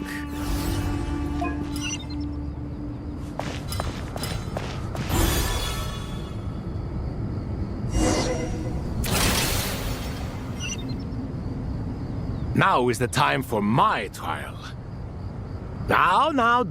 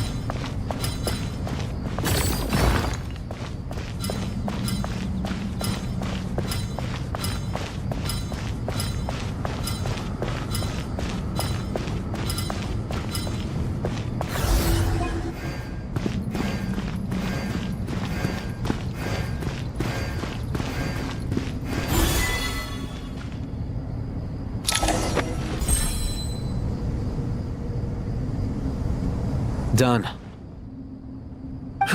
Finally. It's over. But seriously, that was incredible. Standing on the chessboard felt completely different from standing on solid ground. And also... Oh, sorry. I'll save my thoughts for later. Thanks to the three of you for helping us out with this. Is it just me, or were you giving us quite a lot of guidance along the way? We made but a humble contribution. You lived up to our expectations. Bravo! Our aid was not given for naught. In addition to the existing functions, I'd like to ask you for another favor. Since Aru's interference shield can cover the entirety of the mausoleum, it should be possible to extend its range even further. Perhaps you can find a way.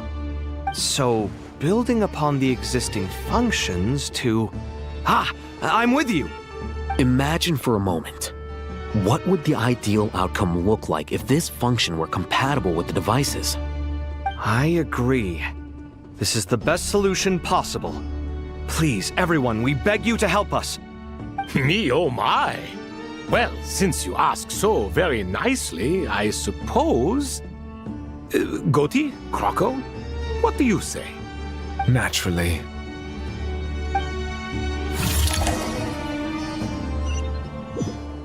Time to go! Let's go find Nahida!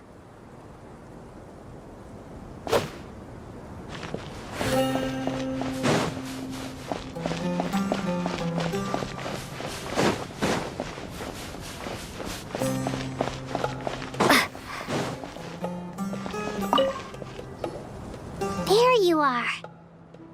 Miss Nicole truly is an angel. She shows great wisdom in guiding others, and she has already sent word to Natlan on our behalf. She said that while the other members of the Hexen Circle are busy with important work, she is quite free, and she's more than willing to accompany the people of Sumeru for the entire journey. Oh, yes, Nicole, all right. Always super patient and loves to help everyone out. She's the best. She is. So kind and enthusiastic. Well, time for us to get going. Let's head out.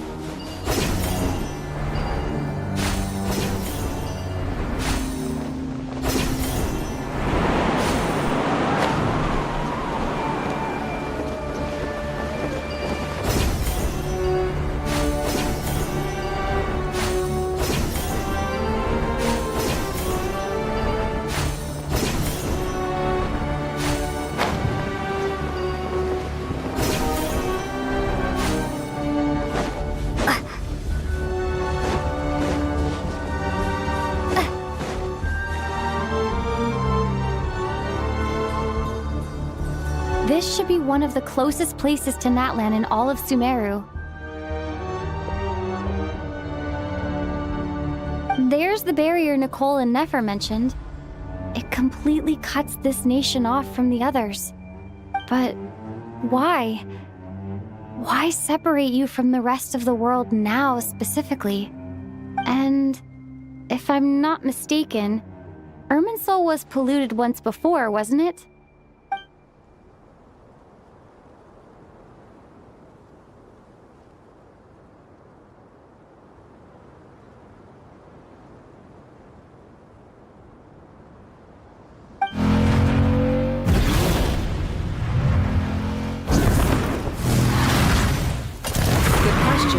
I'm wondering the same thing myself.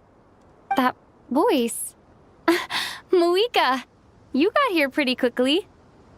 Hello, traveler. It's been a while. Hello there. Hello, Dendro Archon. Muika, I apologize for asking you to meet at the border on such short notice. I also apologize for not being able to greet you in person. The form in which you see me now is one carried by the Traveler.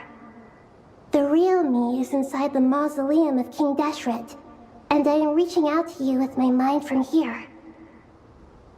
Irminsul has been infiltrated by the Doctor.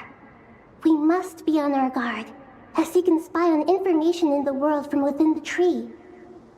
Fortunately, there is no record of the Traveler in Irminsul, and you are still within Natlan's borders. My records will be preserved in the Night Kingdom, rather than the ley lines.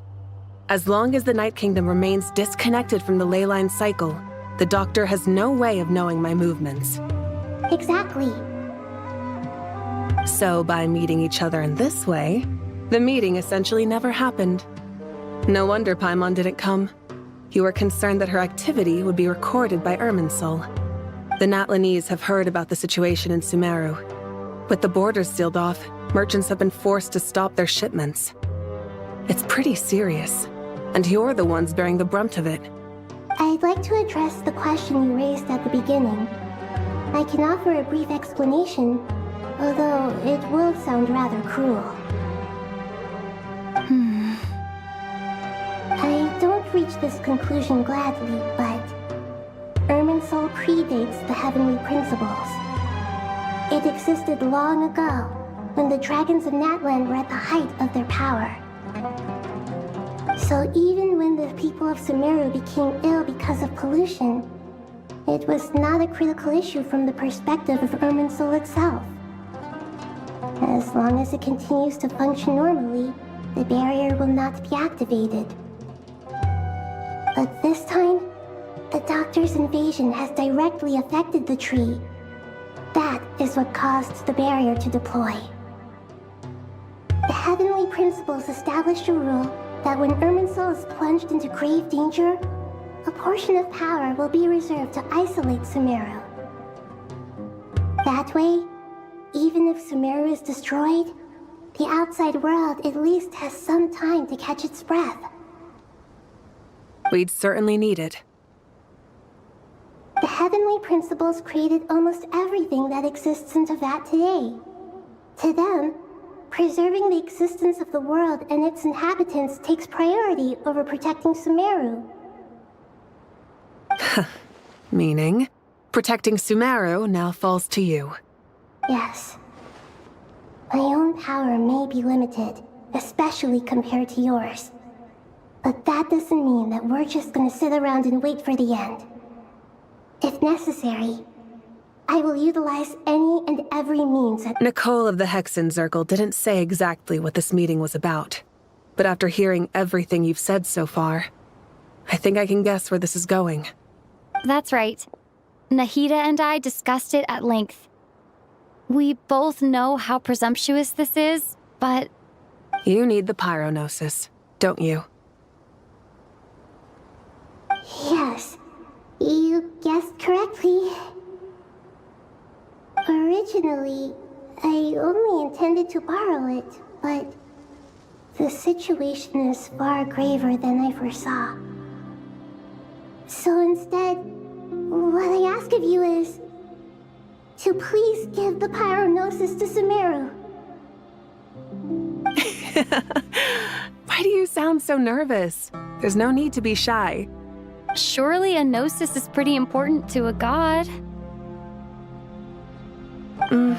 I guess, but it's not as if losing it would suddenly render us powerless. But I'm sure you don't need me to tell you that.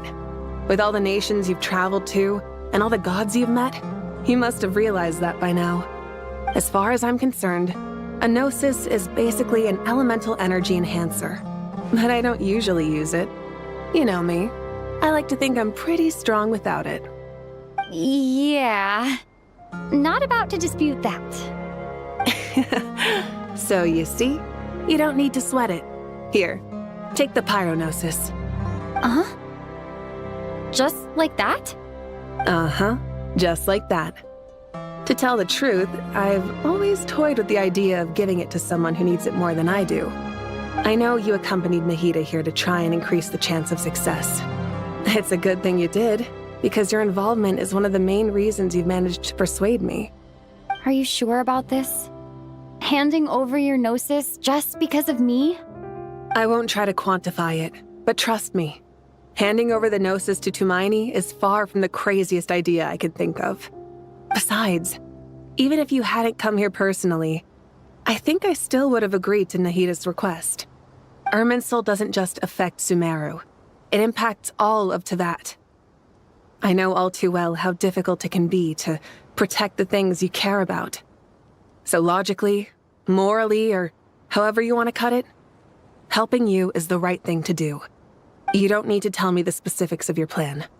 Where the gnosis is involved, the tighter the secrecy, the higher your chances of success. Malika, my heartfelt thanks go to you and the people of Naplan. Don't mention it. But now for the hard part. How do I actually give it to you? The Irminsul barrier is right in the way. I have an idea.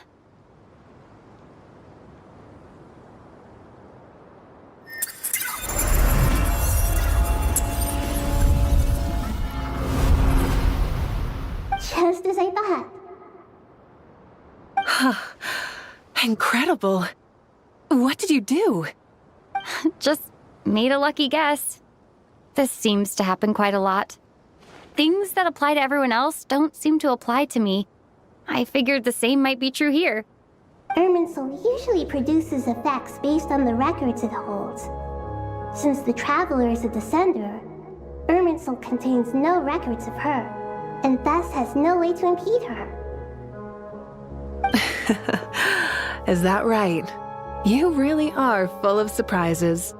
Catch. Whoa! Thank you, Moika. Thank you for trusting us with something so important. All right. No need to get so formal. It's not like we're strangers. Besides, there's still one problem. You might be able to pass through the barrier, but I don't know about the Gnosis. Any other surprises for us, Traveler? Let me try something. I have the Pyrognosis in my hand. It feels strangely ordinary, not particularly heavy. And yet, this tiny thing symbolizes the mighty authority of a god. I need to think hard about my memories of Pyro. My memories of journeying through Natlan. All those important experiences I've had. The Gnosis disappeared. Traveler, are you alright? I'm fine.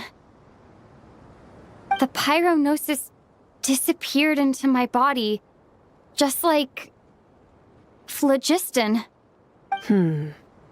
Maybe it resonates with you because you've mastered the power of phlogiston. You might not be recorded in the ley lines, but you're still our Tumaini.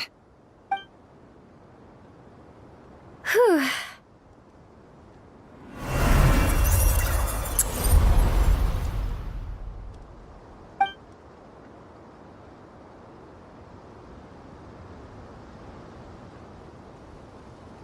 Please allow me to express my gratitude once again, Malika. Pleasure. Well, I've given you all the help I can. The rest is up to you. Good luck. We won't let you down. Yeah, we aren't about to lose.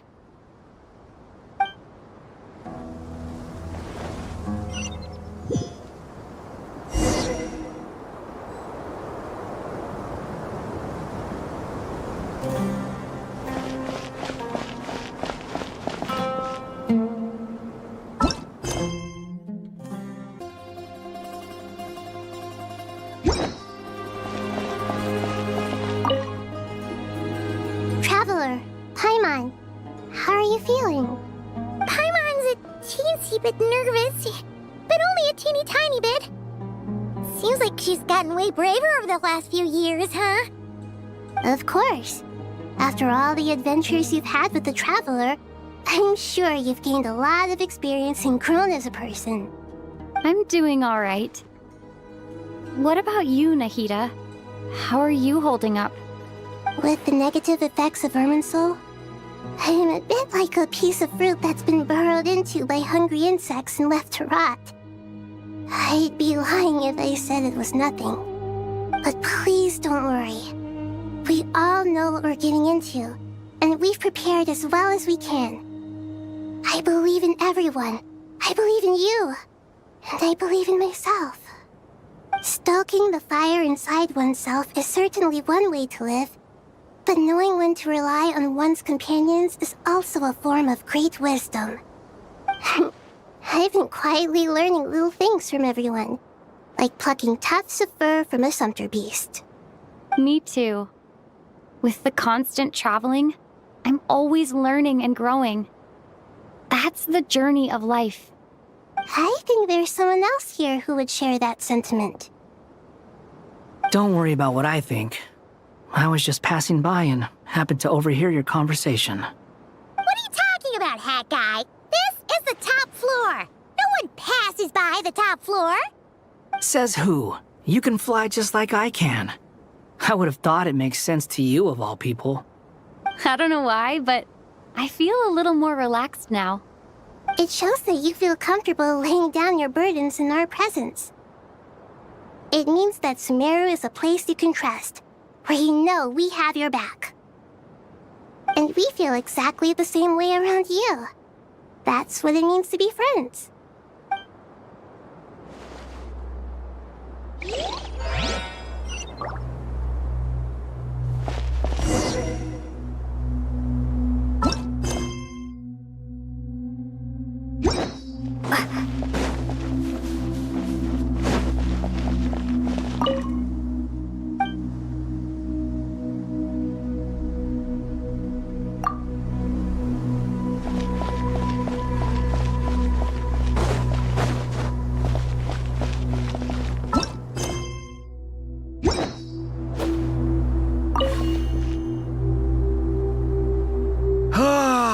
It's finally done. Ugh, but I have a nagging feeling that there's something I've forgotten. Oh, there you are. Everything wrapped up on your end?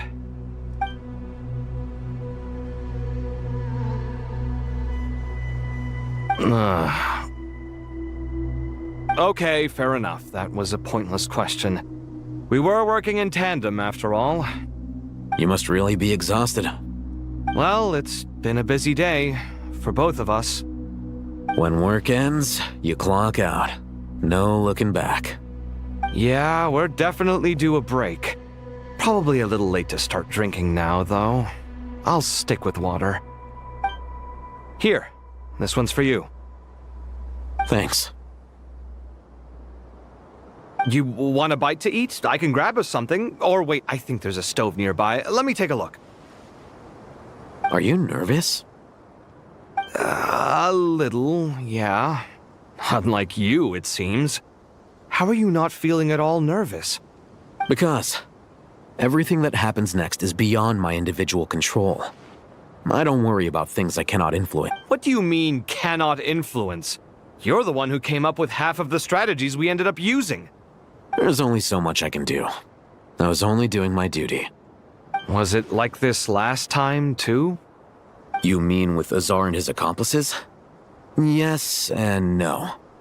The situation back then was easier to control, but we weren't as prepared as we are this time. So the enemy is stronger, but so are we. I still vividly remember the way you interrogated me in the library after the fact. Where were you when Sumeru needed you most?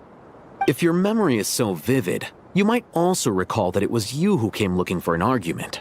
You're often the one who initiates these things, you know. I came for a conversation! I didn't know it was gonna turn into an argument! Anyway, at least I showed up this time. So, what do you think? What do I think? I think we're certainly better off for it. It's good having me around to help out, huh? Absolutely. As a citizen of Sumeru, you displayed a remarkable sense of responsibility in the face of disaster. Certainly feels that way. I just shudder to think how the world would have ended up if we hadn't gotten control of the situation. So, do you think this is what impending disaster looks like? The sky is so clear, and there isn't a whiff of decay or destruction in the air. It's hard to imagine that the fall of humanity could happen on an ordinary day like this. Awful things happen all the time. Sometimes people can stop them, and sometimes they can't. What you and I have done is increase our chances of stopping this one. Lofty ideals may provide no defense at all against nihilism, but perhaps little decisions can. Oh, nothing. It's nothing. I hope everything works out tomorrow. It will. As long as we stick to the plan, our chances of success are good. It's really strange. You're my junior, yet you always seem to act more like an upperclassman than I do. I think it's mostly a matter of temperament.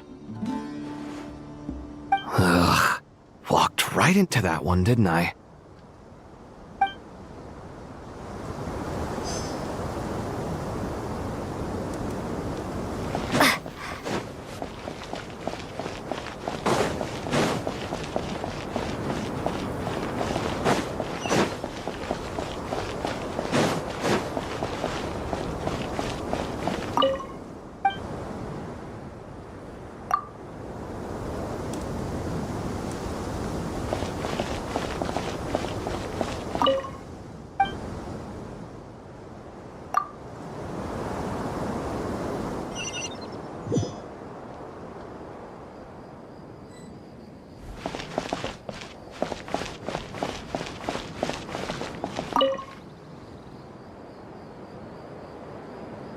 We'll make our move after sunrise tomorrow. Good. Is everything ready? As much as possible. That'll be enough. Don't let the pressure get to you. We'll take things one step at a time. That's how we've always done it. Master Tainari! Mr. Sino! So this is where you were. I brought some juice and some water. Would you like some? I know how easily you get dehydrated in the desert, so you should definitely have some water. In which case, I'll have the juice. I gotta ask, though. Who's on juice-making duty at a time like this? Madame Farazan said she was feeling a little nervous, so I told her about the automatic juicer my friend invented. She took it right off me and started making carton after carton of juice. A juicer? Did Sucrose send that to you? Yeah, I hadn't had the chance to try it out before this incident occurred, but I couldn't bear to leave it behind in Gandharvaville. The juice is very sweet. I think so too. Kale, how are you feeling? Physically, I'm okay, but it just still feels strange to me. Why would a great power like this come to someone like me? I know the feeling well.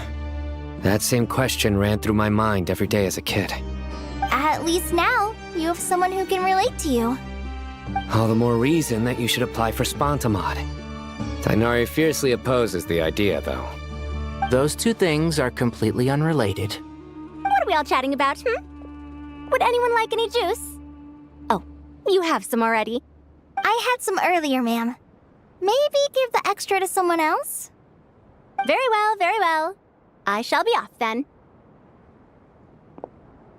There's this enormous power, and then there's little old you. You feel like there's no connection between the two. And that sense of dissonance is difficult to get used to. Yeah. But after all this time, I can't believe this stuff still gets to me sometimes. Makes me feel a little childish.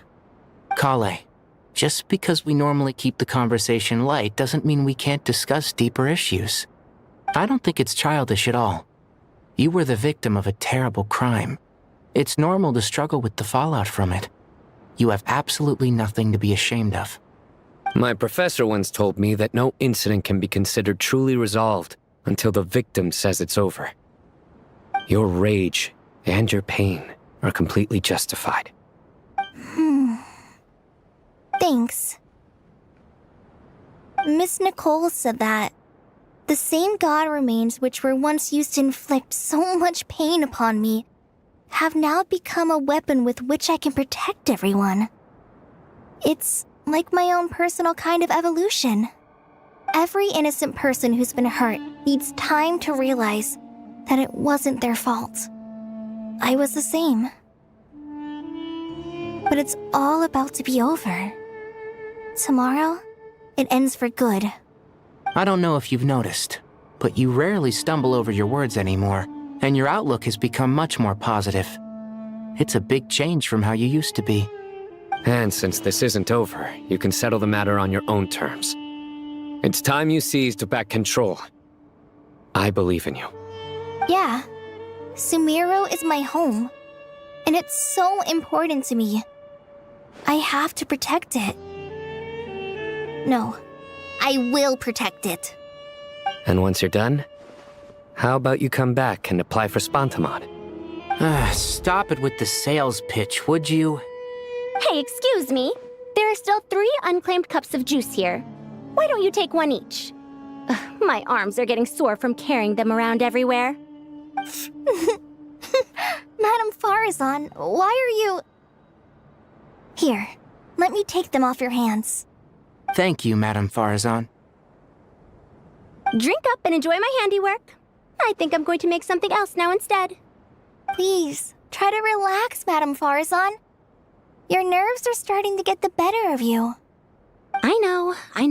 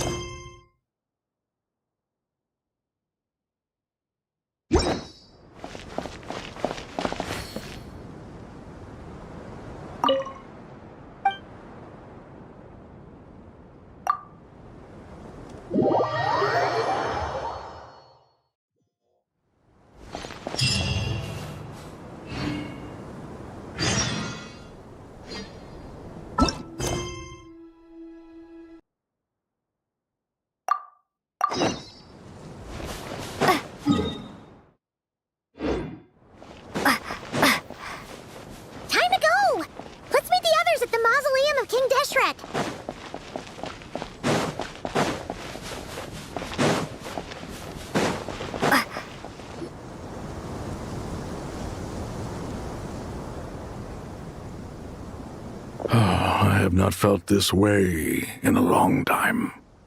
Standing up high, gazing out at the rolling dunes. One cannot know what freedom truly means without first losing it. The golden slumber truly lives up to its name as a dreamland. Though desert sands exist there too, no mirage, no matter how glorious, can compare to true beauty. Dendro Archon, what is on your mind? I was wondering whose counsel I should seek on the questions in my heart. What kind of questions? So many. More than can be put into words. As I once said to a friend, we look, we see, and we comprehend. But the question still troubles us. What are the many disasters that this world faces, but the sum of all irresolvable questions? The biggest question you should be asking is how to seize victory. Yes. Although, I would express it differently. I must not fail. And so the question I am most curious about now is whether the path to victory will be an arduous one. What we declare to be a young sapling, we may, in fact, find to be a towering tree, if we would only cast aside our ignorance and look beyond the veil of time to see her true form. Nahida! We're here! Just in time. The preparations are almost complete. Ready when you are. We're here too. Miss Nicole! Miss Nicole! You run so fast! I thought I'd get a lot of exercise as a forest ranger, but I can barely keep up with you. Sorry, I got a little carried away. Lesser Lord Kusanali, the equipment is ready, and the modifications to Aru are all complete. As discussed during our meeting, Accessing Irminsul via the Akasha is no longer feasible at this stage. There are other options, it's just... they're a little more extreme, and more technologically demanding to implement. Maybe you should take it from here. The architecture and functionality of the Akasha terminals overlap considerably with Aru. there is reasonable evidence to suggest that one was developed based on the other, or that they both utilize technology of the same origin. As long as the transplant and merge operation succeeds, Aru should theoretically work on a scale greater than the Akasha and approximately equal to Irminsul. It will become the largest active computing device in all of Teyvat. A system this powerful is capable of a lot of different things. In the past, the Akasha was primarily used for one-way information transmission, but I suspect it could also serve as a central bridging hub. In the pursuit of greater knowledge, some scholars have attempted to connect their consciousness to Irminsul through the use of terminals, incense, and meditation. Correct. In academic language, scholars who reach that stage are said to have entered Satyavada life. Hypatia has performed this practice many times in the past, and she was once under my care for a period of time. Right. And this at least proves that there is a zone within Irminsul that can be connected to. That's right. Providing wisdom to the people is one of the very reasons for Irminsul's existence. I think I understand where you're going. Please, continue. In that case, I'll skip to the conclusion then. We need to further modify Aru, merge it with the Akasha, manufacture terminals, and distribute them to every single person we can reach. Every person? Even the desert folk? Yes, everyone. I've already calculated the amount of raw materials we need. So you mean we're going to get new Akasha terminals? Yes, but this time the people of Sumeru won't be using them to acquire knowledge, just to connect to Irminsul. That's the key. When we evacuated the city, we brought all the important assets from the House of Dana, in case we ended up needing them. Fortunately, this included the Akasha system's main terminal. We've checked all the relevant records, and one thing is certain. Nothing like this has ever been done on this scale before, so... Everyone in Sumeru is part of the plan. Whoever controls the people controls the situation. Since this function of Irminsul was introduced, it has only ever been made available to scholars, who don't constitute a particularly large group of people. But by expanding the scale to include all the people of Sumeru, all the individual connections will stack up to create a significant load on the system. Under normal circumstances, Irminsul would be able to cope with the additional load. But with it already being under strain from other activities, its remaining capacity is limited. Thus, it might be possible to shut it down completely by overloading it.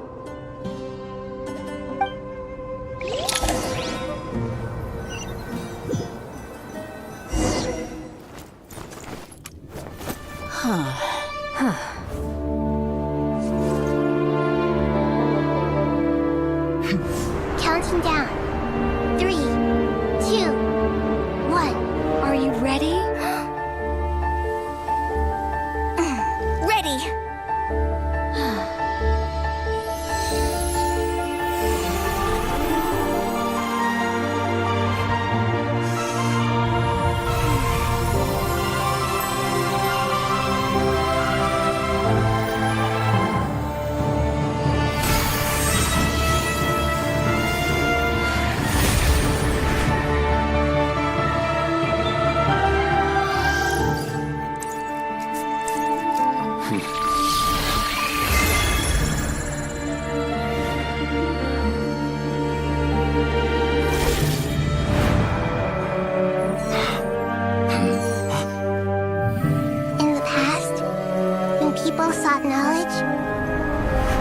To the Tree of Wisdom.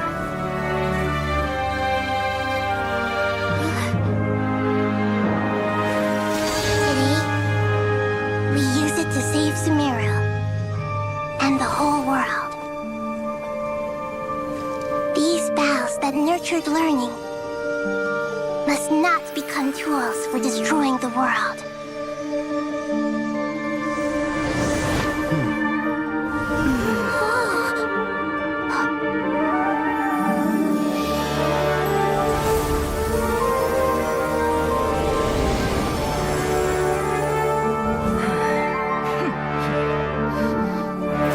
Stop. Please stop. End this transformation.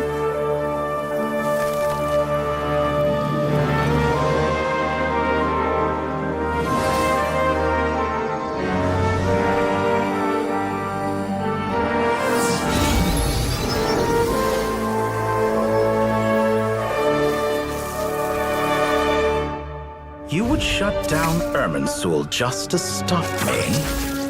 You fools. I have all the time in the world.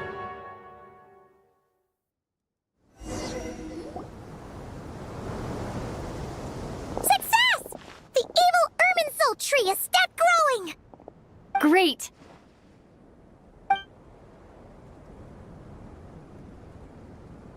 What a display of true courage! The courage to think and the courage to act! I never thought I would witness the shutdown of Irminsul with my own eyes.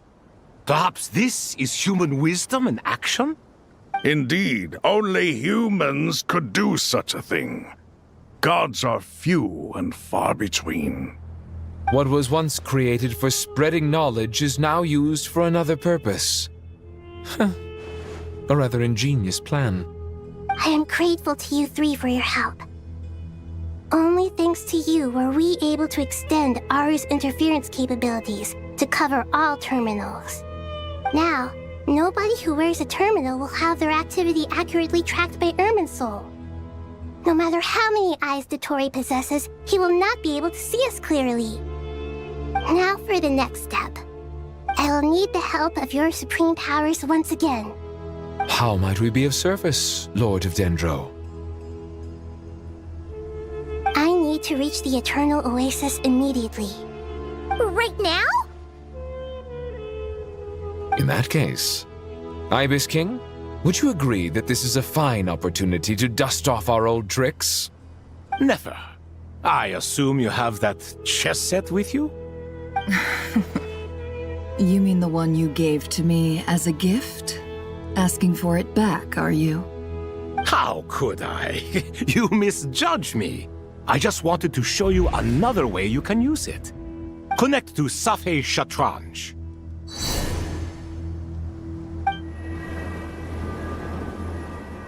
Safhe Shatranj? You mean that place in the desert?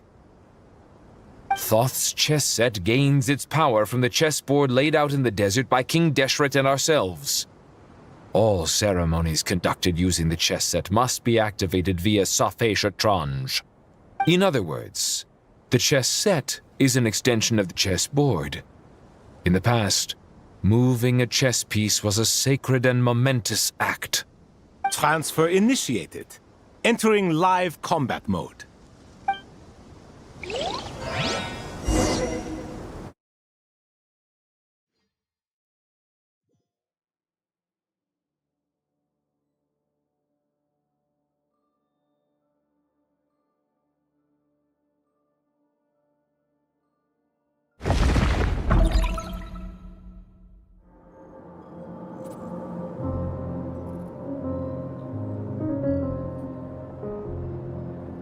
We haven't heard a single word from our spy in the desert.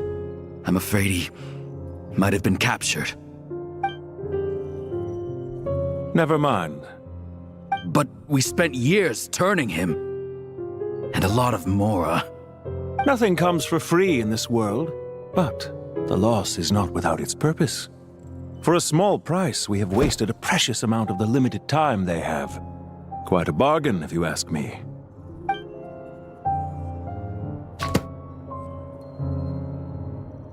Understood. Weighing profit against loss is a necessary part of life.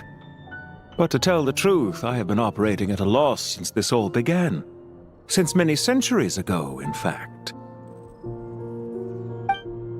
For instance, Why would a banker act as the executor of a will? If you hadn't deposited your personal belongings at Northland Bank, I would have no reason to be here right now.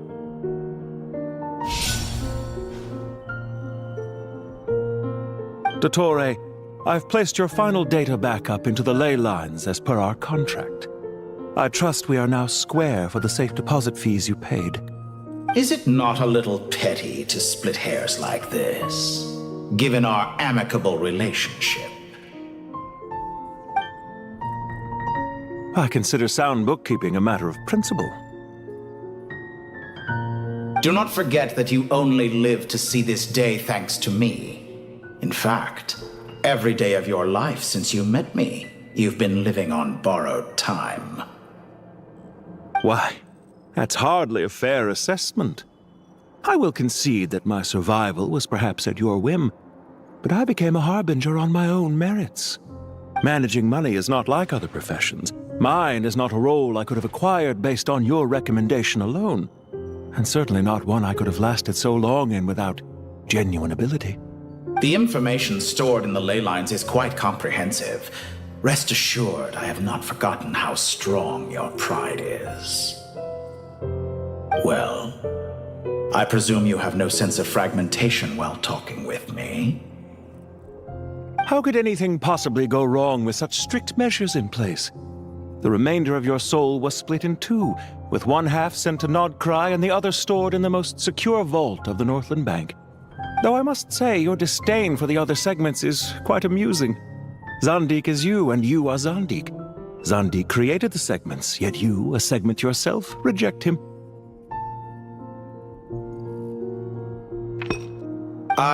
That is, Zandik, created segments of various ages in his later years. To achieve this, he had to freeze time and part with a portion of his soul. But as constructive as it sounds, it erases my uniqueness.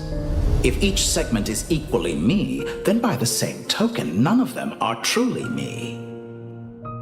A soul living forever in the past inevitably holds different views than he did in his later years. The same thing that completes me also restricts me. You too might ask yourself which stage of your life you want to be preserved at. The day your business failed? Or the day you were framed by a gang and sold off to a medical lab as a test subject? We needn't dredge up the past. This undesirable plan was eventually scrapped. Lesser Lord Kusanali was quite right. I needed an opportunity to eliminate myself. And after that, I concluded that there was no more effective plan than directly splitting the soul. Once the soul is transferred out, you will find that creating a physical body is far simpler than creating a puppet. The other half of your soul suffered a crushing defeat in Nodcry, you know. And yet in the process, I obtained the information I always wanted, did I not? Because now we finally know where the best testing ground truly lies. I once thought your ultimate goal was to ascend to godhood. But as it turns out, that was merely one of your experiments. Experiments take many forms. Most people are too eager for success, too fixated on the end goal. They forget that the experimental process itself is just as important. A suspiciously vacant seat, a new face. I trust you can put two and two together. The reason it doesn't exist is because someone tampered with the record. What can I say? After all your efforts, you really did uncover the world's secrets. So, is the new world you promised a lie? No, it never was. I am glad to be able to control Irmin's soul from within. Now I shall attempt to create a new world inside the existing one. Almost everyone faces the prospect of death, but not a single person has ever been able to experiment unrestrained in the afterlife through sheer force of will. I am the only one to have overcome this enormous challenge. Would I not be letting the world down if I didn't make the most of the opportunity to experiment? Clearly, the dividing of your soul did not affect the magnitude of your ego. Out of all the versions of you that have ever existed, this you is the most insane and the most radical. Is that why you chose to work with me? Which was it then? My insanity? Or my radicalism? Could I call myself a venture capitalist without a suitably ambitious plan to invest in? Yours happened to fit the bill quite perfectly. Well then, I must say, while I am surprised enough that you showed up at all, what surprises me more is that you chose to present yourself as my former subordinate, and not as the banker Pantalone. Why make things harder than they need to be? Exposing my true identity in a situation like this would only serve to destroy diplomatic relations between Snezhnaya and Sumeru. I daren't imagine the consequences. Showing up in the name of the original antagonist gives you the recognition you rightly deserve, while also being sensitive to Snezhnaya's predicament. It was an easy win. As for why I'm here, if you're suggesting that your credit is in the negative, I won't argue with that. Many people say that about you. I'd argue that a significant factor in your willingness to cooperate is the fact that you have but a few years of life left after my death. Living and dying together has a way of binding two parties together rather closely.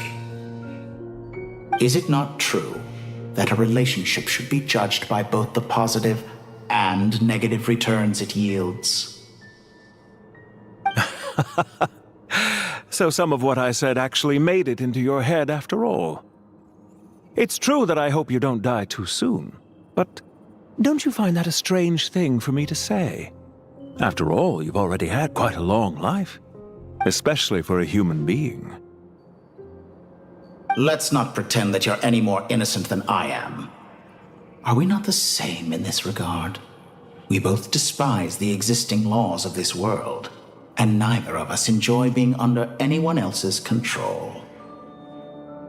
Is it really so greedy to want the world to operate by a new set of rules? Of course not, my dear friend. And as I've said before, mutual interest is the foundation for the most reliable of relationships. You can attest to that. I just hope there never comes a day when I have to work too hard to prove that. Regrader, sir. People have been spotted approaching Sumeru City. How strange. Despite your access to Irminsol's data, it appears the soldiers noticed before you did. They must have found a workaround. Well, Dottore, I trust you know what this means. The fact is... They're coming. They'll breach the city gates any moment now.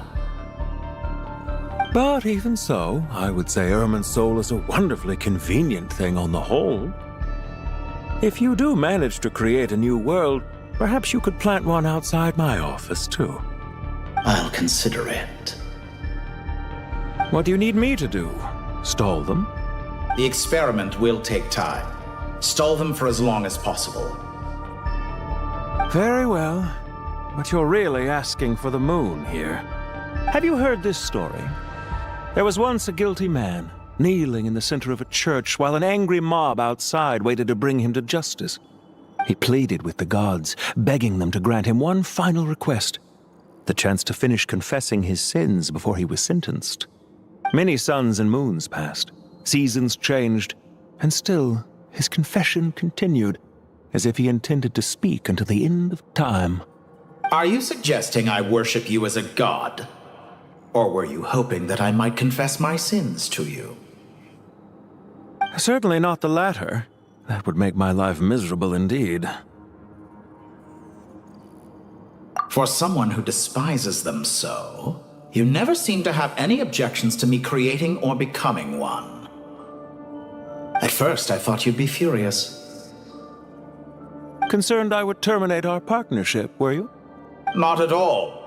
You had reasons why our partnership must continue. Don't you find people's attitudes toward gods amusing? A god descends from the heavens and people worship it unreservedly, blindly following whatever rules are given to them. And yet, when they see an ordinary person gain godlike levels of power by virtue of their own hard work, they treat him with nothing but suspicion, even if he is a compatriot. Is that supposed to be a compliment? No. I was just thinking. I pity the man who would call you a compatriot. There's no need to be so self-critical.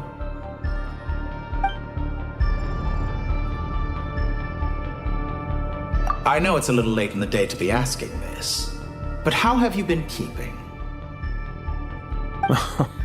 I'm flattered that you would take the time out of your busy schedule to consider my well-being, Doctor. The part of your soul that went to Nodcry caused quite a stir, sending our organization back to the drawing board on numerous fronts. It was quite a headache for everyone involved. Dear me, I must have caused you no end of trouble. You certainly did. I had the rare honor of being summoned before the Tsaritsa with Pulcinella to answer for myself. A terrifying ordeal. Don't worry, I pulled through. At most, it's a public relations nightmare. I made sure of that. Now I'm curious. How did you explain yourself? Oh, it was quite simple. I just pinned the blame on someone who wasn't there to defend himself. I could hardly be expected to defy the demands of someone as insistent as the Second Harbinger, now could I? How you slander me. You know full well that I am perfectly amenable to reason. There's no question that you are partly to blame for the ruin of my reputation over the years.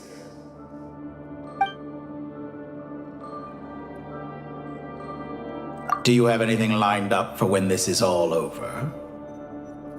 Hard to say. Field work always takes quite a toll on me, as you know. Once I'm back at Snezhnaya, I'll start with a well-earned cigarette.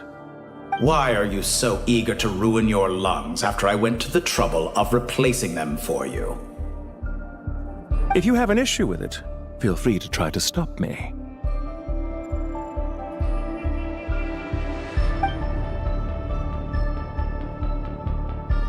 What's on your mind? The limits of humanity. It's a pity. Despite running countless calculations, I find there is simply no way to reduce any further the amount of one's soul required to sustain an individual. It's rare to hear you admit to being unable to achieve something. I beg to differ. For instance, as I've told you before, the original me was prone to motion sickness and couldn't make long train rides. Ah, yes, of course. One of the reasons you often sent yourself out on errands. What are you thinking about now? A new experiment. In the event that my soul was depleted, say we extracted my data from someone else's memories, yours for instance, and then combined it with your intact soul as the base material, what would we create? Such a scenario would be impossible. Oh? As long as your current soul survives, there will be no need to create a new individual. Don't forget, you were the one who approved of the present situation wherein only one Dottore remains. And if you ceased to exist, who would be capable of performing this experiment?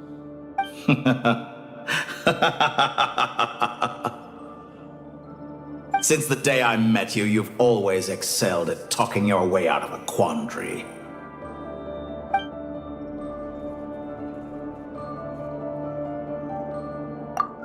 Isn't it a little too early to be saying goodbye? Not that I wish to keep you from your business, of course.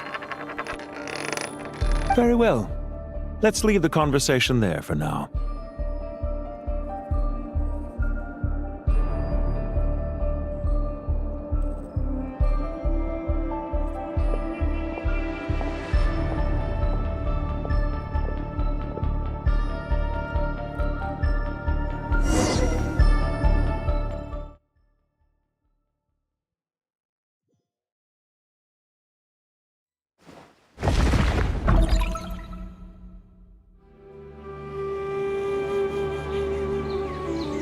The power of King Deshret's 7 pillars is truly remarkable.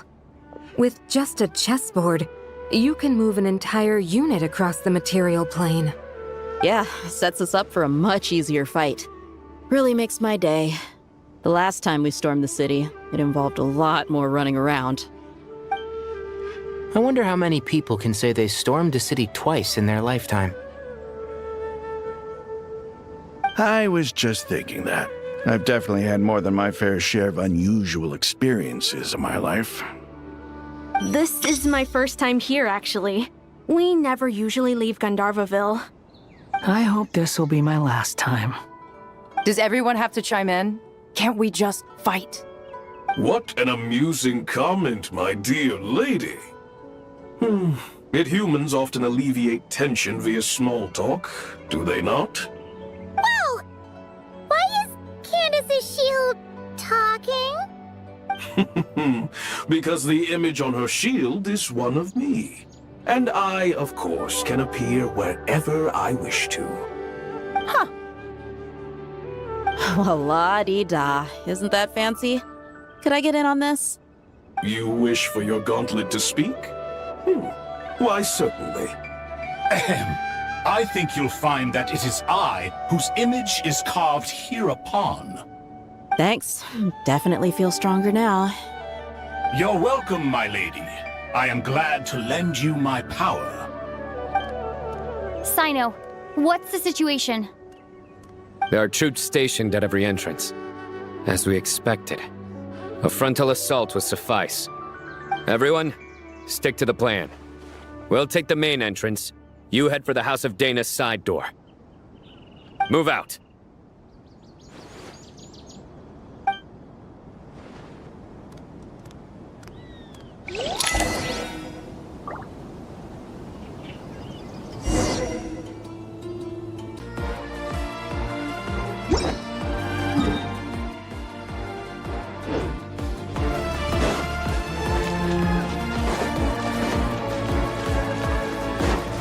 Out of my way! Take this! Watch out! Get lost. Whew. Thank you, Jet. You gotta be more careful. If you're not ready to put your life on the line, you can't be certain of defeating your opponent. She's right. Keep your wits about you, Rana.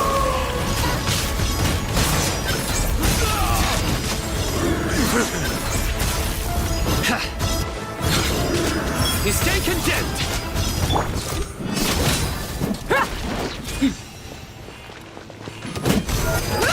You're dead meat! It's jammed.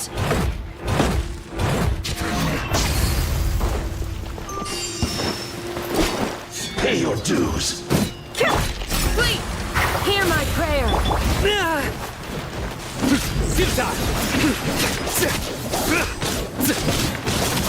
Leave so soon. Stronger than I anticipated. Surrender! In death, a new cycle begins.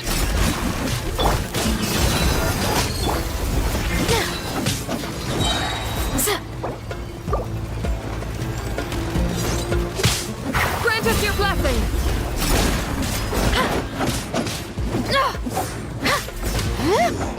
Can't run from death. Buckle up.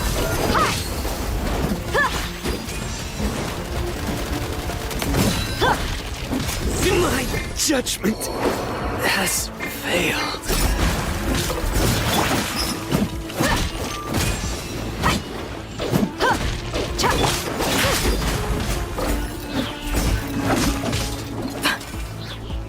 No escape. Look alive.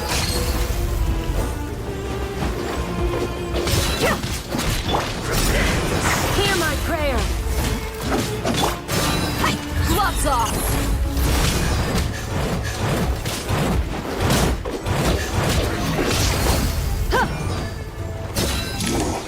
Can't run from death. Take them out and secure the harbor. Reinforcements will arrive by water. Consider it done. Show no mercy. Transgression. Grant us your blessing. Hurry up.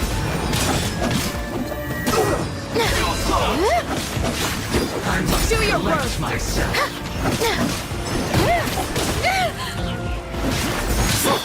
Let's get it on! You asked for it! Out of my sight! Quiet. This body belongs to ice and snow.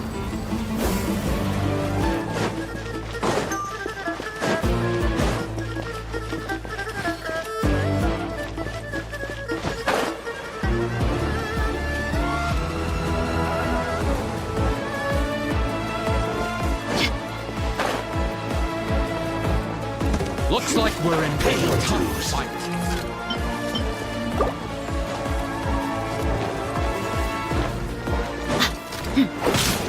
Buckle up! Hear my prayer!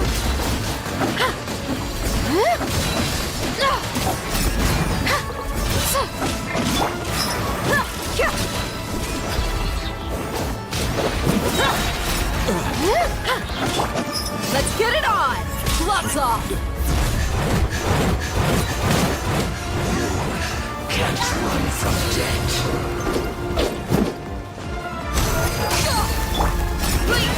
Grant us your blessing! Use the force off.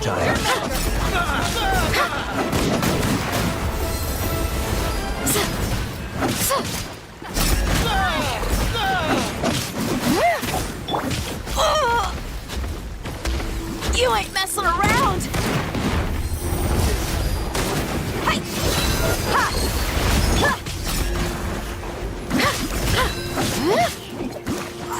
Resistance is futile. Your sight lost. We shall prevail!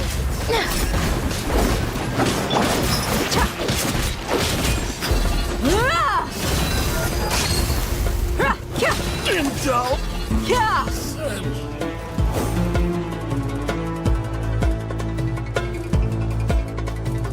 Waterway secured.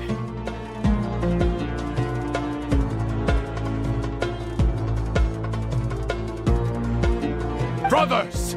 Sisters! Perfect. Just in time. Welcome. Once we've linked up, we'll continue the advance. The team has arrived at the north entrance, as planned. Good.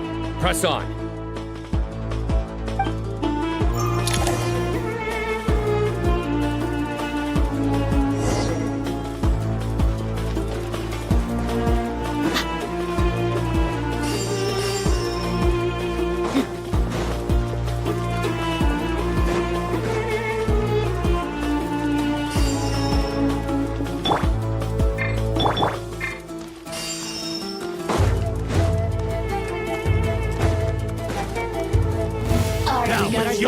Here to play with me.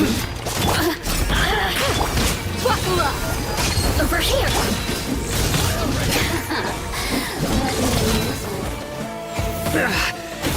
Well played. Blink!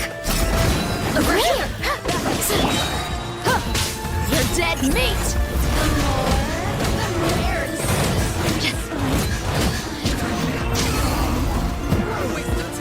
Let's get it on! Through me, justice is served. Yield! Hear my prayer!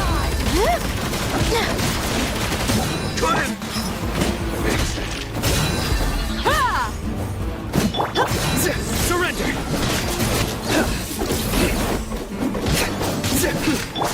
Buckle up! You asked for it! Took too long.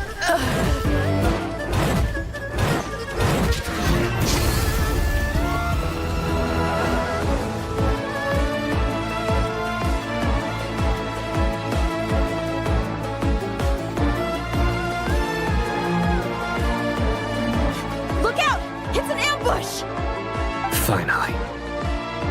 We need to hurry. Take the middle road now. Mahamacha Sino, area clear. Don't relax just yet. More Fatui approaching from the right.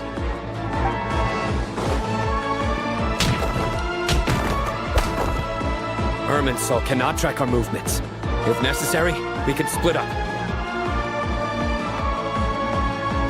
Don't worry, we'll wipe them all out. As you can see, our people came raring to go. Good, good. How are things with the Traveler? Can Tainari keep her safe? Don't underestimate Tainari just because he's a forest watcher. He can handle it. All right. You know that's not what I meant.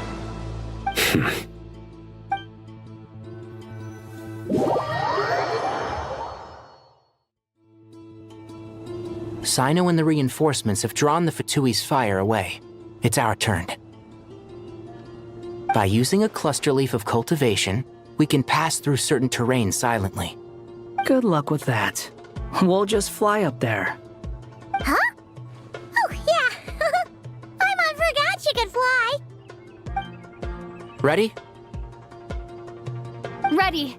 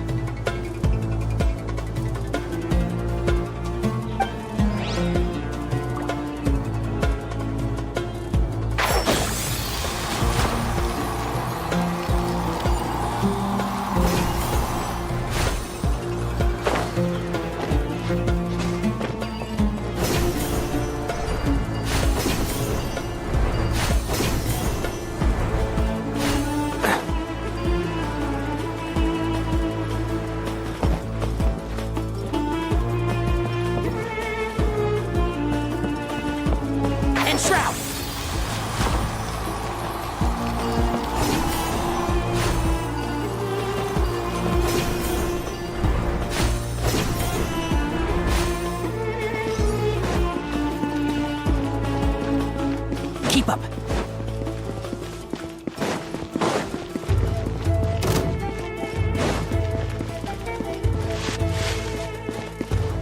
This ought to do it.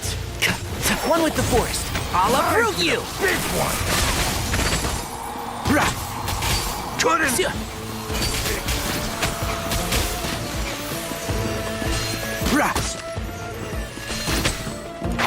Can't see? This ought to do it. Yeah. I lost control. Jammed. Behold. So quiet.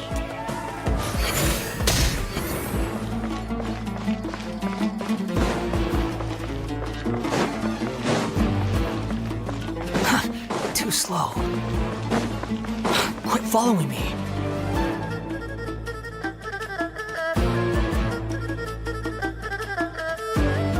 Fatui soldiers up ahead.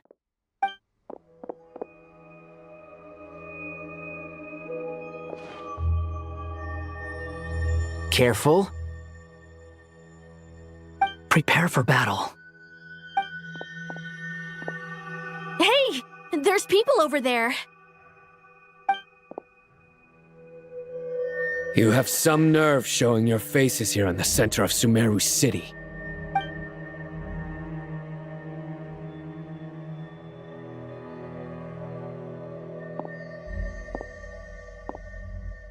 You're right on schedule.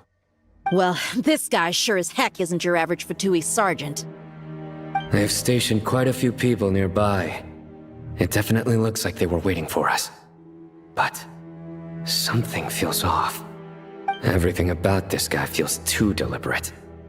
I highly doubt he's just a subordinate of Dottores. And he's no mere sergeant. Whatever his rank is, it's high. Much higher than we thought. So you've been waiting for us. But it looks like you're geared up for a conversation, rather than a battle. Very clever, General Mahamatra Sino.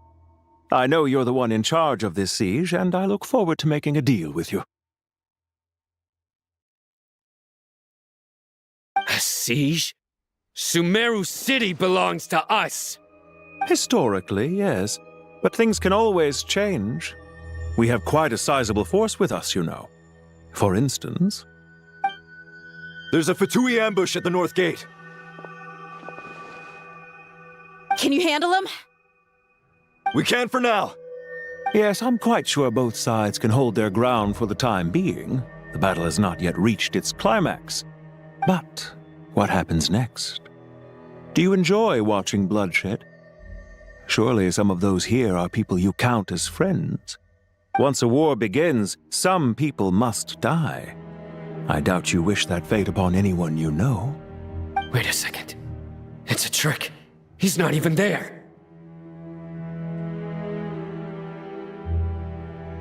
Silence!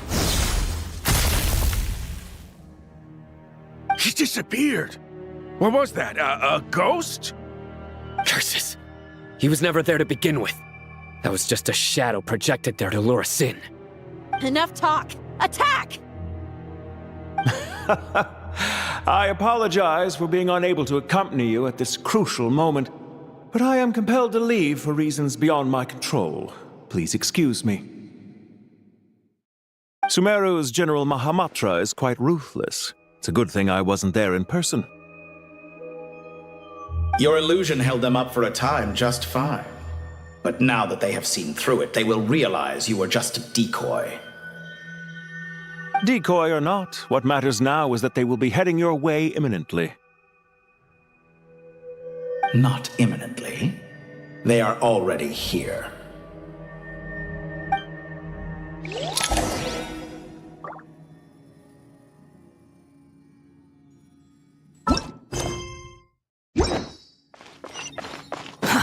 Too slow.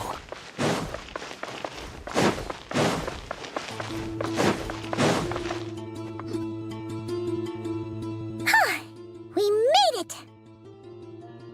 This is far enough. Tainari, you go help Sino. Don't worry about us. We'll manage from here. Are you sure you don't need me to stand guard? No need. Once the connection is established, we'll disappear from the sanctuary of Surasthana. Go help the others. All right. Goodbye for now, then. Please tread carefully.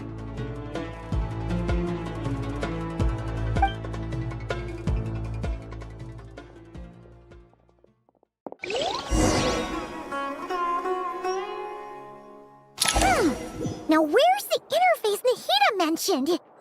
Come on, where's it hiding? Found it. It's over here.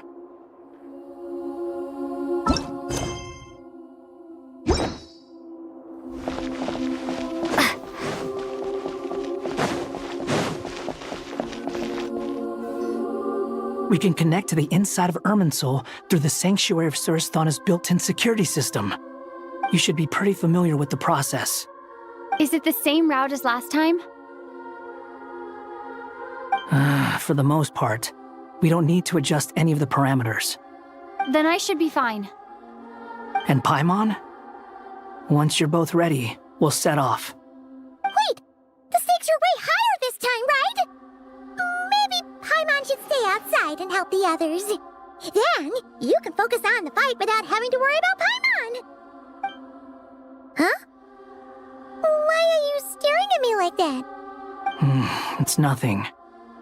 I just suddenly realized how much you've grown. Hey, you've grown quite a lot yourself. Don't you two start getting into it again. Well, anyway, Paimon thinks she's pretty knowledgeable. Who's the best guide in Tavatigan? And don't forget, Paimon's a college student now. If we say Alhatham's not a weirdo, it's hard to explain how he came up with the idea of you applying to the academia. But for all that he counts, you're doing surprisingly well in your studies. Just goes to show how important it is to have someone supporting you. And Paimon's not the only one. Let's not forget that you only became a student because of Nahida's personal recommendation. That's fair. I have learned a lot in Sumeru. Oh yeah. Did you ever come up with that ugly nickname you promised me? What? No way! We're friends now! Paimon gave up on giving you one ages ago. Anyway, isn't Hat Guy enough of a nickname for you? Fine. Suit yourself. We need to go. Paimon, if you're staying, look after yourself. Will do. Paimon's gonna link up with Tainari and Sino. You guys are the ones who need to be careful. We will be. Bye for now.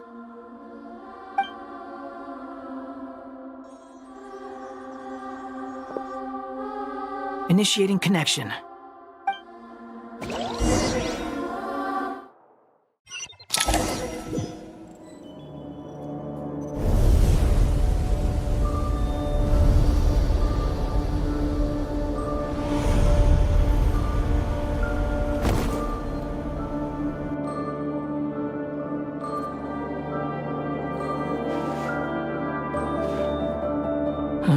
Well, here we are again.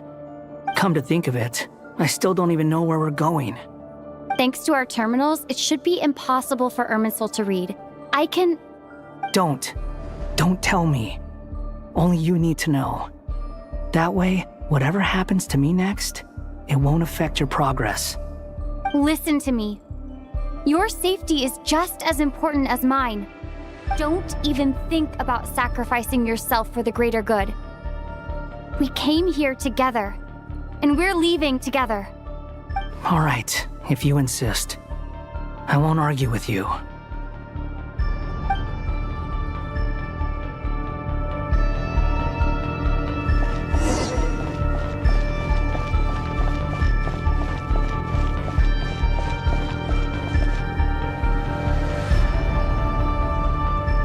This place looks so different from how I remember. It's unrecognizable. It's a complete mess, like someone's turned the place upside down. Must be Dottores' doing. Either he's searching for some information he needs, or... It's still changing. He has to know we've entered Irminsul. But luckily for us, he can't pinpoint our location. Be on your guard. Don't let him find us. The red parts have probably been corrupted by Dottores' power. Don't touch them, or you might alert him.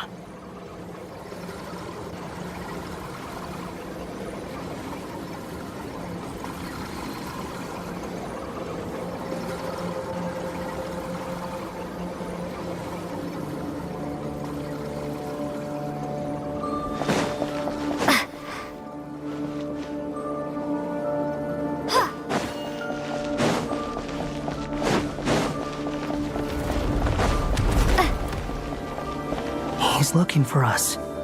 Tread carefully. That wall could be a problem. Fortunately, it looks breakable. Give it a shot. The wind rises.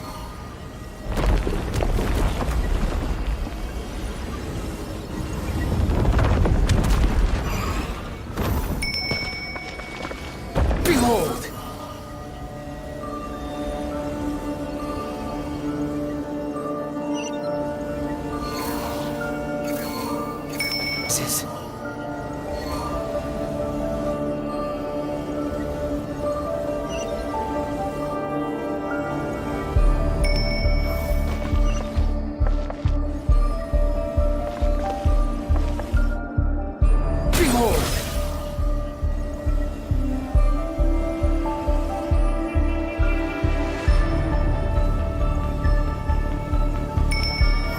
The same old trick again? Are you kidding me?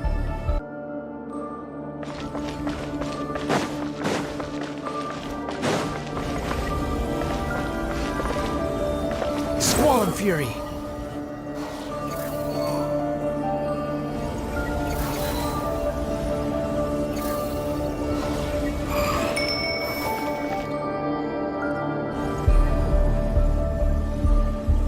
Behold!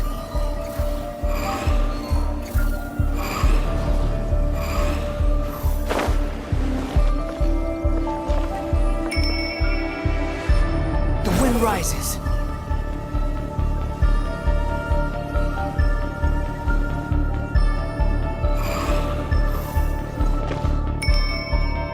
Oh no! It's... a trap. Is that why he was using the same trick over and over again? To get us to lower our guard?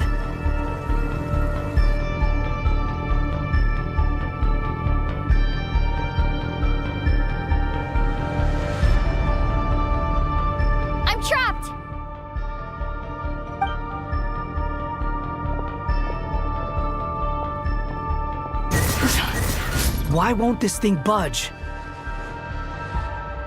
Hello? Hello? Can you hear me? Nicole? Is that you? Yes, it's me. I'm monitoring your progress from inside the Eternal Oasis, and I have to say, this terminal is simply marvelous. It makes tracking you so much easier. I couldn't see anything at first, but now that you two are inside, I can use your location with support from the terminals to get a partial view of the situation inside Irminsul. It's not the clearest image, but it's better than not being able to help at all. So, here I am. I can't intervene directly, but I can help to guide you out of the jam you're currently in. So please, just follow my lead. Dottore in his current form is a blight upon both Irminsul and the ley lines. Pay attention to your surroundings.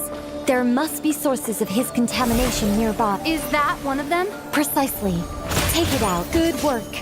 But we're not done yet. Stay close, and let's see if we can find any others like it nearby.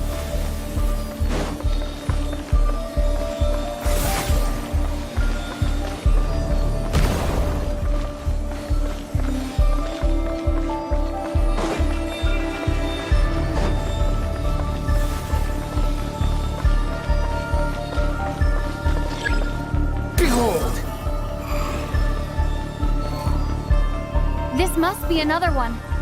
Agreed. Now... Oh, wait! Watch out! It's Dottore. I think he's found us.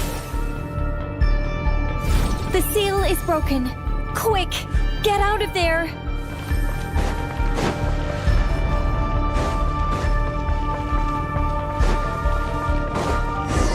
And where exactly do you think you can run to? Wait, what is that? Pursuers.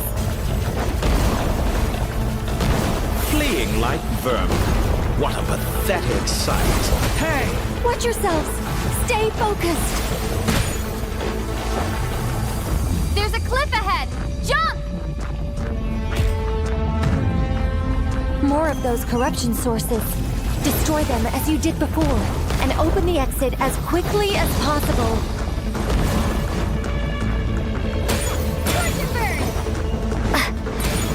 They're relentless. Is he trying to wear us down? You'll just have to destroy these too. I think the pursuit is over. Hard to say. Stay alert.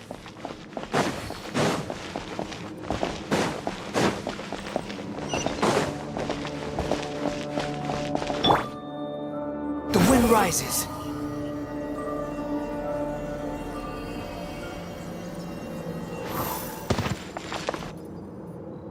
Whew. I think we've made it to relative safety. Phew, goodness. That was tough. You doing okay? I'll be fine. Don't worry. Take a short rest, and then... Nicole? Nicole! The connection's been cut. But that means... Look at you supporting one another. How very touching.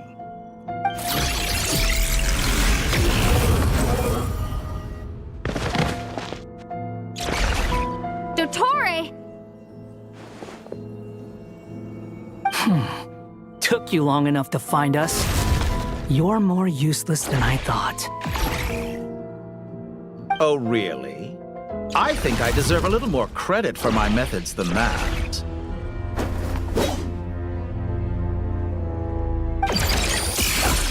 Rather than hunting you down, I chose to let you roam free. I indulged your presumption that I was unable to track your movements, played along with your clever little plan. Fleeing is for animals, but I rather enjoy watching you flee. Some things lose the will to run altogether as soon as you put them in a cage. If that's true, then why did you come looking for us? Because I wanted to observe you up close, of course. Don't misunderstand me, I'm not here for a fight. Is it so unusual that I wish to greet my old acquaintances in person?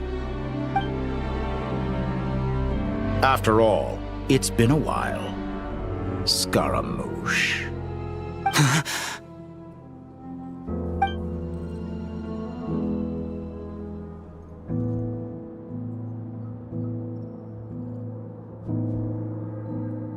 Why are you so afraid? I have done nothing unprecedented in discovering the truth.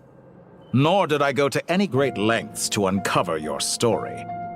You made a bold series of moves in deciding to erase yourself. And with the power of this great chronicling device called Irmin's Soul, you were able to achieve something quite remarkable. Once most people form an opinion about someone, it tends to imprison their mind. Yet you managed to erase every trace of your existence. A novel take on death indeed. However, this meant that you stood out to me all the more when I saw you in Nodcry. I didn't even have to go looking for you. Just the sight of you was enough for me to intuit the truth. For someone in my position, connecting the dots was a trivial affair. It would have been more surprising if I hadn't managed to piece it together.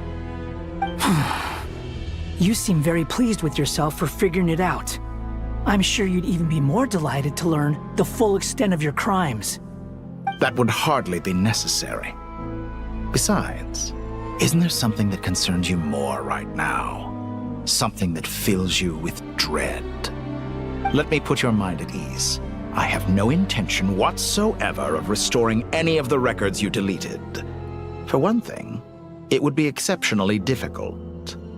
But more to the point, I doubt that the prospect of losing your current life is all that frightening to you. Because in your case, the cruelest twist of fate is that you'll never again have the chance to make up for any of your mistakes. Isn't it? Dottore?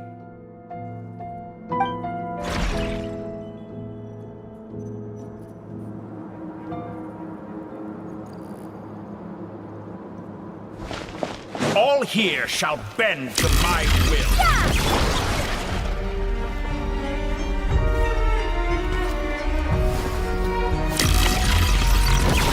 You're dead! Behold!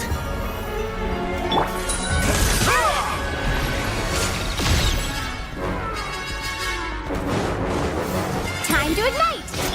Squall Fury!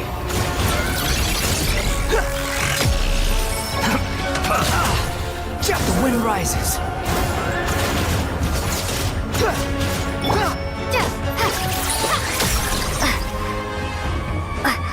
I'm afraid you'll need to do better than that to take me down. I expected you to have grown stronger. Ah, how foolish of me. I forgot that you lack any means to increase your power. You will pay for everything you've done. Oh, will I now?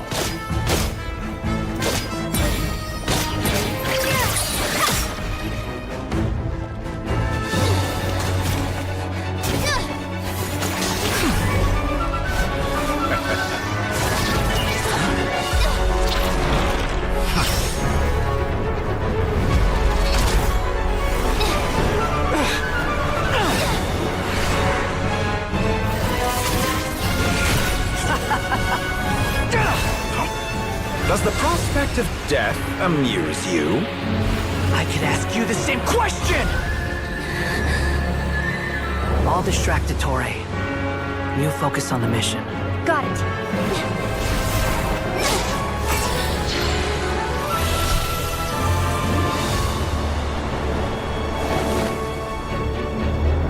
For the hopes and dreams of the masses.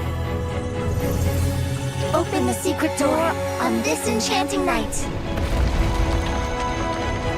May wisdom's light eradicate ignorance and darkness, and hereby fulfill our ancient vow. Commence data extraction.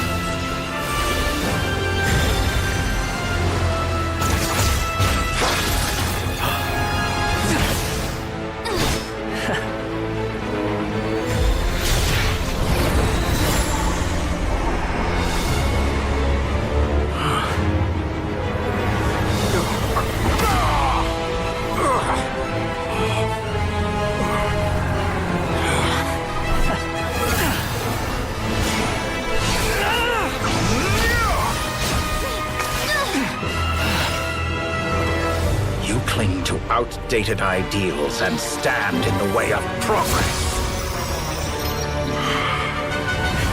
You will pay for interfering with the grandest experiment of all time.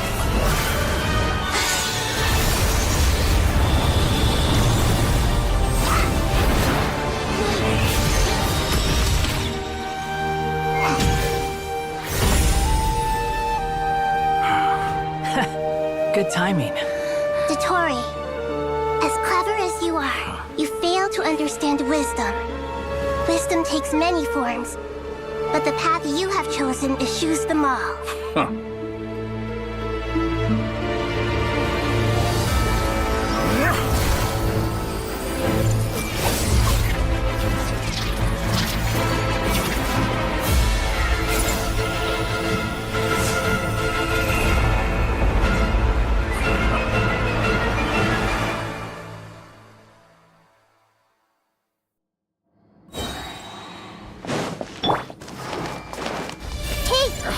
My strength is fading! Since we're within Ermin's soul, it stands to reason that any power you wield comes from it. You're extracting the information from Ermin's soul just to strip me of my power. I will find his weakness.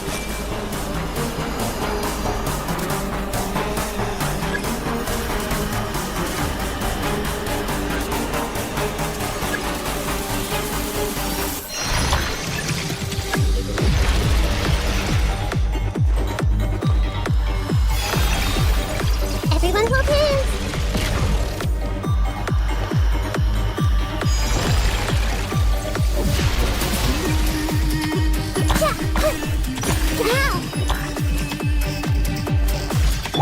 I admire your attempt to produce a new variant, but it's nowhere near enough.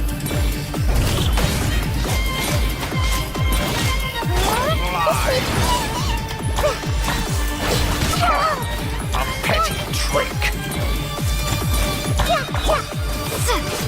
The wind rises. I'm used to this.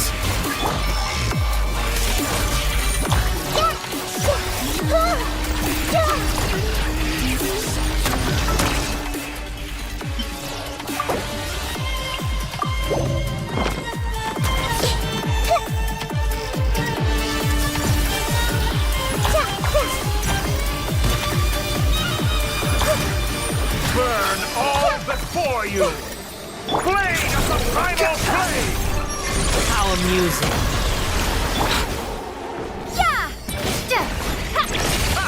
You won't distract! They're so close! Just hold on a little longer! I'll hold him up. Traveler, Hat Guy, the rest is up to you. We certainly have a knack for surprising each other, don't we? I'm just getting started. It's time! Say your prayers! The enemy offensive, but watch your back.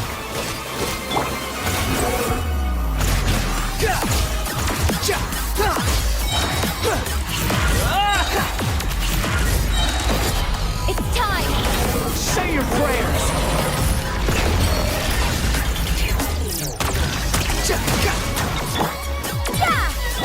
Squall and Fury! Let's try this! Moso no Hitotaki!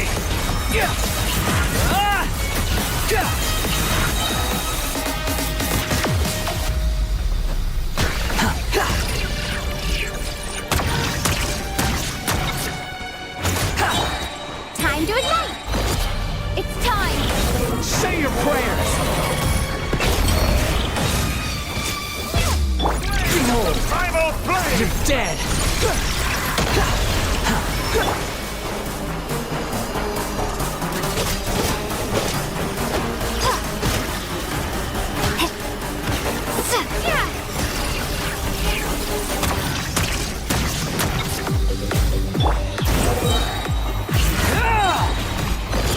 It's time! Say your prayers!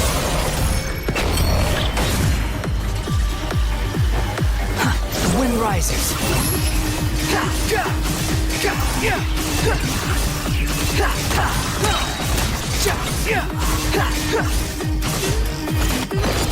It's time!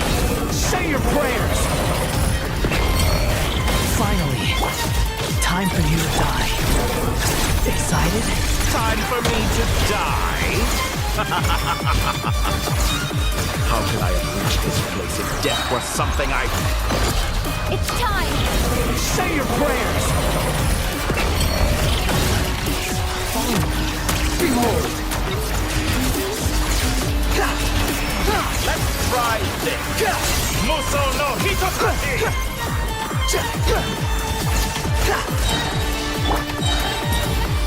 Squall!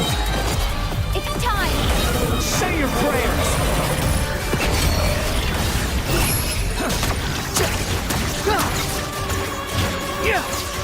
Burn all before you! The wind rises. Blade of the primal blade! Upon the gate. It's time! Say your prayers!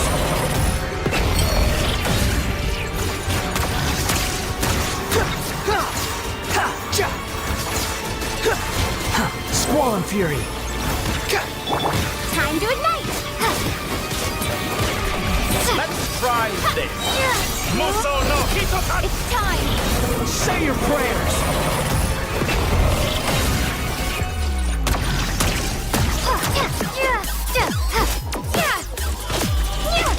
Scorch and burn!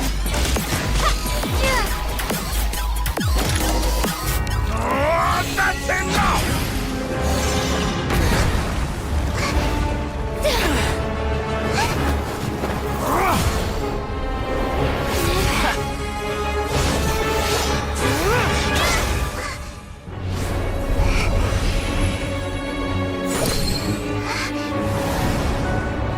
It's all yours. Do with it as you see fit.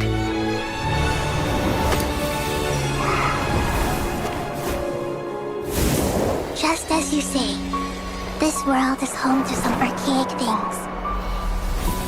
And as you suppose, you are a formidable opponent. You have long coveted the secrets of wisdom. So now, I will demonstrate true wisdom in action. I invoke my supreme authority as the keeper of Ermin's soul. Commend me or condemn me. But give your verdict now!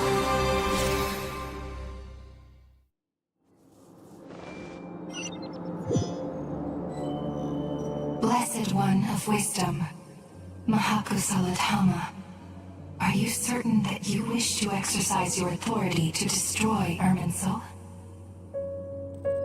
It represents both your roots and your finest accomplishments. You truly intend to abandon the very thing you have always fought for? This is my decision. Erminsul has been corrupted beyond redemption. Erminsul is the original tree of Teyvat. It is the means by which the heavenly principles maintains fate itself. The 7 Archons should honor and revere it, for their authority was bestowed upon them by the heavenly principles. It is precisely because I honor and revere it that I fight for the humanity it exists to protect. Wisdom is knowing how to weigh the options and make the right decision. If you truly care about the fortunes of this world, then it is me you should seek to preserve. Planting a seed begins the chain of cause and effect. Since you have become a great tree yourself, why should the loss of another tree be anything to fear? Till we meet again, Lord of Dendro.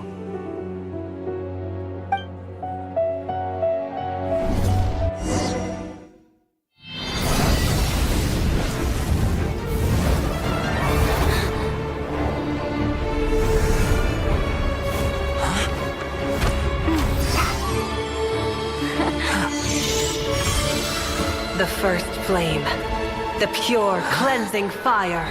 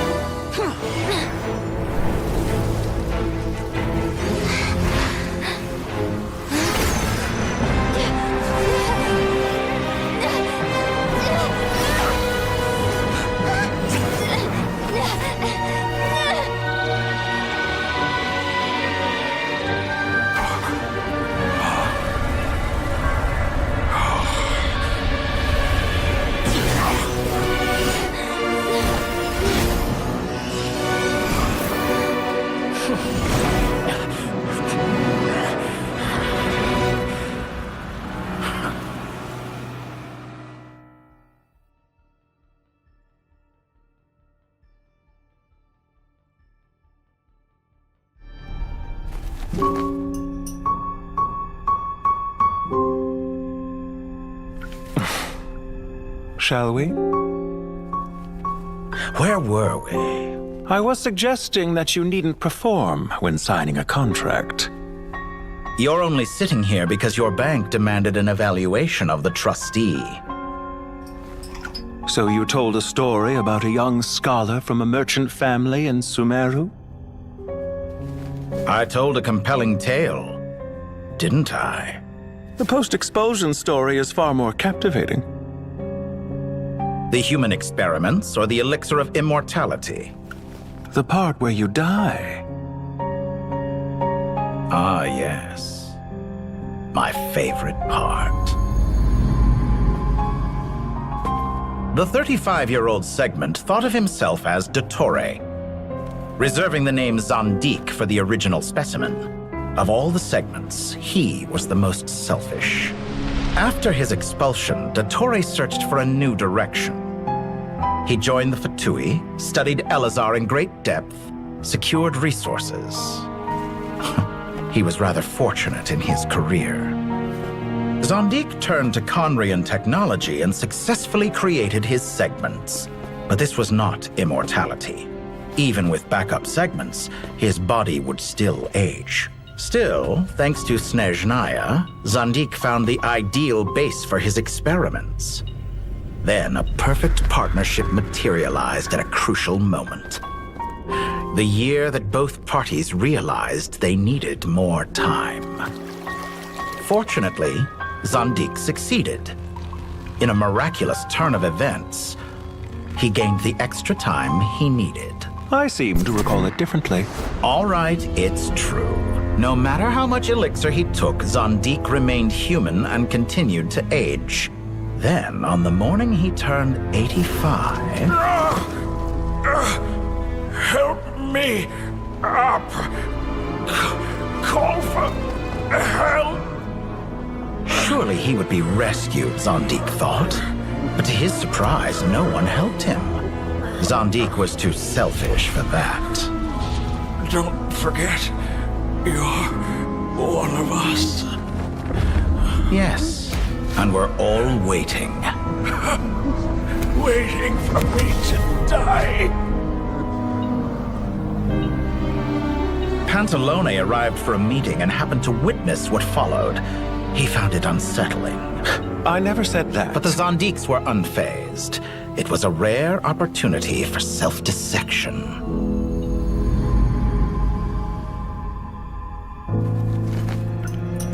What does all that have to do with you depositing your data at Northland Bank? It has made me cherish my time in this world all the more. Fair enough. So you do have a sense of self-preservation.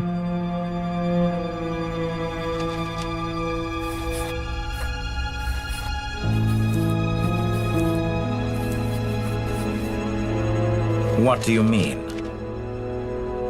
You're hardly normal, and you don't cherish life.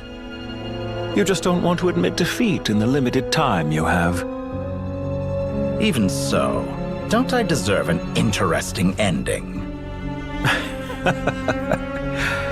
I'm counting on it.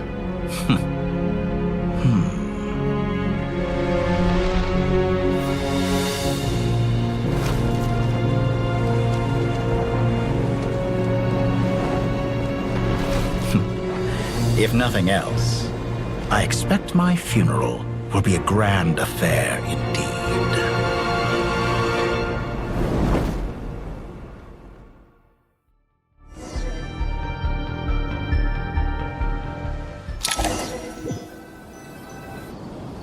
What a magnificent fire. In Snezhnaya, we light fires to ward off the cold. Fire, it seems, is antithetical to ideas such as cold, frozen, and unchanging. Perhaps it has always been that way. From the beginning, fire has been used to drive away wild beasts and warm the body and mind. You could say it's a form of treatment. One that cures the human heart of mortal fear. Mortal fear? Something you haven't been acquainted with in a long time, by the sounds of it. Whereas you, I'm sure, must know the feeling quite well indeed. I remember when we first discussed the elixir of immortality, you claimed that extending your lifespan was about buying more time. But was that really the truth? You fear the prospect of dying a wretched end in this world, don't you? Of course I do. I'm only human, after all. And while you may have forgotten it, you cannot deny that you too were once human, Dottore. I do not believe that there is no such fear in your heart. Perhaps you are right. But I abandoned it long ago and devoted myself to my experiments. I have felt no fear since. From the very beginning, I never thought you could win this game. But still you came, contract in hand, to honor our agreement. Because I am a reputable partner. And as we have discussed, experiments are about more than results alone. The process is equally important. I have come here and completed my creation, and I do not regret my decision. I'm afraid your journey ends here. After I die, there will be no one to make the elixir of immortality, and your remaining stock will only last a few more years. How then will you prove that you didn't perish in this incident alongside everyone else? When I feel optimistic about market environments, I never forcibly adjust them. They have their own direction. And I myself am one such environment. I have been quite particular about many things in my life. But where the manner of my death is concerned, I choose not to be. You make yourself sound so magnanimous. Oh, but I am. And I hope you will be too. It may have been a long time since anyone told you this, Dottore, but I recognize that you are a truly rare talent. Ha! I can see it. The experiment in blasphemy that I've been performing all this time. It has been a long process, and I do not care about the results as much as people might imagine. If the very goal of your experiment was to explore infinite possibilities, then there was never any reason for it to end. Indeed. Yet now, the experiment has officially drawn to a close. What should I call you? Zandik? Or do you prefer Dottore? Suit yourself. Goodbye, Feofan. This time, that's what it truly is. And don't I know it? Goodbye, Zandik.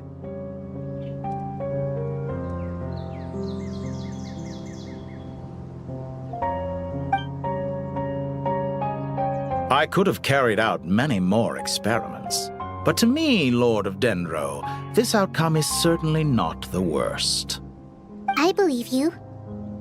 But unfortunately, this is where it all ends for you. This experiment does not belong to you, nor do any of the results. Experiment? It sounds like you're trying to outdo me in my own field. Wisdom is conveying information in terms that people can clearly understand.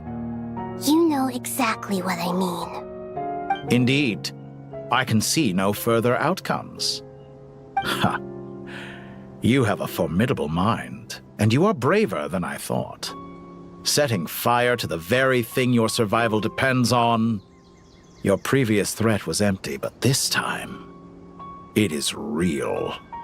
When necessary, wisdom can be as fierce as an inferno. Some of the flames that incinerate you come from within yourself. Perhaps you are right. You see what lies at the bottom of the human heart, and that is your wisdom. Here is where your journey comes to an end. All that is yet unknown belongs to those of us who will carry on living. It seems I have unwittingly been your arch-enemy all along. But now, it's all over.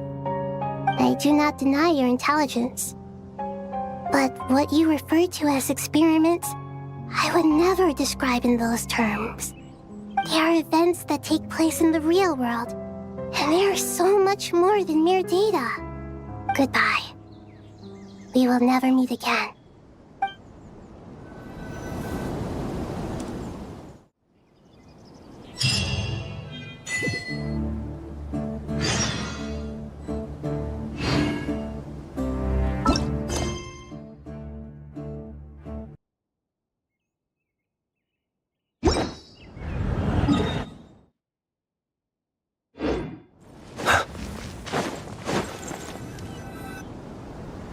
Well, that's the last of them. Everyone on the list is already back where they should be. It was a long, hard road, but we finally finished escorting everyone back. I just pray that we'll never need to leave again. I hope we can stay here forever in this peaceful paradise of our own choosing. Paradise. In the annals of the Temple of Silence, that word carries great significance.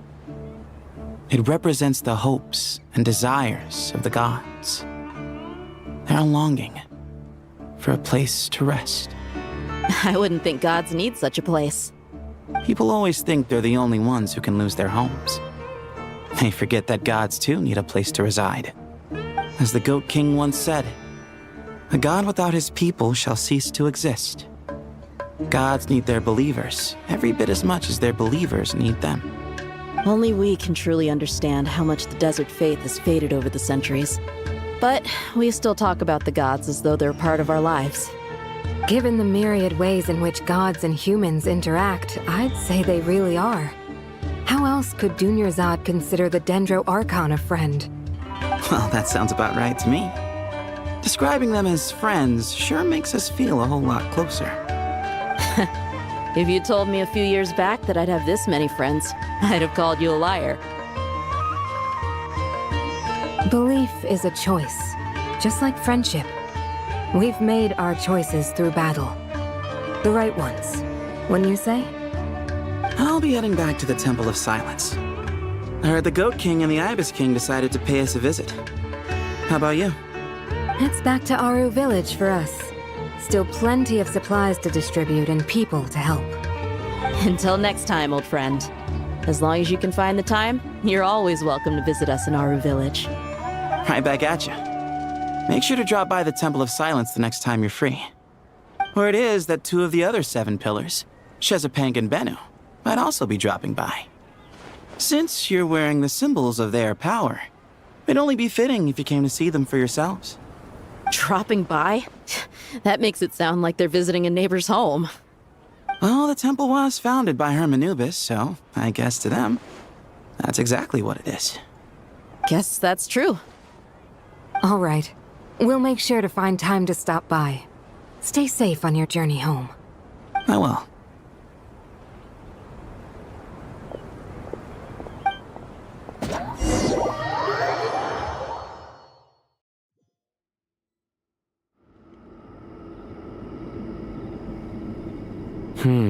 You do have a point. See? Retirement has always been a problem, especially for old-timers like us who've been locked away all these years. You finally step out into the light, and bam! You're face to face with a whole different world. Naturally. What do you think, Layla? Huh? Why would you think to ask me? How could I possibly be qualified to decide where the servants of King Deshret should live? Sorry if my question was unclear. Do you think their statues will stand out too much if we place them here? Hey, I never agreed to this. How could we possibly allow our statues to be left in Hermanubis' home? That would be like breaking into someone's house, then pretending it belonged to you in the first place. Different beliefs can coexist. We still need to respect one another. By which you mean, you two plan to stay at the Temple of Silence, for a while at least, but you have no intention of relocating your statues here. So, you see this as sort of a family visit? Is that correct? family. Huh. You could say that. In a sense, Hermanubis would view this as his home. Just look at this place. Magnificent, is it not? The sad truth is, in the past, all three of us invested so much into misguided ventures. We failed to build what we should have, and wasted so much time instead. And what do you mean by that? I mean that for the most part, time spent associating with the likes of Sobek, and, let's say, Thoth, might reasonably be considered wasted. Why does that not surprise me? Go on. Anyway, given how much time we'll all be spending together, I'd say that the bonds we built will end up proving to have been a sound investment. Once Sethos, the current leader of the Temple of Silence, returns, you can discuss the matter of staying here with him. But judging by the expressions of everyone here, I imagine you'll receive a very warm welcome. This sacred ground houses untold knowledge, after all. What better place for the servants of King Deshra to appear in the mortal world? How about we share a meal together first? I imagine it's been many years since you last tasted fresh food. Oh, that sounds wonderful! After so many hundreds of years, I can only surmise that desert cuisine has become a lot more varied. Are we having a get-together? If you'd like, I can help prepare some food. After all, Lord Thoth, you helped me so much in the desert, and I still haven't properly thanked you. Oh, my, that would be wonderful. I'm touched that you still remember. How the times have changed! To the people of today, it seems the Ibis King has become a kind and passionate god. And you, Mr. Herreshoff? What kind of god do you wish to be? To be honest, I haven't given it much thought. How about you, Dendro Archon? Do you have any hopes for your future? Me? I'm very happy with my current life. Forgive my bluntness, but you do not seem to derive your authority from majesty and might, like Lord Al-Ahmar. Clearly your approach has its advantages, but also its dangers, don't you think? I do, but projecting a majestic front doesn't really suit me. Besides, my relationship with others isn't simply one of a god and her people. Not putting on airs might earn you more adoration. Exactly. Besides, I really like parties where everyone brings their own food, and we all come together to share. You should join us. I'm sure you'll find it fun. Last time when we got together for a picnic near the Avidia Forest, it was quite the occasion. Seeing as you're already here, how about we hold the next one in the desert? Can we do that? Wouldn't Tainari have to transport a ton of drinking water? Don't worry, I can help out. Layla, would you like to join us next time? Me? Sure. The more the merrier. That way we... Don't take this the wrong way. I just think you should know. When it comes to passing the time, chess is more our thing. In that case, Dendro Archon, what do you say? If I were to compete against you, I can't say with certainty I'd win, but I certainly wouldn't mind giving it a shot. Where's Sobek? I'm sure he'd be good for a few rounds. Cards, cards, cards! I'll always prefer chess. I wonder what variant of chess we're talking here.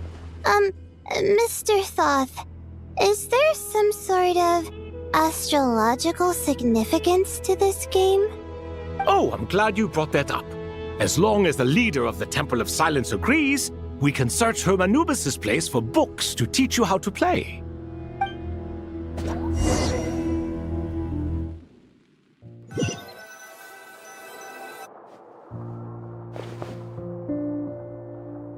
Such devastation visited on Sumeru City. So many houses destroyed or damaged in the fighting. Who could have foreseen this? Look at all of this. It's going to take me forever to tidy up. I suppose living below the academia doesn't always work out to your advantage. I would have thought a little appreciation of my sincerity and effort in helping to clean up this mess might be in order.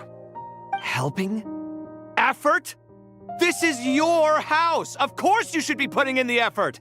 If anything, I'm the one who's helping! So you see yourself as just a helper in this situation. I must admit, I'm rather shocked. If you're trying to say that since I live here too, I have an obligation to tidy up, fine, I suppose I do. Wait a second, stop changing the subject! Nevertheless... In the wake of a great storm, a missing roof is a predictable inconvenience. Can you stop making it seem like I care more about this house than you do? Doesn't it upset you at all to see your home in this state? I won't pretend it's ideal, but that's no reason to be upset. This is the roof over your head, your shelter from the cold. The furniture is scattered, the paintings have fallen off the walls, the windows are shattered. Don't you feel even a little disheartened? The way I see it, these problems are easily solved. Ugh, this is precisely why I hate talking to you about sentimental things. It's like banging my head against a wall. You simply don't understand just how much work goes into making a proper home. It sounds like this is causing you a lot of anguish. You mean the house or the paintings? I mean your sentimentality. Oh, well, yes. But I'd rather not dwell on such things right now.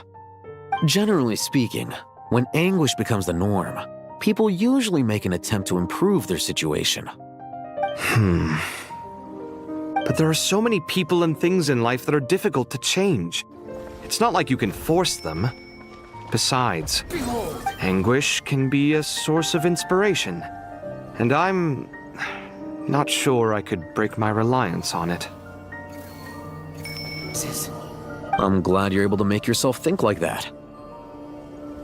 What kind of a response is that? I was stating a profound truth about the very nature of art. Suffering is the cradle of all creation. Even you can't deny that. And I wasn't trying to. I'm just happy for you. Pure and simple. Can't you tell? Happy about what? Happy that you can always find an answer that backs up your views. You... More often than not, life is a process of running into problems and then searching for answers. Yours more than most. Not everyone's so good at justifying things to themselves. It's something that you've been steadily mastering. Huh. What about you, then? What skills have you been mastering lately? Pass me that box. Huh? Okay. You may consider this my progress on the path to mastery. What?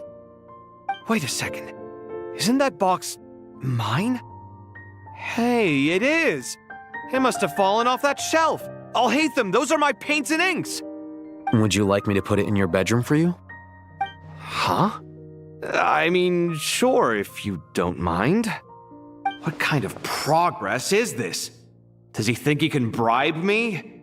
Not that giving me back my own things is much of a bribe. These books on the floor, they're a complete mess. And this one, didn't he say it was an out-of-print collectible?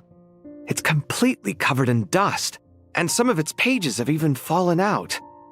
Ugh, guess I should help him repair it. This one too. And this one.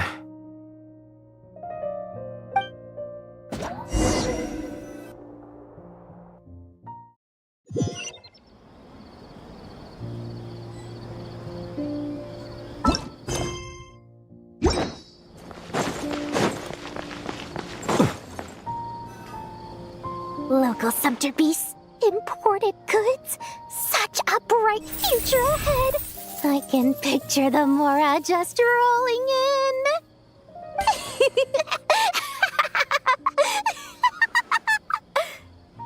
You do realize you sound like a choking cow? It's called being imposing. Can't you feel it? Are you not intimidated? Oh, I'm positively shaking in my sandals. What commands do you have for me, oh mighty Lord Sangamabe? You've got a lot of nerve, Nefer. You went and told Candace and the others everything, didn't you? Seriously, do you have any idea how differently they see me now? Surely that's a good thing. I presume they're more disposed to actually like you now, maybe even view you as a friend. You traded my secret for sympathy! Thanks to you, I've lost every last shred of my mercantile majesty. How am I supposed to make anyone think I'm a big, scary investor now? The dark days of Lord Sangamabe are behind you. Why not take this chance to make a few honest friends? Speaking of friends, since when did the notorious Lady Nefer gain such an admiration for holier-than-thou types? A moonchanter here, an angel there? Who'd have thought it? A coming together of fates, nothing more. No need to throw around accusations of admiration. Forget it. You're right about one thing at least. Making friends is never a bad thing for a merchant. So, I really took a loss this time.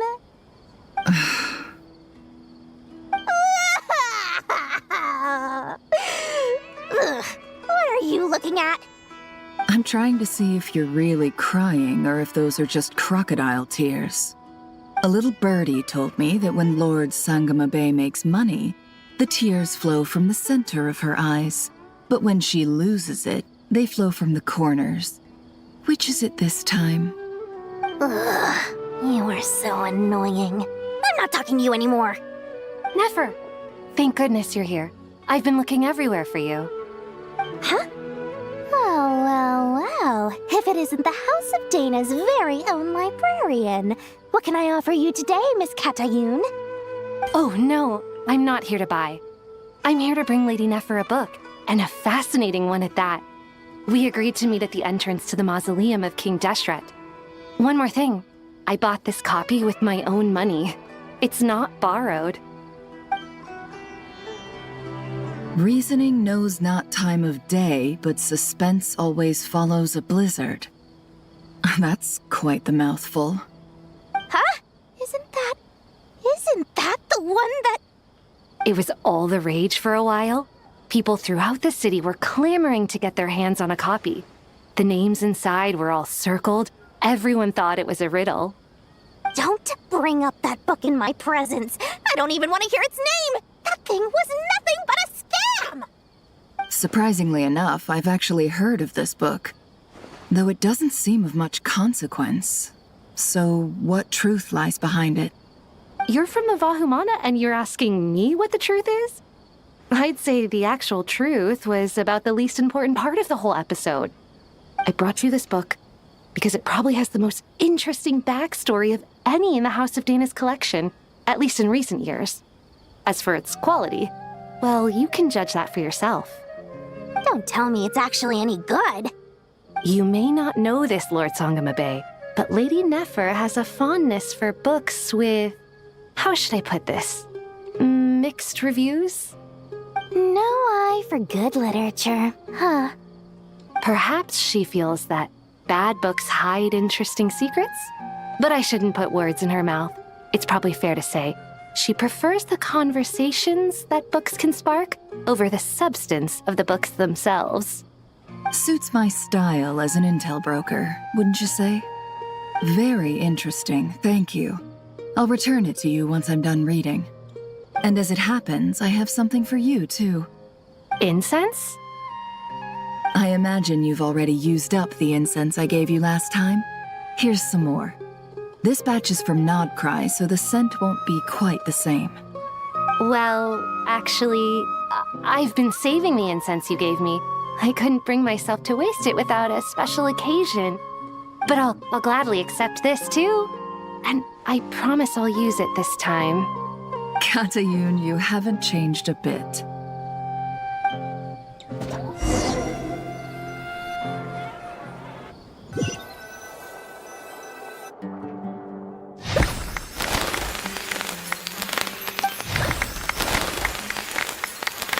Congratulations, Kale. Well done, Kale. After studying for so long, you've finally become a full-fledged ranger. Sure hasn't been easy for you, huh? This really is fantastic news. All grown up.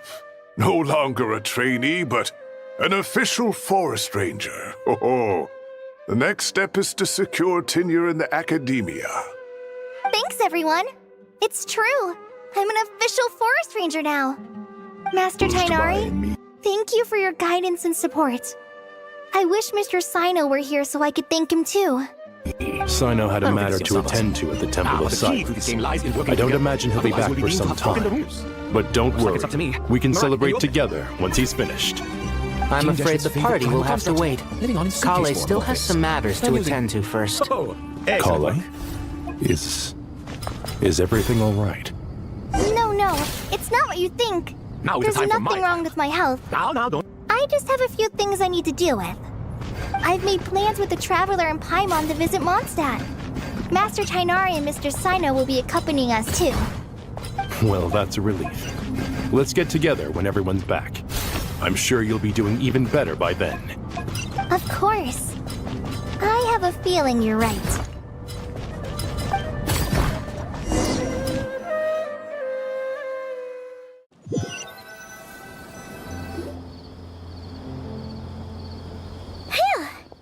After all that catching up on sleep and food, Paimon's feeling full of vim and vigor again.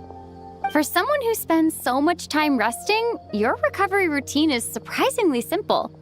Hey! Paimon's been working her butt off too, you know. She flew all over the city helping everyone out. Don't worry. I saw how hard you worked. All right. We all know you're the most hardworking person in Teyvat. As long as you're rested and full, that's what really matters. Paimon's been looking around the place, and it seems like the city's already on the mend. But Paimon's been wondering how Nahita's doing. We should check in on her.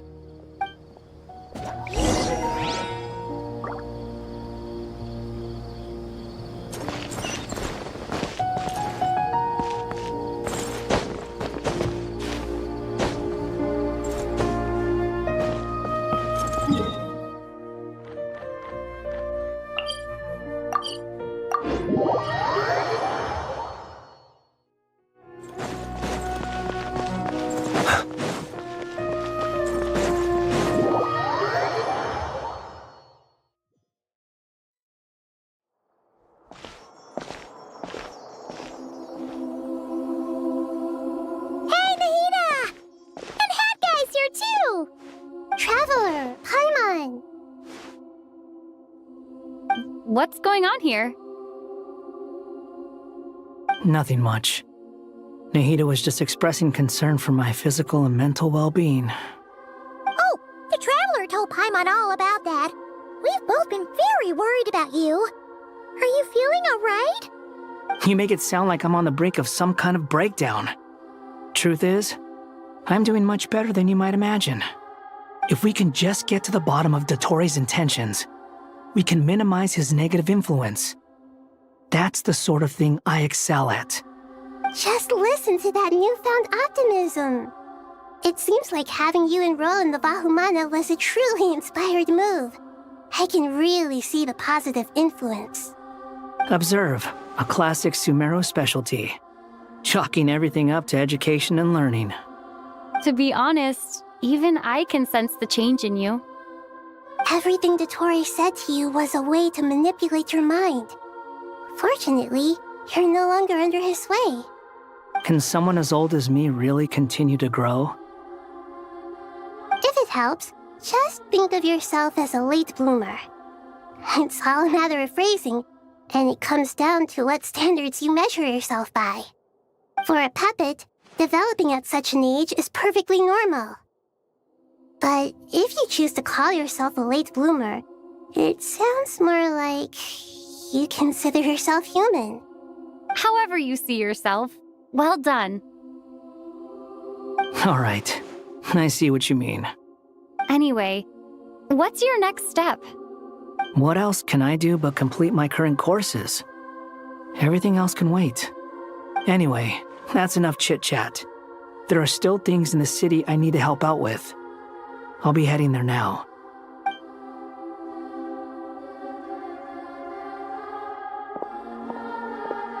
I'm so happy that Hat Guy is doing better than we thought. But what about you, Nahida? How are you holding up? The pyronosis burned down the corrupted Irminsul. The flames blazed for 7 days and 7 nights before they finally subsided. All that was left were the parts underground. Now, Aru shoulders the responsibilities that once belonged to Irminsul. The situation was contained before it got out of hand, so Tevat's most vital information has largely been preserved. Irminsul has a strong influence over you, doesn't it? How will you cope now that it's gone? There is no need to worry. Thanks to Nicole's extraordinary talents, my connection to Irminsul has been severed and transposed onto Aru. Angels can do things like that? They can. Such abilities are precisely what makes them so powerful. The goddess of flowers, Nabu Malikata, once claimed that she too could perform feats beyond the reach of mere mortals. In my eyes, much of what she went on to achieve reached such transcendent levels. Her and Nicole really are both fascinating and magnificent. So, does that mean your situation is stable now? Correct. Just imagine that Aru has become the new Irminsul, and the essence of my existence has been bound to it. The wisdom of Sumeru has ultimately converged into a single, unified entity. Should we ascribe this all to fate, or is it merely fortune? Whatever it is, the important thing is that you're okay, Nahida. Dendro Archon, Lesser Lord Kusanali. Oh, thank goodness you're here. Greetings, Traveler and Paimon. Sir Nevis, do you have something urgent to say? Yes, there's something I need to report. We've received a message from Snezhnaya.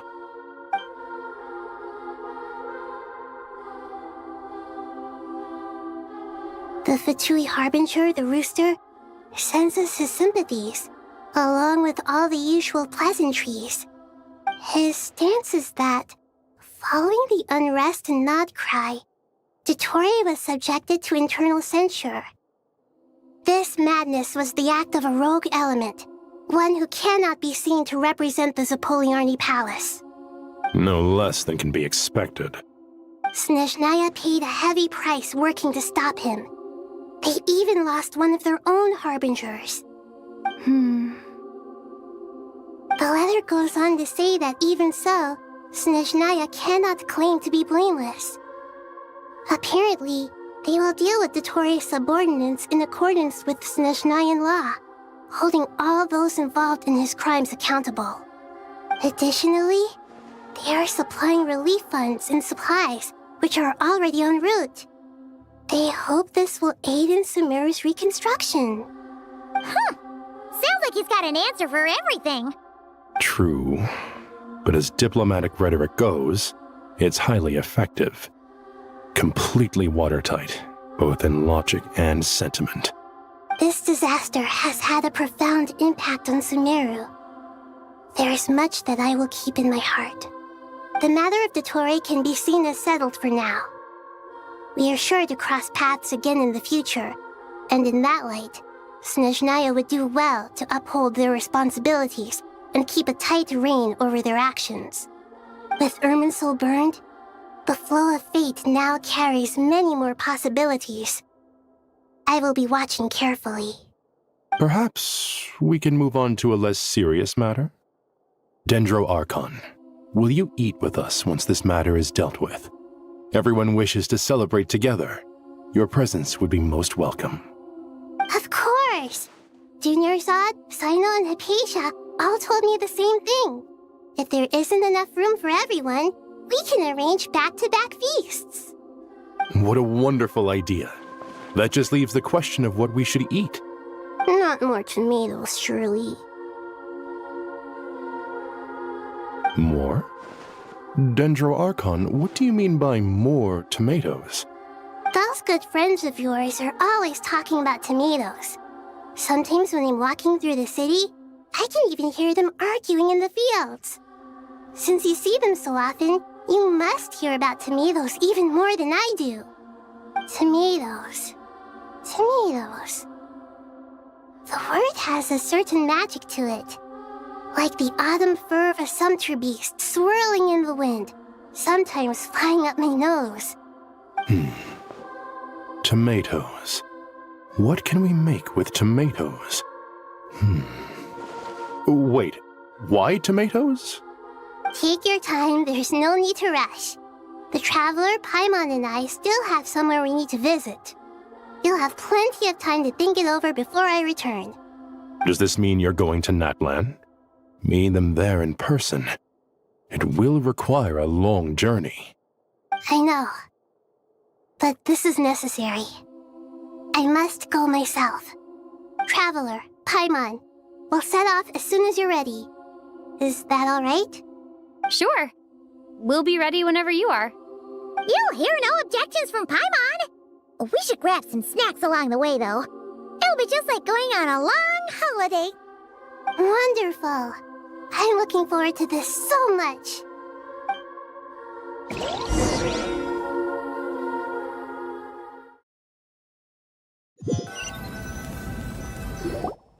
Natlan is such a lively place.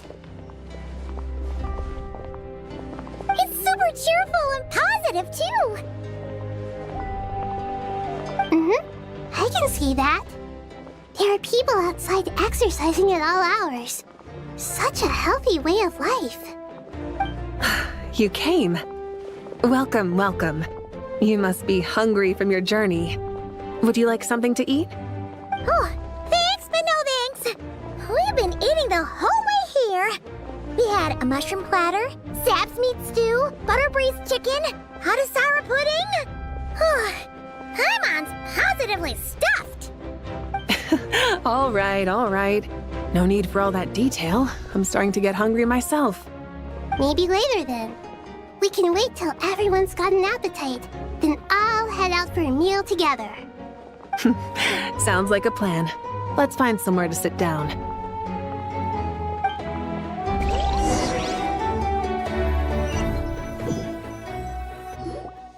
I should tell you, I already have some sense of why you've come. Why's that, Malika?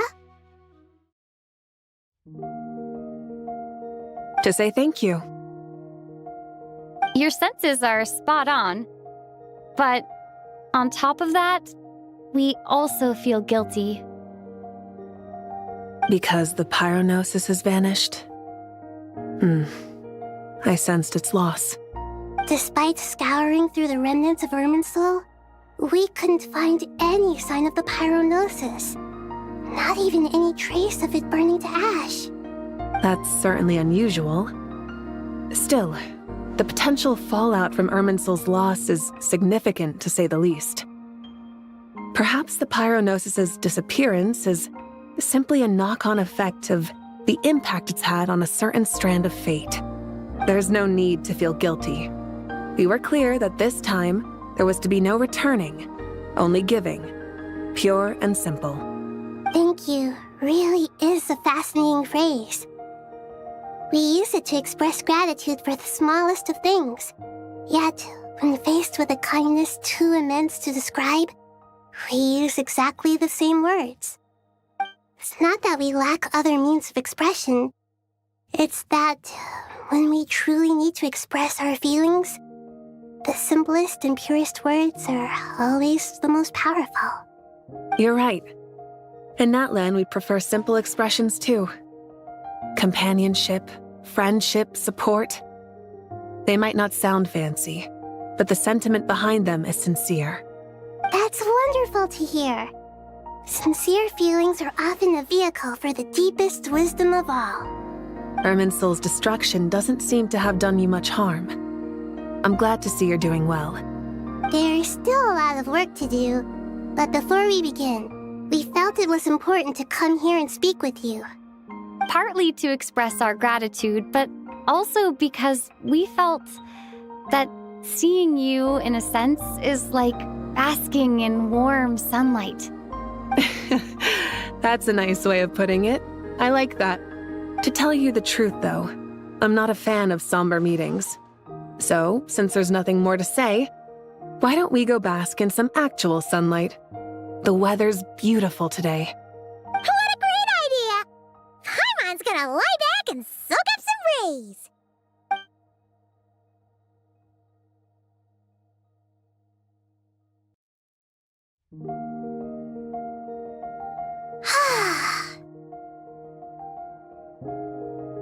In that case, I think I'll lie down for a bit too before we head to our next stop. And where might that be? Mondstadt.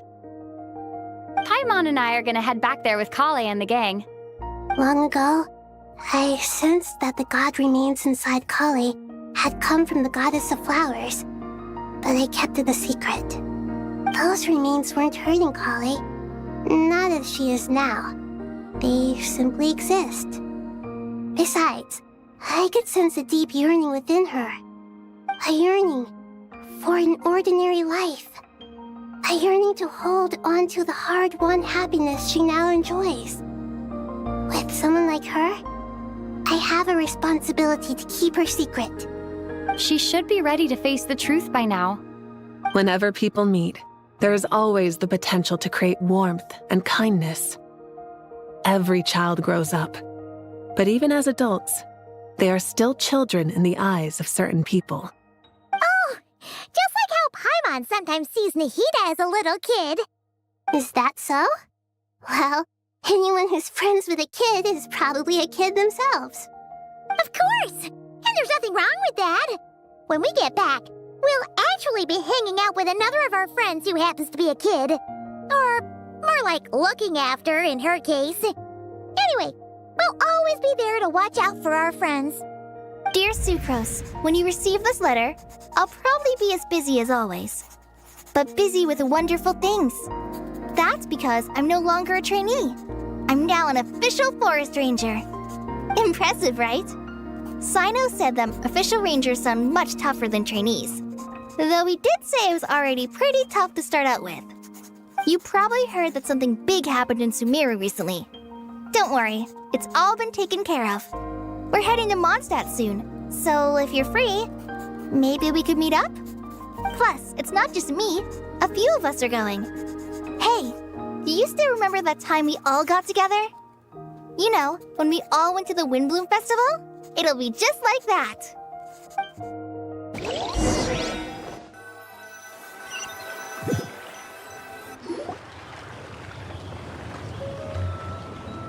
Dainari, is that... Don't you say it! Is that the great Vayu-Vyastra? Behold, the great Vayu-Vyastra, General Mahamatra. How times have changed. I wasn't expecting you to beat me to the punchline. You've changed. You've really upped the aggression in your battle against Sino's jokes. Kale, how did you know what I was going to say? For the love of... Hey! Traveler! Paimon, you're right on time! I hope we haven't kept you waiting. Kale! Sucrose! It's been so long! How have you been? I've been well. Everything's going great. What about you? Are you still busy? Not at the moment. Oh, right! That juicer you gave us works amazing! Farzan loves it. Seriously? That's wonderful. I don't suppose you drew up a detailed test report. Oh, what fruits did you use? How's the texture of the final product?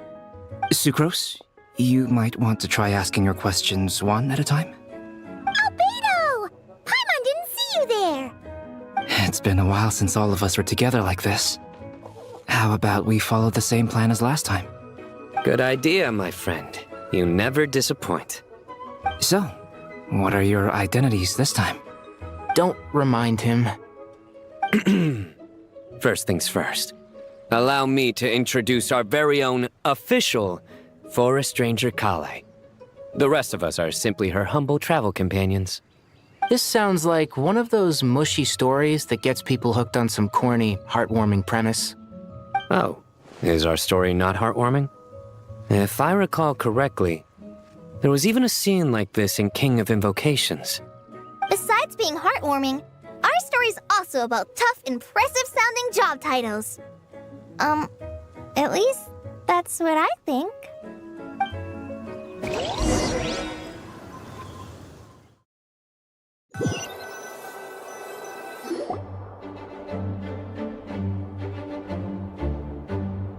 Oh, you're here already?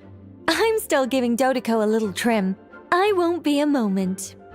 A trim? Does Dodoko need haircuts too? Of course. It's important to know how to take loving care of the apples of your eye. All of these trivial matters get left to me. It's because I'm an angel, and angels are, in a way, the guardians of all Teyvat. Oh, right! Wow, that's definitely an impressive-sounding job title. What are you writing? I'm just brainstorming some cool-sounding lines. Oh, write them on these card backs. Of course. Clearly, my lines are pretty amazing, wouldn't you say? Miss Nicole. Kale? You seem a little nervous. I was just wondering, who was the person you mentioned who needed their wish fulfilled? Wish? What do you mean? Miss Nicole asked if we could meet up in Mondstadt once everything was over. She said a friend of hers had a wish that needed my help to come true. Well, you never mentioned that before. All we knew was that you'd arranged to meet in Mondstadt. But we thought it had something to do with the god remains. To be fair, everything I told you was true. Anyway, my friend is waiting. Come on, let's pay her a visit.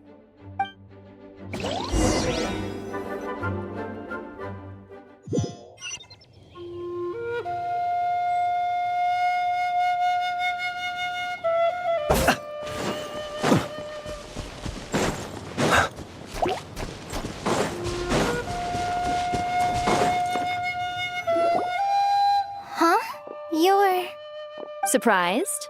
I bet you weren't expecting to meet a woman like me beneath this beautiful tree in a faraway land. An oasis will spring from the place where a djinn resides. That saying falls somewhat flat here in Mondstadt, given that everywhere is already so lush and green. Lilupar, what are you doing here? I made friends with Miss Nicole. I asked her to bring me here and then invite Kale to come. The prologue to this story is that I have a wish. It has stirred within my heart for centuries, millennia even. Originally, it was merely Al-Ahmar's lie, but now it has become reality. Could this be related to the goddess of flowers? My dear young lady, my mistress left her final trace in this world upon you. I can't tell you how glad I am to see you here. And now I have seen you, and peered into your heart. You have experienced hardships and suffered setbacks. The torment an ordinary person might expect to face has befallen you threefold. This is the source of your resilience. But, beneath all this, I have witnessed the seeds of desire. You yearn to return to the simple life you once knew, do you not? I do.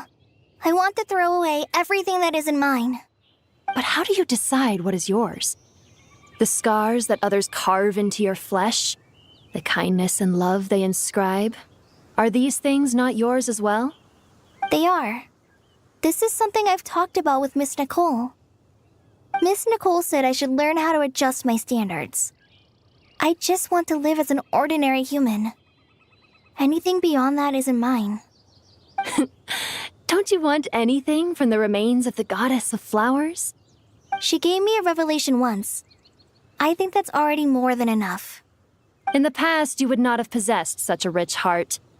Your brief life has taught you to hold on to everything good, to home in on kindness.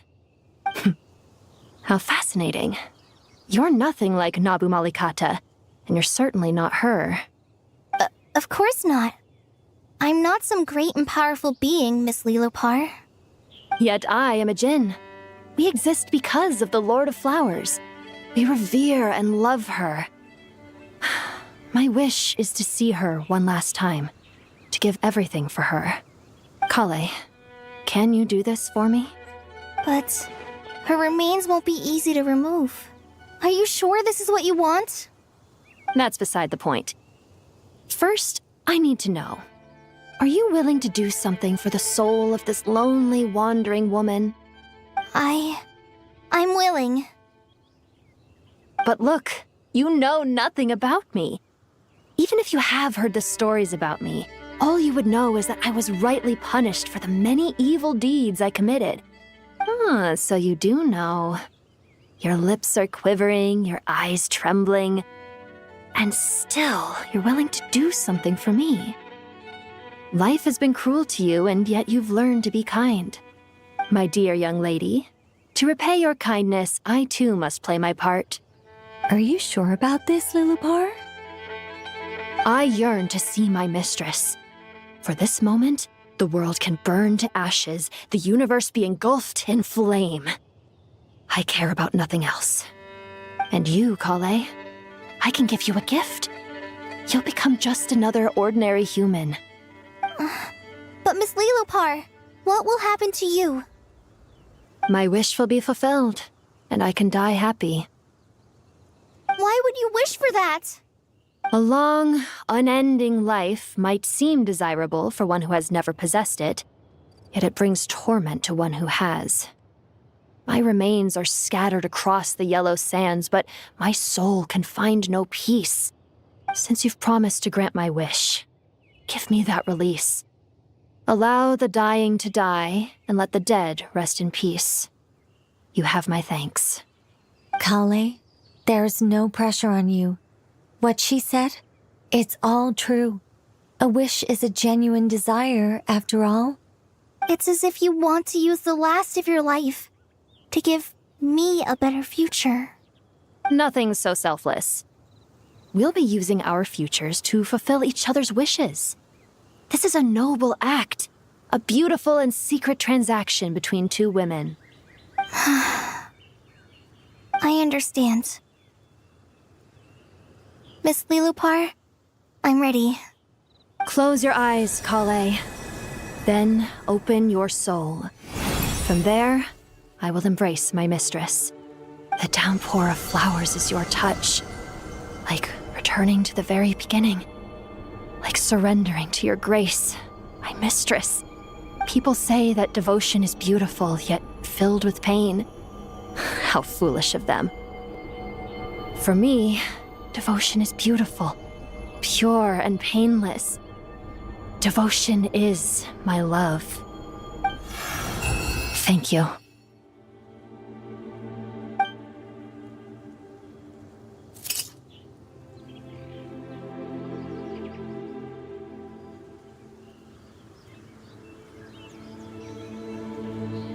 Lilopar! She disappeared? She left, carrying the blessing of flowers. Kale, are you alright? I'm fine. Now that the remains are gone, I don't actually feel any different at all. Those remains weren't hurting Kale. Not as she is now. They simply exist. Besides, I could sense a deep yearning within her. Kale must have already received what she was yearning for.